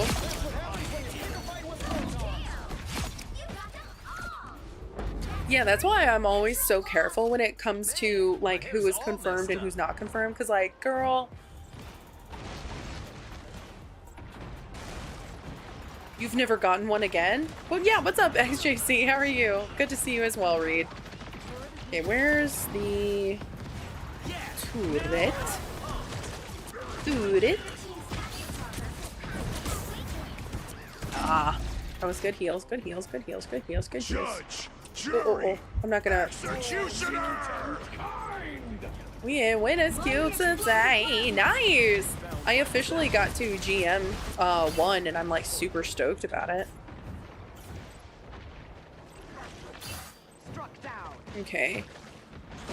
Venom plus Punisher's gonna be a bit on the difficult side in my opinion. Venom! Okay. He got rezzed. Unfortunate. Ho ho ho ho ho ho ho ho ho ho ho ho ho. Okay.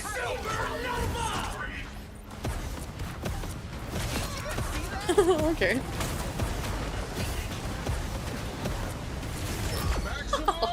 Oh, there he is, there he is, there he is.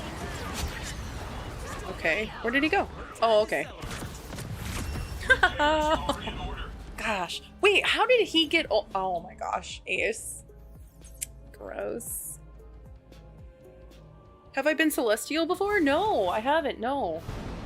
This is the highest. This is my peak. GM1 is my peak. I'm very excited about it. Exactly, Paliku. Exactly.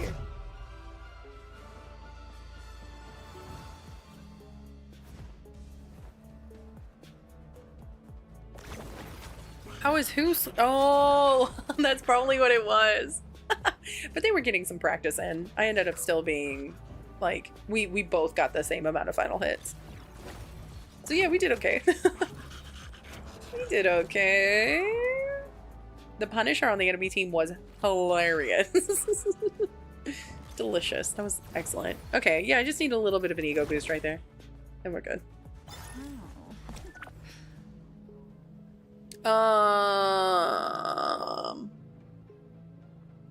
Well, what do you mean? Trig, are you next in the list? Wasting winner's queue? No. No, I'm not wasting winner's queue. I'm doing VODs today. I just wanted to play one. I'm not gonna play comp. I'm not gonna play comp right now. So did you oh, okay. So did you include the name in the list? Because I don't see your name on the list here. Are you not part of the disc?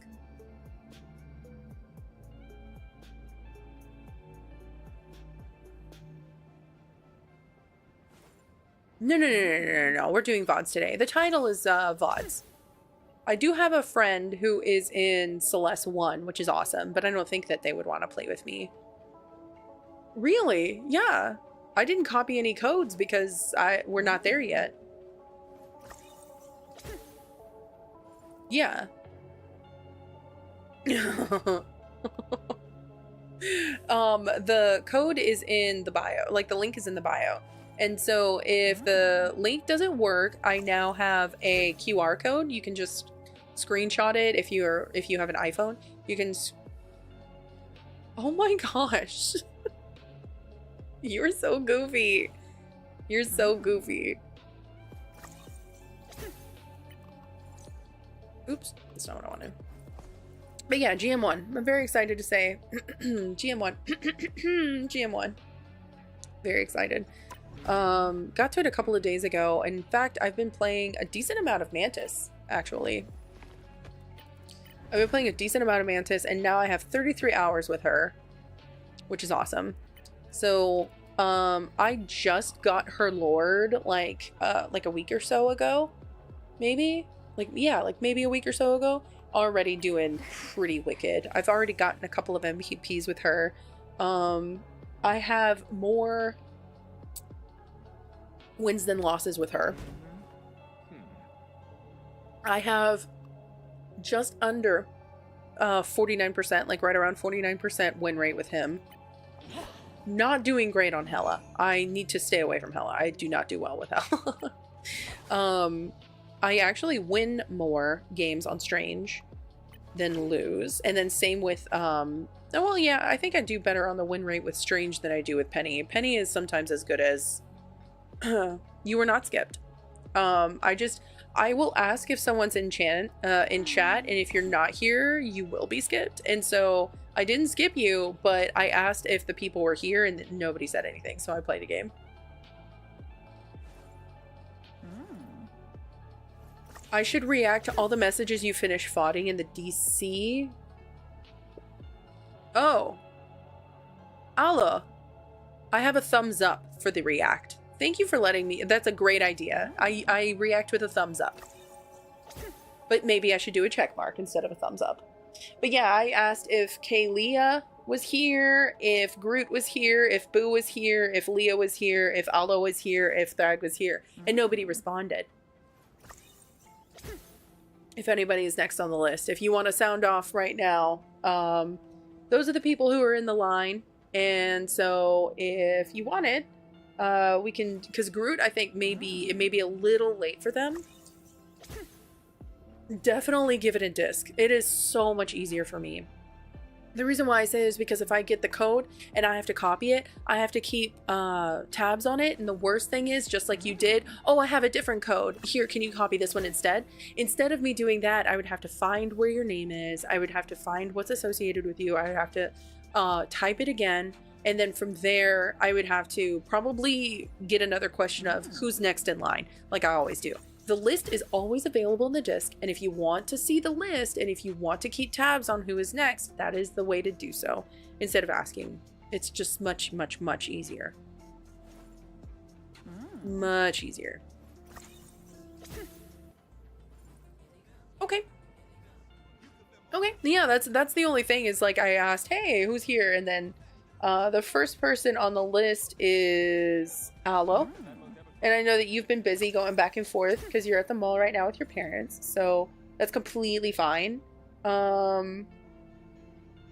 and then wrong code, you meant to send it. And so another really cool thing is if you want a different code, instead of sending a code based on that. In fact, let me go ahead and watch Thrags, because this would be the first one that I would be watching from them. And you can always edit that code. If I'm going down the line and there's a code that you want, you can just edit that message. So I like have to say that it's just so much better this way.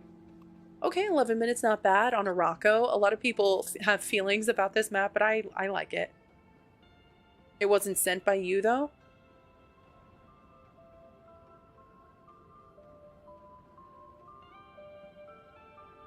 Okay, let me get this straight. This message here, sent by Thrag, wasn't sent by you, Thrag, who has the same PFP and everything? What do you mean? What? What do you mean it wasn't sent by you? What do you mean it wasn't sent by you? I literally have the code copied and pasted. What do you mean? Oh, did he? Okay. Oh, Thrag here. Okay. Yeah, the only one that I have here is Thrag, and then, okay, thanks. So there must have not been a code sent or anything. I didn't see anything. So they must have not gotten anything from you. It was changed a little? Oh, okay. Okay, no worries. Yeah, see, that's why I love the way that Paligu does it, because it's all nice in order and it makes things so much easier. I didn't see a code, so yeah, you must have edited it. Awesome, perfect. See, that's another reason why I like it, because everybody can see it and it's very easy. If you want to edit it, it's so much better that way. And then you can also give a little bit of information, say that you wanted to explain, okay, this is the person that I'm playing, this is the game, and this is how it went. I really didn't enjoy this and that and the third. It makes things a ton easier. So, let me see. It doesn't have any information. It doesn't have any information on it, and so that's totally fine. But I'm looking here, and one person, this Cloak and Dagger here, was this a win or a loss? So this Cloak and Dagger had 27,000 healing, which is fabulous. But the enemy team had more assists. Interestingly enough, I can tell you right now, having the most heals does not mean... Okay, having the most heals does not mean an automatic win. You were the Hulk. Okay, so you were MVP. And then we'll figure out what elo you were in. We banned 2 tanks, and then the pink team banned 2 DPS. So banning 2 tanks is a little scary, but now we have way more tanks in the game, so it's a lot better. Way more viable, I should say. More viable tanks. So that makes me a lot more comfortable. But if I see a Penny and an Emma banned, I just automatically know they're definitely gonna go dive. I just know that off the top of my head. The account is back on. The AC is back. Oh, good. Oh my gosh, I was so nervous whenever you were saying that the AC was just not. Okay. Oh, so it's not broken. It was just like off for a second. It just probably had like too much like Freon or something. I don't know. There's things. Okay. Only the penny. Yeah, I mean, if you see 2 stunning tanks, I just always automatically just know there's going to be dives. So I'm glad that you chose 2 tanks that'll probably stop you and your Thor from getting value. Oh, the filter. Oh, okay. So it was overheating a little bit and it just like flipped a fuse. Okay. That's good. That's really good. Okay. That makes me feel better. Good. I'm so glad. Texas heat, 100. Okay. So low GM. So GM 3. And I think I saw 1 diamond person. So let's go to your POV. You were Hulk, right? The entire time? I'm trying to see who you are now. I don't see anything related to your name. So who did you play? Because it doesn't say. It doesn't say who you were playing. I guess I can find out later in the game. 30 seconds before you attack. Okay, so, okay. 6306. Okay. That answers that. Okay, so you were playing Magneto right now. Yeah. Yeah, Cass. Yes, you have to.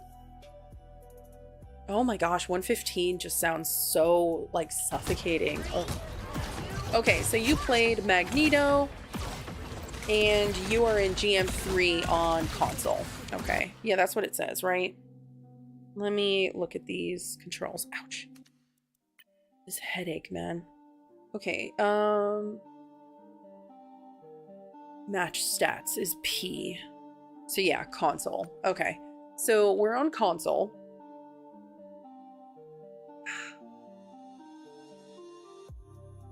Yeah, you need to. You were playing okay. Okay, nothing wrong with that. Let's go ahead and see where we got. I don't like being this far forward in the spawn. I think that it is very dangerous. Oh, I see the vision. We were trying to do the animation cancel on the primary and then melee, but they were too far. So if you had done a little bit of damage, I bet you would have gotten an elim on the Scarlet Witch. Okay, so we got an elim on the spider. That's 1 DPS down, but then you lost a DPS, so maybe time to not push. Because this is their spawn. Okay, huge push by your Thor. Got you, the tank is now out of position, which is really strong. You should have focused that a little bit, in my opinion. You should have focused that a little bit. As soon as you see the Thor, because the Thor does it within your periphery. The Thor does it within your periphery. So if you had, your Thor pushes now this is exactly what a Thor does. And Thor doing Thor things pushes this Strange out of position away from his entire team. This is great. Now you watch it, but unfortunately you don't focus it. You again turn your attention to the rest of the team, which honestly, this should have been finalized ASAP. You should have definitely gone for it because the Thor is handling this Strange. You could have turned around to make sure that the elim was prevented. Now, unfortunately, the Loki is trying to get some heals off. So this Loki is out of position now. So now you see the Loki and probably go for him, right? No. I'm very curious why your focus is on other characters when you very clearly had 2 targets available to you. Oh my god. Very clearly had 2 very reasonably easy targets to focus right here. So that's what I'm saying is I'm not sure your fascination with not helping your team and finalizing these elims, but this primary focus needs to be shifted more appropriately to something that could help you a little bit more. Like the fact that this Loki is going to help the tank still needs help with getting rid of the enemy tank. So you haven't turned around and they're trying to keep you in that front line, but your DPS are nowhere near. So you are going basically at this alone. So you need to help your other tank in finalizing this elim. This was unfortunately a small mistake on your part. Because of that, they end up getting healed. You're still at the front line. You are now getting focused because you are now you're not rotating for your team. So you need to focus targets, rotate with your team. Now the Loki is probably like, oh yeah, 68% ult charge, where everybody else is not like nowhere near close to their ultimate. Oh my gosh. So now both of the healers have massive ult advantages, with the exception of the Doctor Strange. Doctor Strange is also doing a really good job at making sure that he has his ult, and he still hasn't gotten eliminated. He hasn't been sent to spawn. So looking at the differences, the Thor was doing work, and that's why he's the closest one to ult right now. He was doing work and trying to finalize that elim on the Doctor Strange. He was out of place and you did not help finalize that. I think that's a big thing. Some people say, oh yeah, you should communicate and you should do this and that and the third. Awareness is free, so you don't have to worry about communicating. Just prioritize, because you saw what was happening and you probably thought that somebody else was going to handle that and take care of it, and you weren't going to need to be part of that, but you could have gotten a free elim.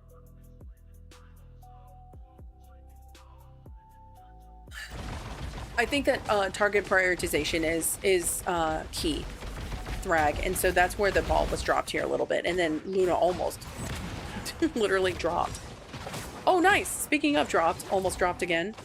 Yeah, I think it wasn't the aim was the issue. There were a couple times where you decided to melee instead of primary fire, but I think my big thing is you did not prioritize targets.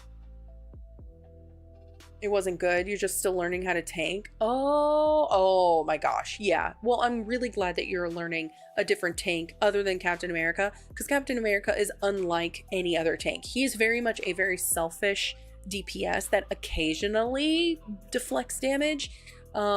He's not a great choice for most comps. So I'm glad that you're switching it up a little bit. 30 more minutes. Yes, hide.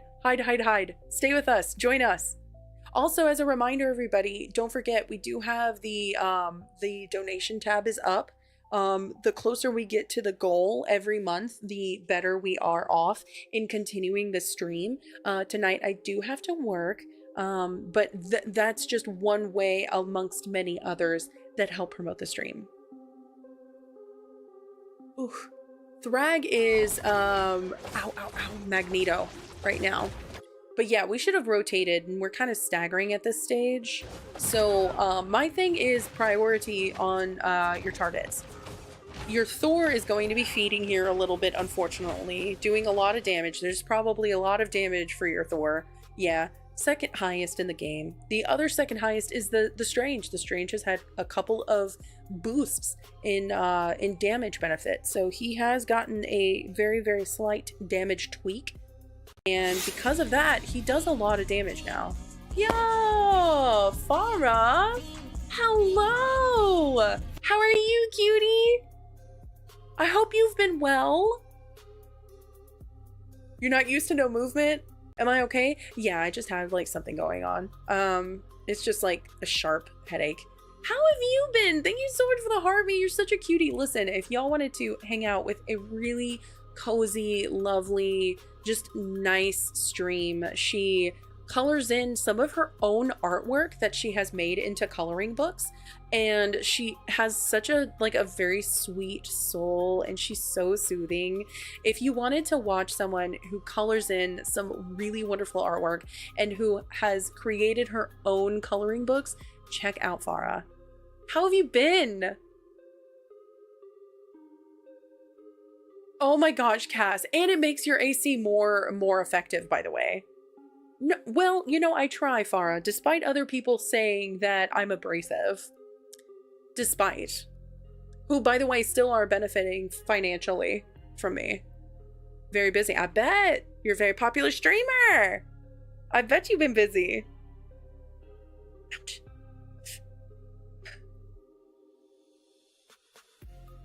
Oh my gosh, it's a whole thing, Farah. Just don't mind me. I'm just being petty. What do you mean? What do you mean? Thought yours was just broken? What do you mean? I thought yours was just broken? No, listen.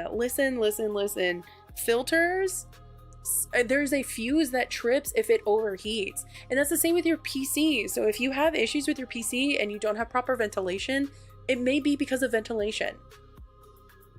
Help yourself. Help yourself. Help me help you. But Farah, I'm just being petty. Don't even worry about it. I hope you're doing well, but just don't forget to hang out with Farah. Hello and welcome. Yeah, my big thing to you is target prioritization, I think. Okay. What is Thor doing? What is Thor doing? Okay. Well then, you clean it and so it works pretty well, huh, Cass? Huh? It probably does. So yeah, Thor is doing Thor things. Unfortunately, it's kind of feeding, like I said. I called it.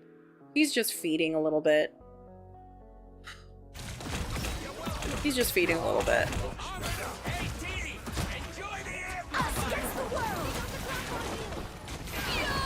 Oh.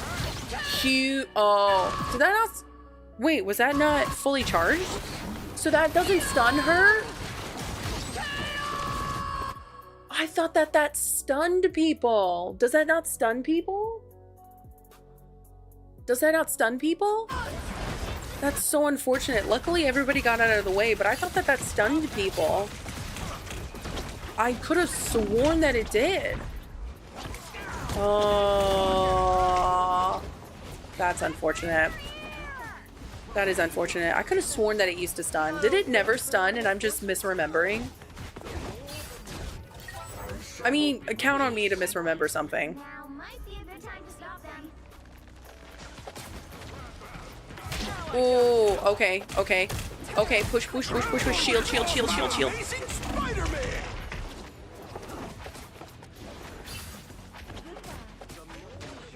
See, it's giving me a headache. It takes practice. If you are still learning how to tank and positioning and stuff like that, I highly recommend taking it to quick play. Especially if all you are familiar with is Captain America. Captain America plays very selfishly, and other tanks do not. They rely on the rest of their team. Where you had all of these self-sustains, you now have to get them from your team. Luckily, Magneto is a very easy target to hit, but at the same time, it causes issues because he is an easy target for the enemy team as well. Your powers are mine! You also have the jump pad. You also have that jump pad. Okay, huge. Very, very big there. Used to brawler tanks. Well, yeah, Hulk is a good brawler tank. You're on controller, so this would be a good moment for bubble. Yeah. Next time, if you want to block more, you can always bubble when you're in the fight and then jump out. Very nice exile. Just so you know, one thing that you can do, because you're the only one who could, you know, stir someone from that exile as a Hulk, just so you know. So if you decide to exile someone, if you give them a second and let them come to on their own volition, you can have more people surrounding them, so it's more effective than a sleep because nobody can wake them up. Nobody can do anything. It's a more effective stun than the sleep, Luna freeze, like any other stun. Your stun as the exile is the most effective stun. Nobody can get out of it until you touch them or until you damage them. Literally. So this is the strongest thing that you can do is stun a person. That was really good too. That was really, really good. Okay, nice focus on the... I think that Hulk and Thor work really well together because at least Hulk has a little bit of a shield. Are you gonna stun? Okay, that's okay. Aiming practice could be huge here. It looks like you do a really good job.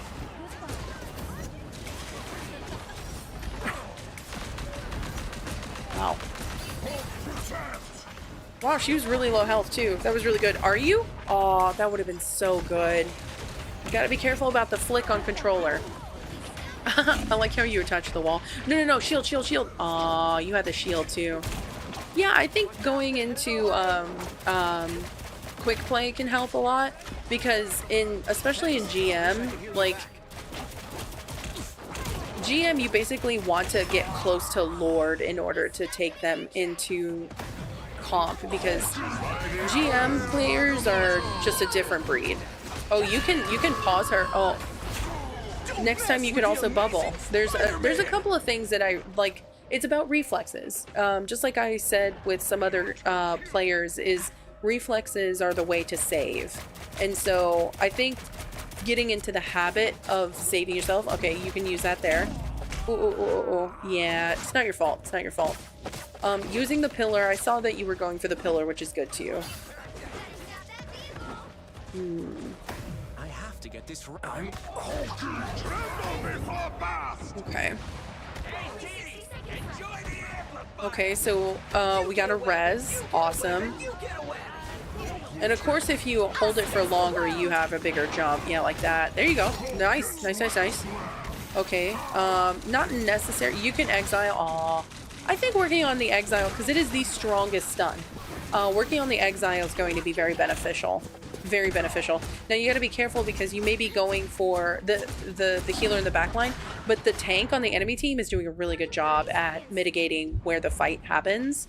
So you have to be kind of careful, particularly because there is a spider that is pushing and pressuring, along with a team that's really pushing strongly. Okay. But yeah, they're really handling you, and then the Strange is doing really well for the team. Like pressing them forward and getting rid of your back line. And so, once again, the Strange has ulted your team. So what do? We're still on payload. This may be an L. Okay, no. There you go. The Strange is a big threat for your back line, and I think stopping the Strange is more important than trying to, like, you gap them, which is nice. Like creating a gap. But just remember, if there's a Strange in your back line and you can counter him with just punches. You can counter him very simply, very easily, because melees go straight through his shield. So you are a counter, just like you and Thor. So you and Thor are very, very, very strong against Strange. So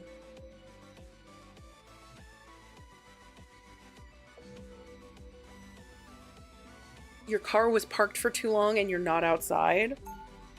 What is up with your boss? That's so weird. That's such a weird thing to be upset with. Being the Gosh.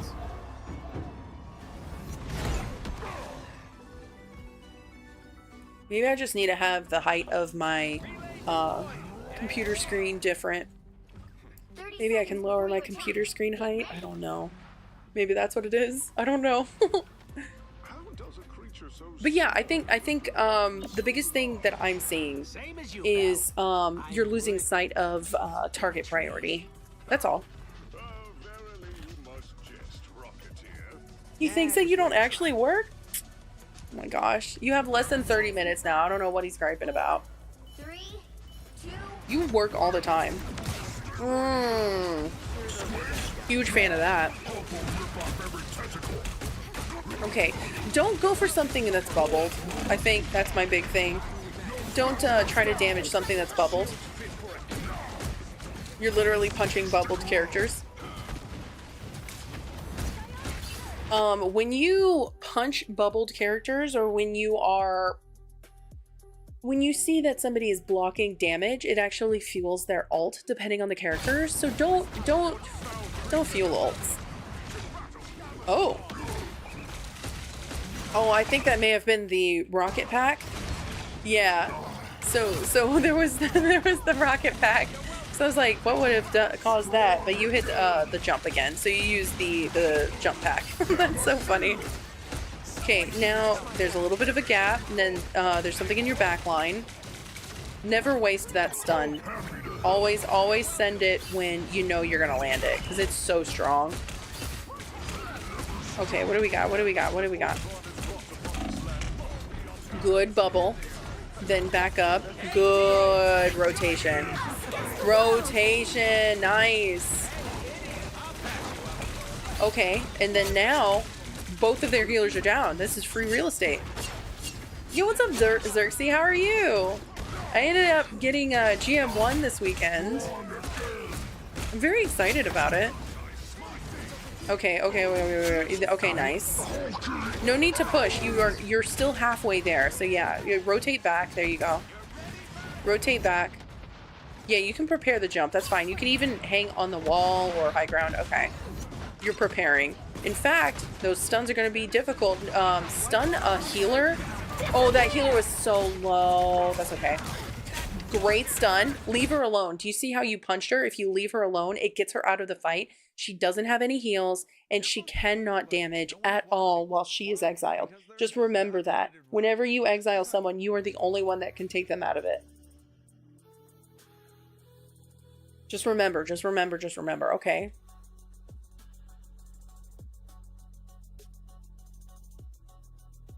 You're on a 3-game loss with Eternal? Are you saying you're Eternity? I remember you were in Plat, homie. You were looking away. Oh, you were trying. Okay. Okay, I see what you mean. Oh, nice stun. That was a double stun. Okay. Okay. That was great. These pushes have been great, but yeah, I think that your sights are set on push, which is great. There we go. Yes.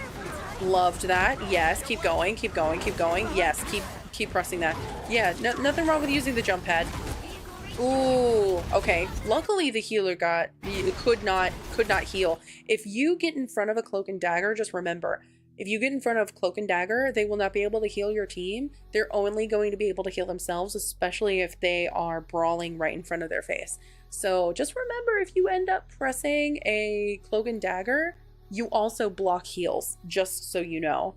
Eternal is one of the follows. Oh, in the disc? In the disc? Oh no. You always talk about losses though, Xerxes. Maybe next week, whenever we go and do our little Saturday thing, you'll take it seriously. Who knows? We may help you. Who knows? Even Mushy was coming in and saying that they finally, and I'm so excited for them, they finally got to GM and they said it was because of my tutelage. And I was like, no, it's because of your talent. And then they were like, no, it's because of your tutelage. And I was like, oh, okay, I'll take it. So we can help, but that's if you take seriously, you know, we can help you. Okay, yeah, I feel like sometimes you lose sight of things a little bit. Let me see.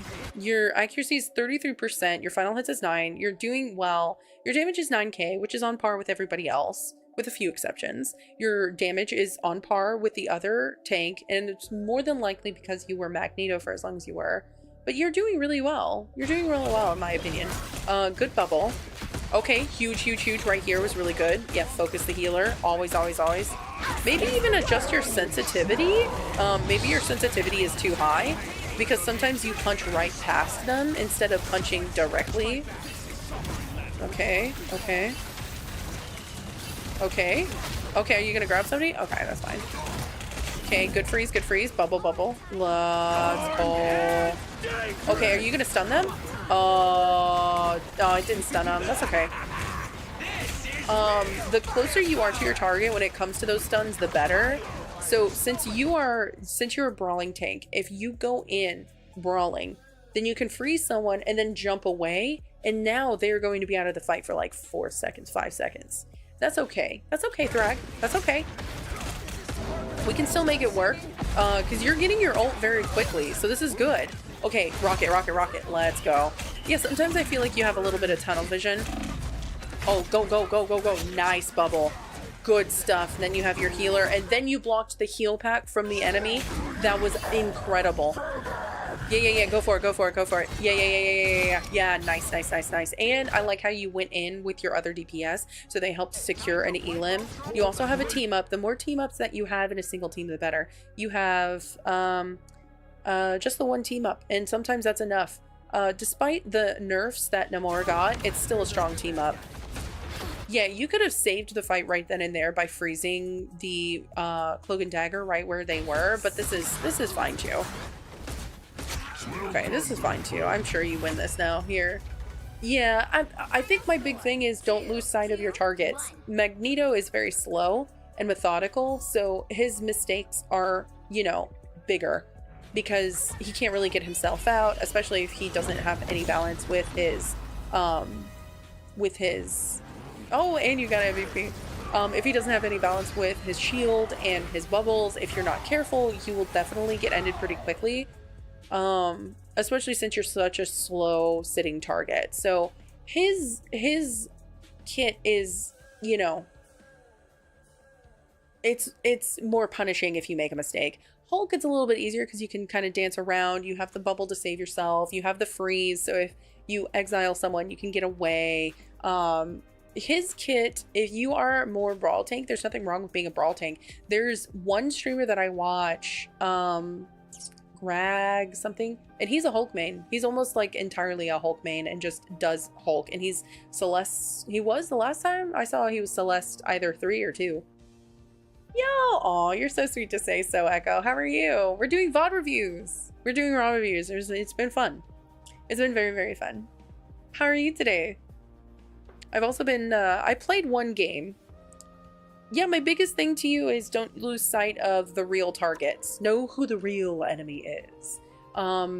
There were a couple of times when your other tank, your Thor, was doing a lot of work, and that's why he has so much more damage.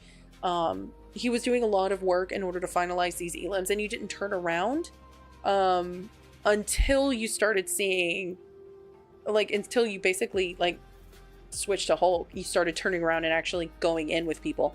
Don't, like, the moment that you become Magneto doesn't mean that you abandon those objectives. You still want to use those objectives to your advantage. Just because you're less mobile doesn't mean you are less effective. You are, yes, meant to block, but he also does a lot of damage, particularly if he's in the face of somebody as well. So if you do the animation cancel with his primary fire and his melee, that is a really huge way of doing things. And I'm sure that's something that you're sick at work. No! I'm sorry you're not feeling so great at work. I'm really sorry. I hope that you feel better soon. But here, Thrag, my biggest thing is I want you to start, like, not just aiming with this, but I want you to start doing the animation cancel with the primary fire and the melee, because you can basically, like, do them, like, sequentially. You see what I mean? So since you're in GM3, you can do this. I just don't vibe with Magneto either. So if there's someone who says, oh yeah, do you play Magneto? I'm a pretty aggressive gamer, so that wouldn't be effective for me. But if you are up close and personal with Magneto as well, you can close the gap with your primary fire, but you can always finalize elims with the melee. And I have them paired both to my mouse, so if I really, really want to. The animation on the melee takes a long time and it doesn't do as much damage, but what takes a long time is the reload. That reload, there's no animation cancel like there is for Strange, so might as well start using the alternating primary. Like, genuinely, it's actually really easy to execute. Someone told you to play Magmore. I think a lot of people who say play Magmore usually like the Cloak and Dagger mains. I definitely value a good Hulk. Definitely. Right. So yeah, if you end up like literally playing Magneto as a Brawl, because technically he is Brawl. Like, technically, if you play him, like, he's not really Poke. Like, if you think about all of the categories of what Magneto can be: Poke, Zoner, Dive, Brawl. The closest thing that he is main tank Brawl. He is shield Brawl. He's really nice on the eyes. You're so goofy.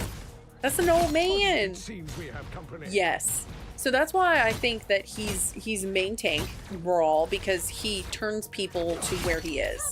And that's how many Brawl characters are. You see Magneto in the back line to dive. Yeah, I don't think that he's a dive, but I do think that, like, considering his kit, he's very good with Brawl.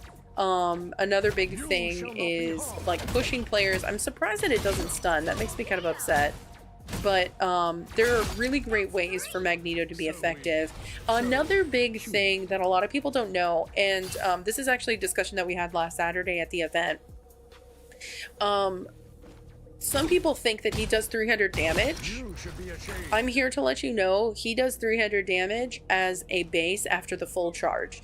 So he starts off with 200 damage. So if you were to throw this, he does 200 damage, like right out the start. Now I can even show you. So it's 100, 200, and then 10-ish. So 100, 200, oh wait, no, that's 50, that's 100, so 150, not even a full 200 yet, right? So, he starts off, and if you throw it immediately without charging, it's a little less than 200, and then it continues to grow. If you fully charge his ult can add a maximum right here, when it stops gathering, 300. Now, following that, if you have something shooting at you, you can double that maximum amount of damage if you throw it immediately at 100 charge. So right here, as an example, like if I were collecting and it reaches to however many, you can of course break it, but it does more damage than 300 if you allow it to charge. And there's a factor involved. I don't know what the factor is off the top of my head, but there is a factor of this much damage gives you 1% more, or like this percent of damage gives you umpteen amounts of extra damage on top of that base 300 if you throw it at 100. So it can be broken, but it absorbs, I think, up to 800 damage. I don't remember the exact figure, but we discovered that the maximum amount that it can do at the maximum ult is 600.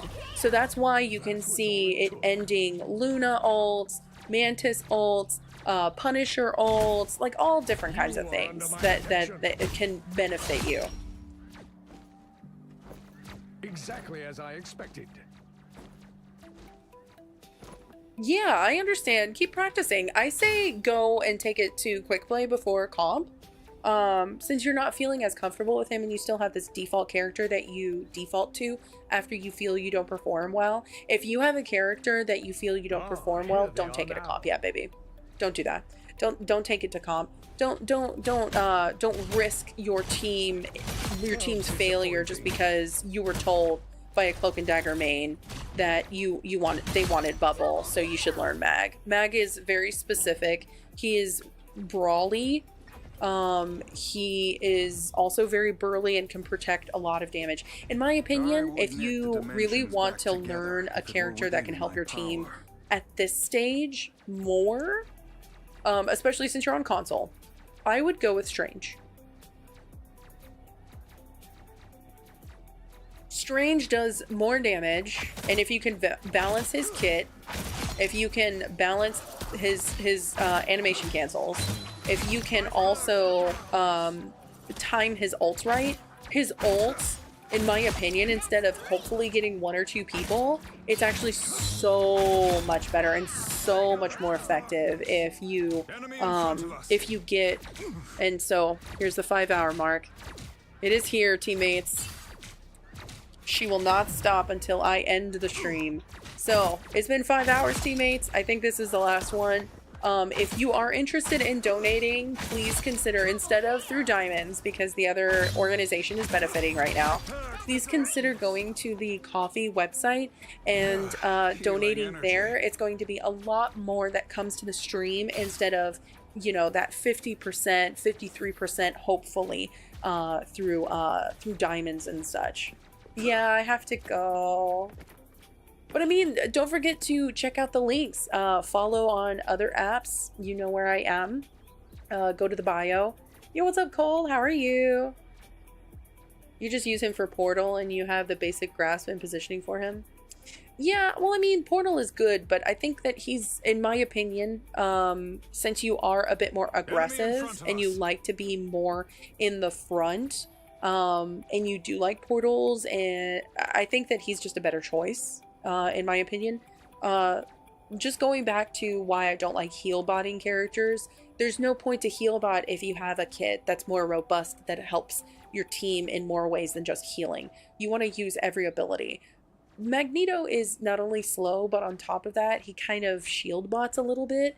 And if you are not utilizing the kit to the best of your abilities, like if your aim is a little like off, or if you're not finalizing elims because you're not able to prioritize because you're trying to keep the front line, then the cool thing about Strange is he can literally get his shield back like at any time. He does have Portal, which is really powerful. He has the best in my opinion, even still to this day, he has the best ultimate in the game. Easily, without a doubt, he has the best ultimate in the game.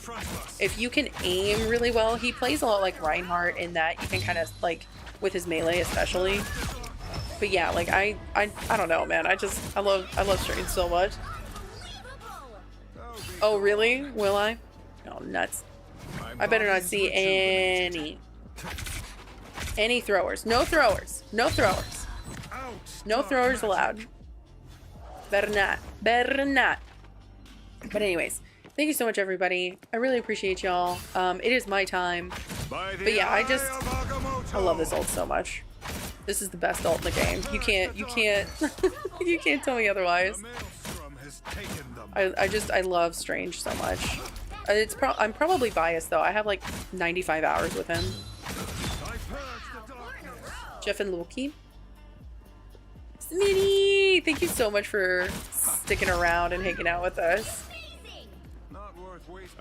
Yeah, I was about to say, yeah, it's most of the time like a cloak and dagger main wants you to learn mag, but I just don't vibe with him. I just don't vibe. Don't forget to check out the bio. Follow on the other socials. Join our Discord if you wanted to hang out with us. I am hoping for coaches if y'all wanted to become coaches. I don't know how official it is, but we can try and maybe make ourselves official coaches one of these days. So if you're interested in coaching, if you're interested in becoming better at this game, or if you wanted to just hang out with us, like, we do all of that and more. So I will see y'all in the next one. Thank you once again, everybody. And if you decide to game, don't just be a gamer.